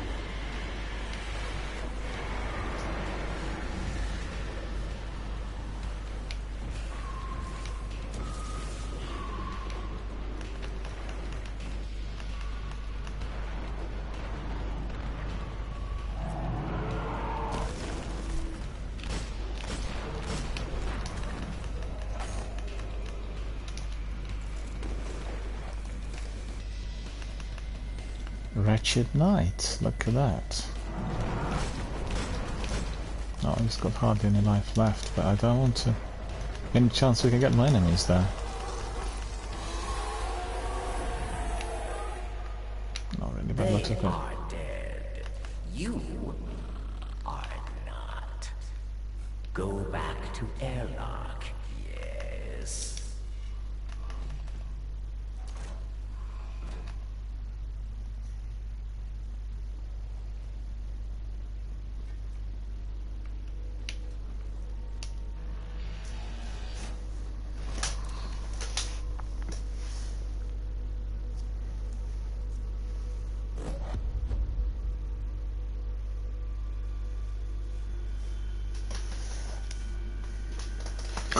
We all trying to get precision kills, but it's been devilishly difficult. 3k, it's not too bad, but Round 2. we just need to be as precise as possible. So, well, trying to get those wizards with Sleeper Simulant was challenging, you know. Sleeper Simulant is a very slow weapon. It takes a while before you A servant of fire up that round, so Hunger's guardian.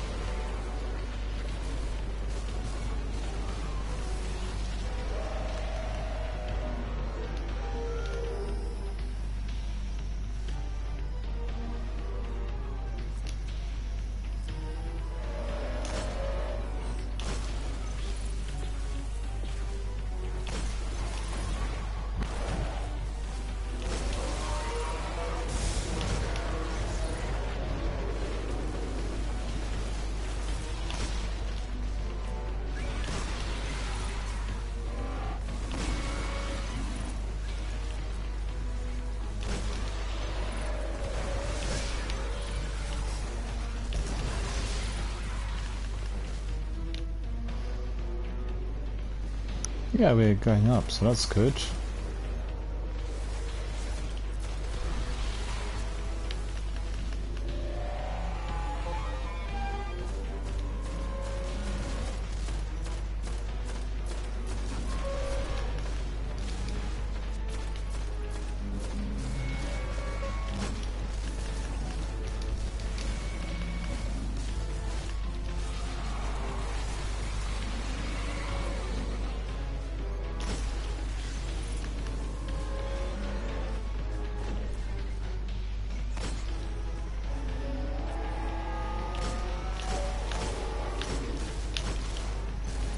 Oh, come on. That boss has got a soft spot for me.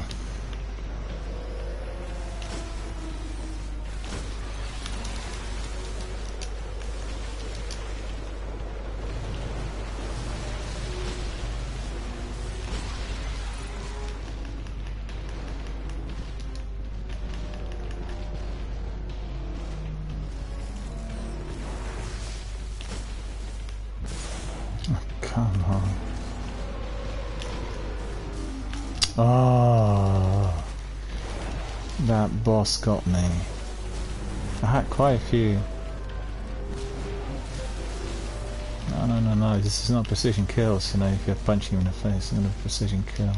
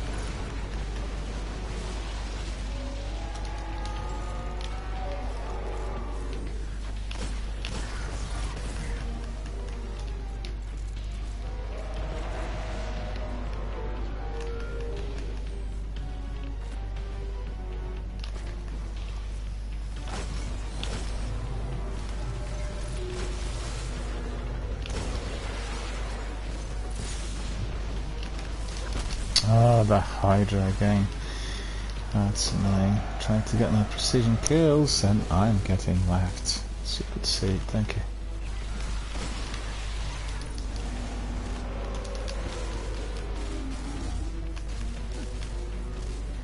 Well, if you want to be like a master of precision, then this is definitely the activity in Destiny 1 where you can cut your teeth on, and yeah,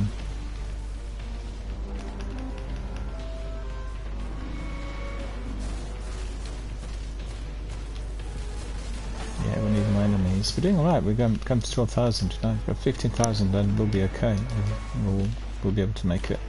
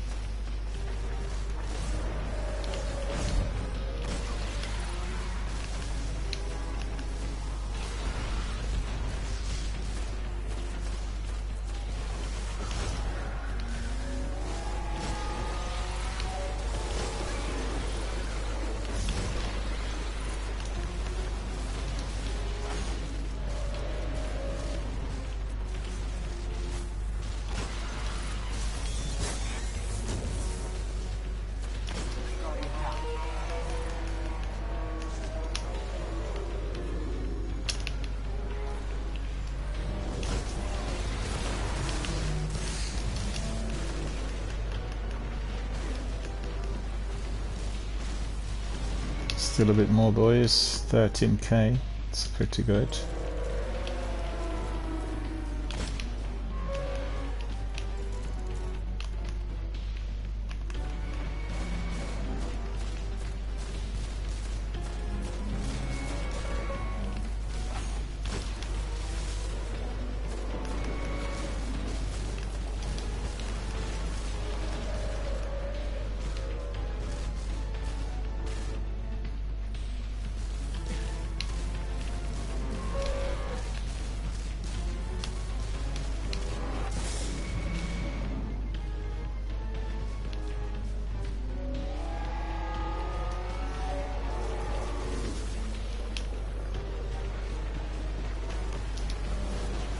Oh, we're getting more. That's good.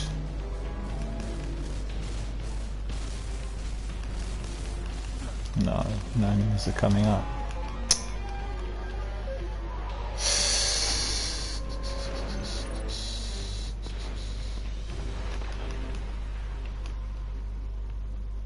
Enemies die. You live. Well, nearly there. Well done. Go back to airlock. Yes.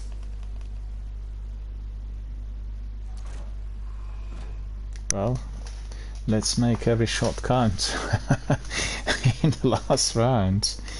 That should be then definitely enjoyable.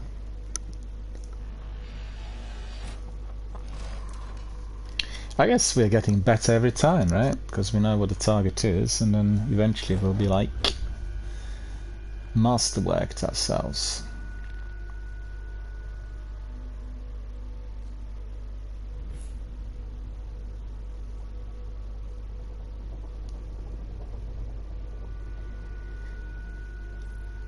Round 3.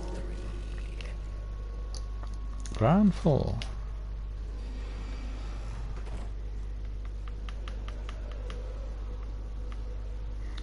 Yeah, I keep forgetting to use my 3 of coins, you know, every time I keep forgetting. I could have used quite a few of these already. 85 I have. The Ruisk, servant of Orange. The Ruisk.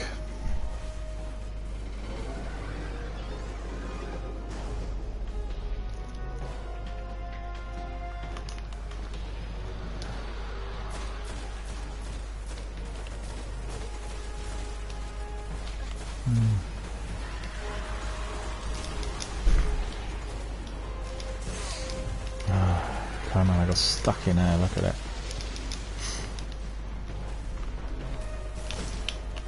Just make sure with these, what are called, phalanx, they give you massive number of points, so they need to be eliminated by headshots. Phalanx.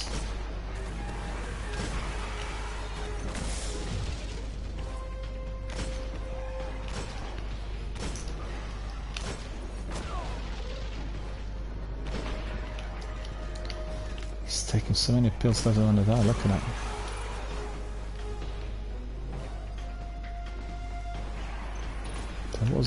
There was another one left. Where's he gone? Where's the third one?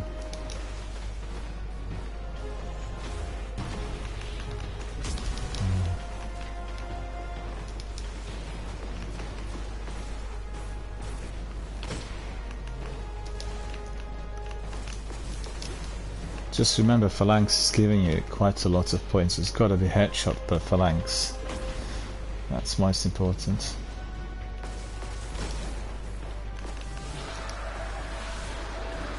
There we go.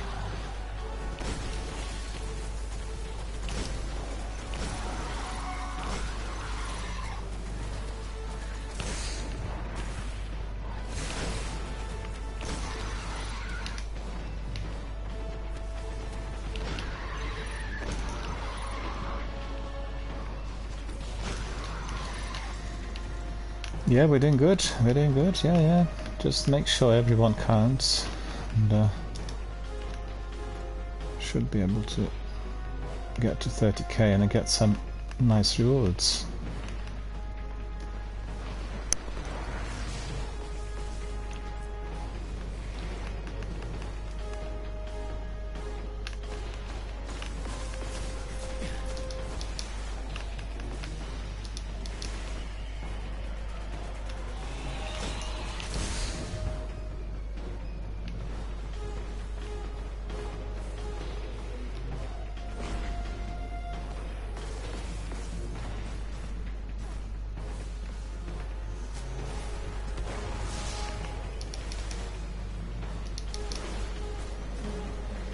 Come on, he needs to give us reinforcements. What's going on?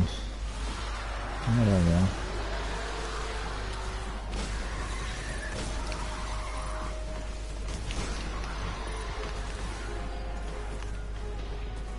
Just remember, phalanx need to have like clear headshots.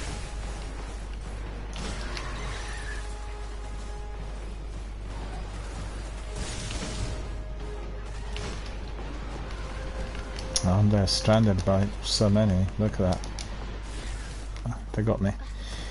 Got 4 phalanx now. I'm trying to eliminate with precision shots. I'm too strong.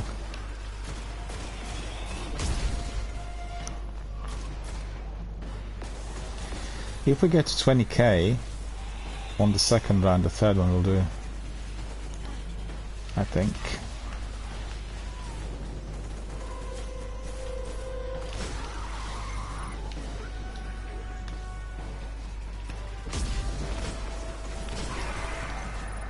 Oh, he didn't really...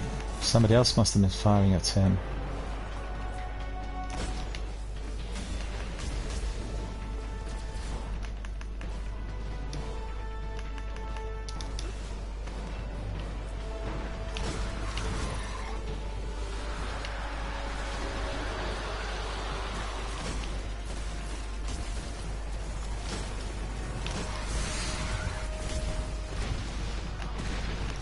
What? Oh, so many.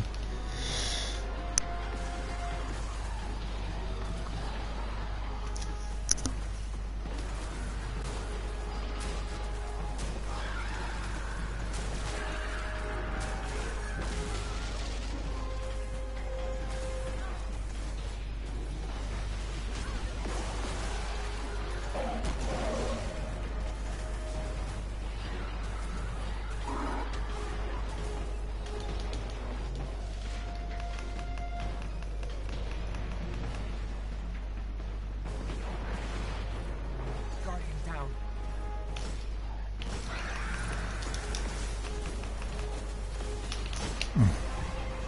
Oh no.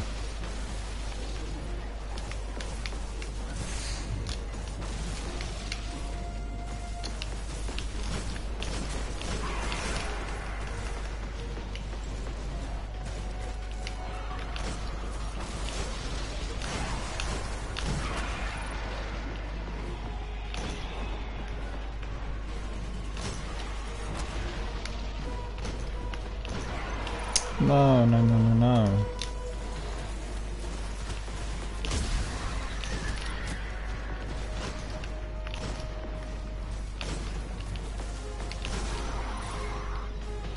We are close. We need to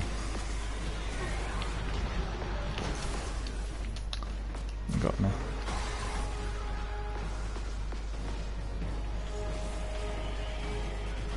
Yeah, thank you. Thank you.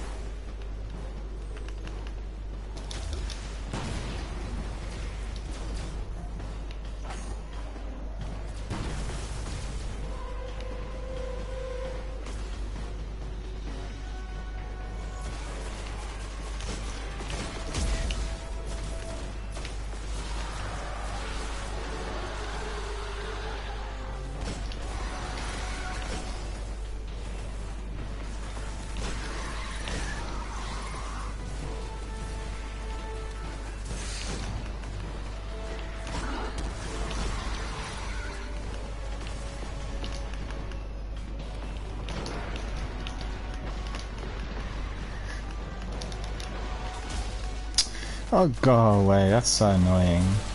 I have 3 phalanx in there that I was angling at, and it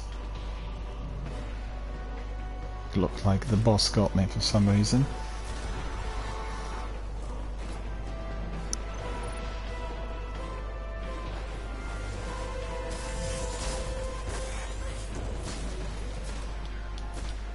We are very close.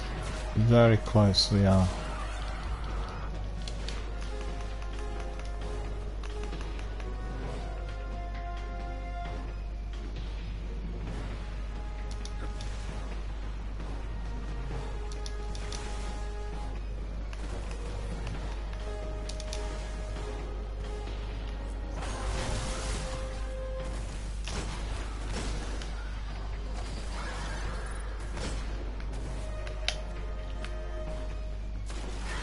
no.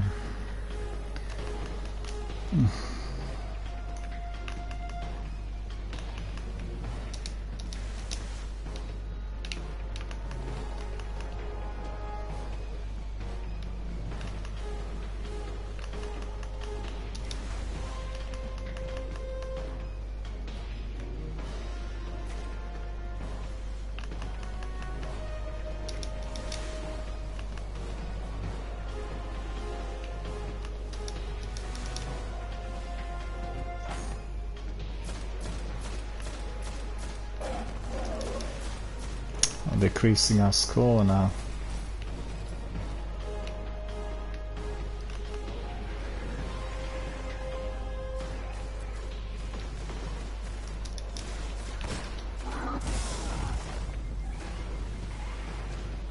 Yeah, we need more enemies. We need more enemies.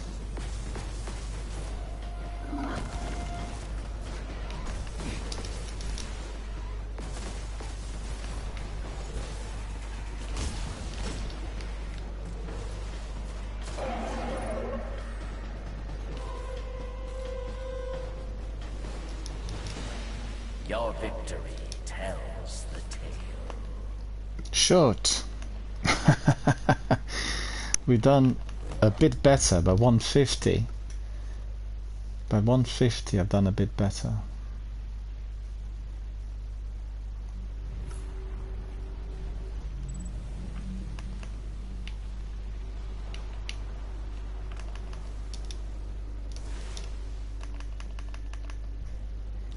Well, as you could see, we were trying our very best to get to 30k, but unfortunately we are well short by about, what is it, okay, like 620 or so. Never mind, it was good fun. We had lots of precision shots, and I'm actually really tired after doing it, I've got to say. It's just taken me a long while to get it to that level, so nevertheless, that was all very good. I enjoyed it. We picked up some loot which is not particularly useful, and I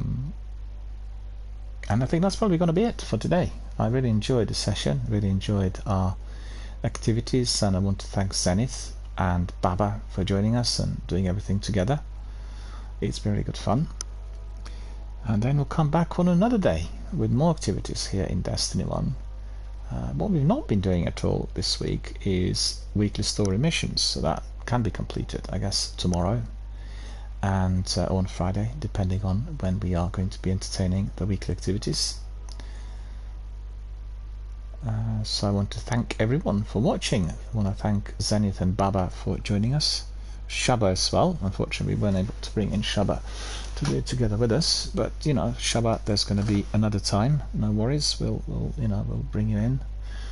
And sometimes it can get busy. I remember in the past I would have waiting lists for people to come in, and had somewhat longer sessions, and they were like every day, 7 days a week.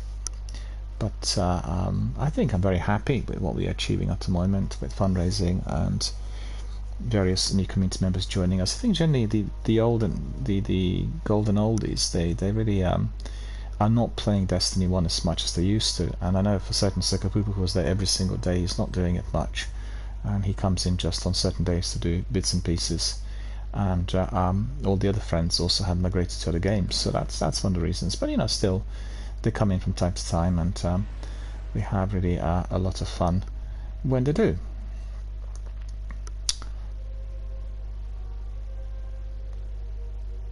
Our friend Baba had departed. We'll go to the tower, do a bit of admin. We probably collected quite a lot of stuff in there. My postmaster almost certainly is completely full.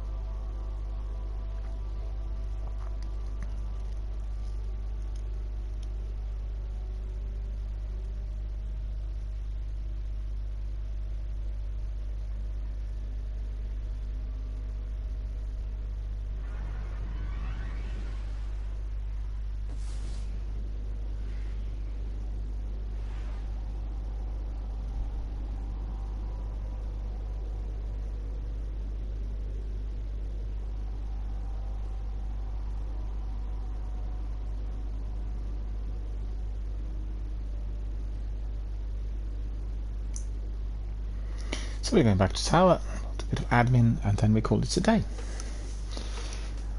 Always good to see our community veterans and members joining forces here live on air. I always enjoy that. It's just a shame that not everyone can be using the mics if they're streaming at the same time, because I much prefer our sessions to be like a dialogue and very interactive with lots of things said.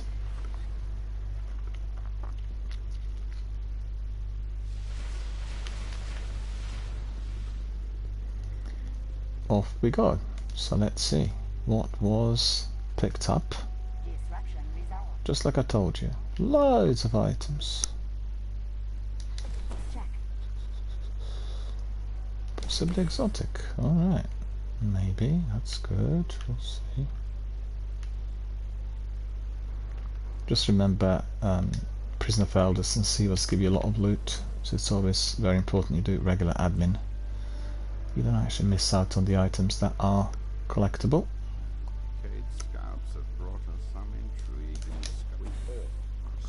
The next big thing.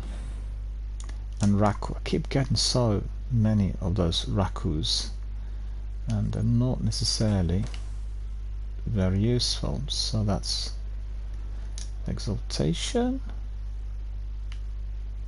Switchblade. Yeah, Exaltation is not bad.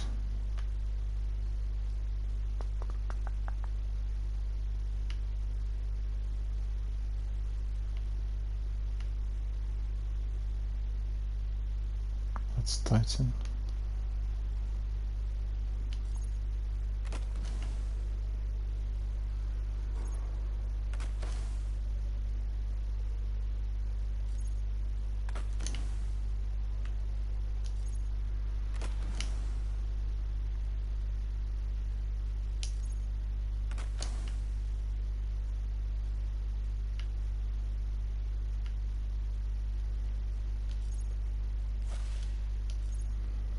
Well, this is a good ghost. Consumed Shell.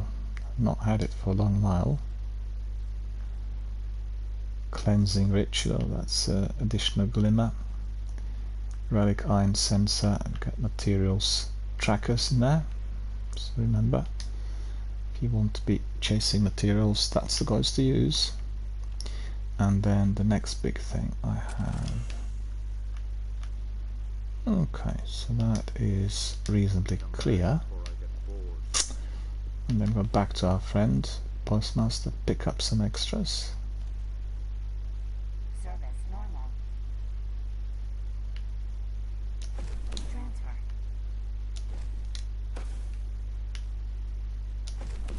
Check. We want to try any of these legendary engrams, because guess what? Sometimes you get some really good exotics for these, but I've not had much luck for quite some time. And let's see, this one. Yeah, Coyote Slug. That's no use at all.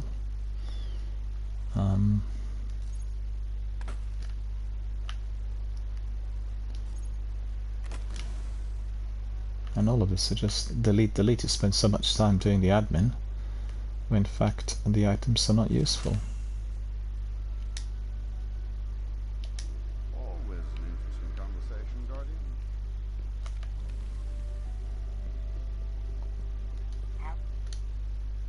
Wonderful day, Guardian. Wonderful day indeed. See, this campus I picked up at least 3 or 4 times in the last couple of weeks.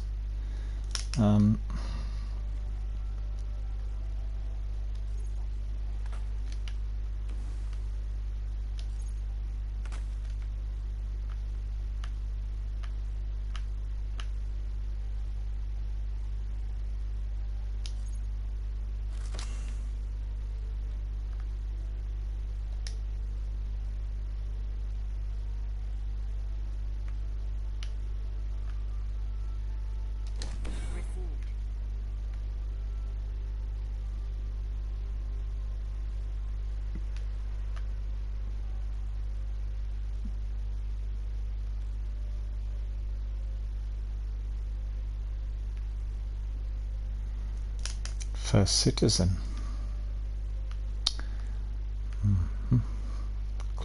Tecmo. Vanguard Champion, hand cannon, fusion rifle.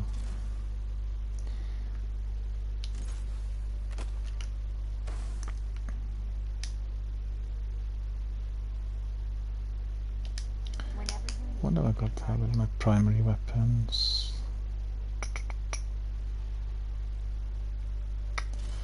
Yeah, to be fair, this was not particularly useful. Scout rifle.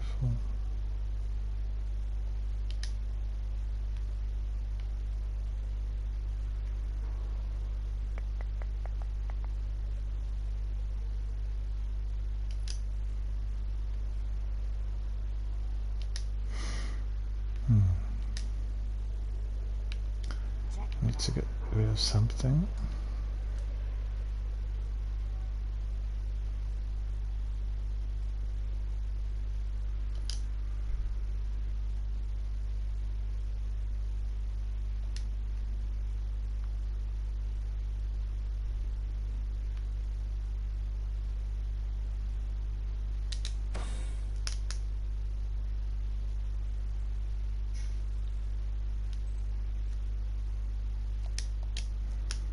Need to get rid of that weapon as well in order to liberate space, and go back to the vault and put another primary in there. A bit more space for those engrams. Didn't really like that sniper, I've got to admit. Wasn't really my cup of tea. And also sniper for primary, I don't really like the idea. Aegis of the Reef. Pulse rifle.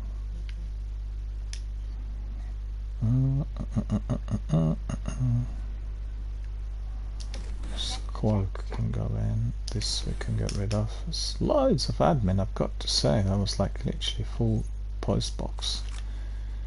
Thanks to Warden's Hood. I got that one as well. Looks always very good.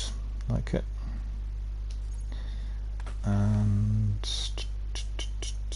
what else? Aegis of the Reef.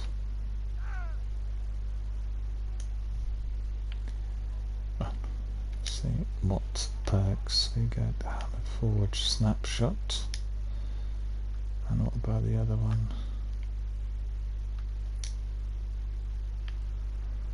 Perfect balance, lightweight. We'll go for that one then.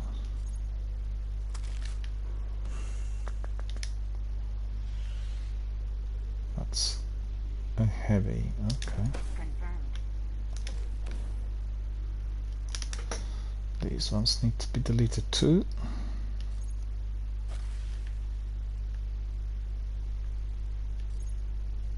Squid Pro Quo. That's very nice.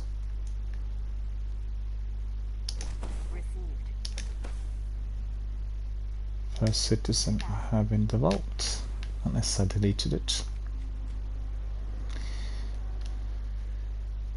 Cannot remember off the top of my head, really. I'm sure you know what you're aiming at. Right, Pilgrim's Cloak. Okay, so we cleared everything up. That's all done and dusted. There we are. So that's going to be completing it for today. Well, we've come to the end of our stream. Thanks very much for watching. Thank you for being valued community members, also for being dedicated to the support of our charities and for contributing and for reposting, retweeting, donating. Thank you all for that. Thank you to Zenith and Baba Dema for joining us. And thank you all for watching. I'll go swimming in a moment, so that's going to be the end of my day, which in fact is something that happens every day. I go to my swimming pool 5 times a week, and so during Monday to Friday it seems like a perfect ending for whatever was being done in the course of that day. And I have lots of friends there. We meet on a regular basis, and it doesn't get very busy at the late hour. I usually go between 9 and 10. And always great to be able to do that degree of physical exercise towards the end of the day, and having a bit of nice stroll afterwards makes it easy to sleep and to enjoy the rest. So right, Thank you for watching. Thank you for being our valued community members. I wish you all a very good night, and I shall see you all tomorrow. Take care.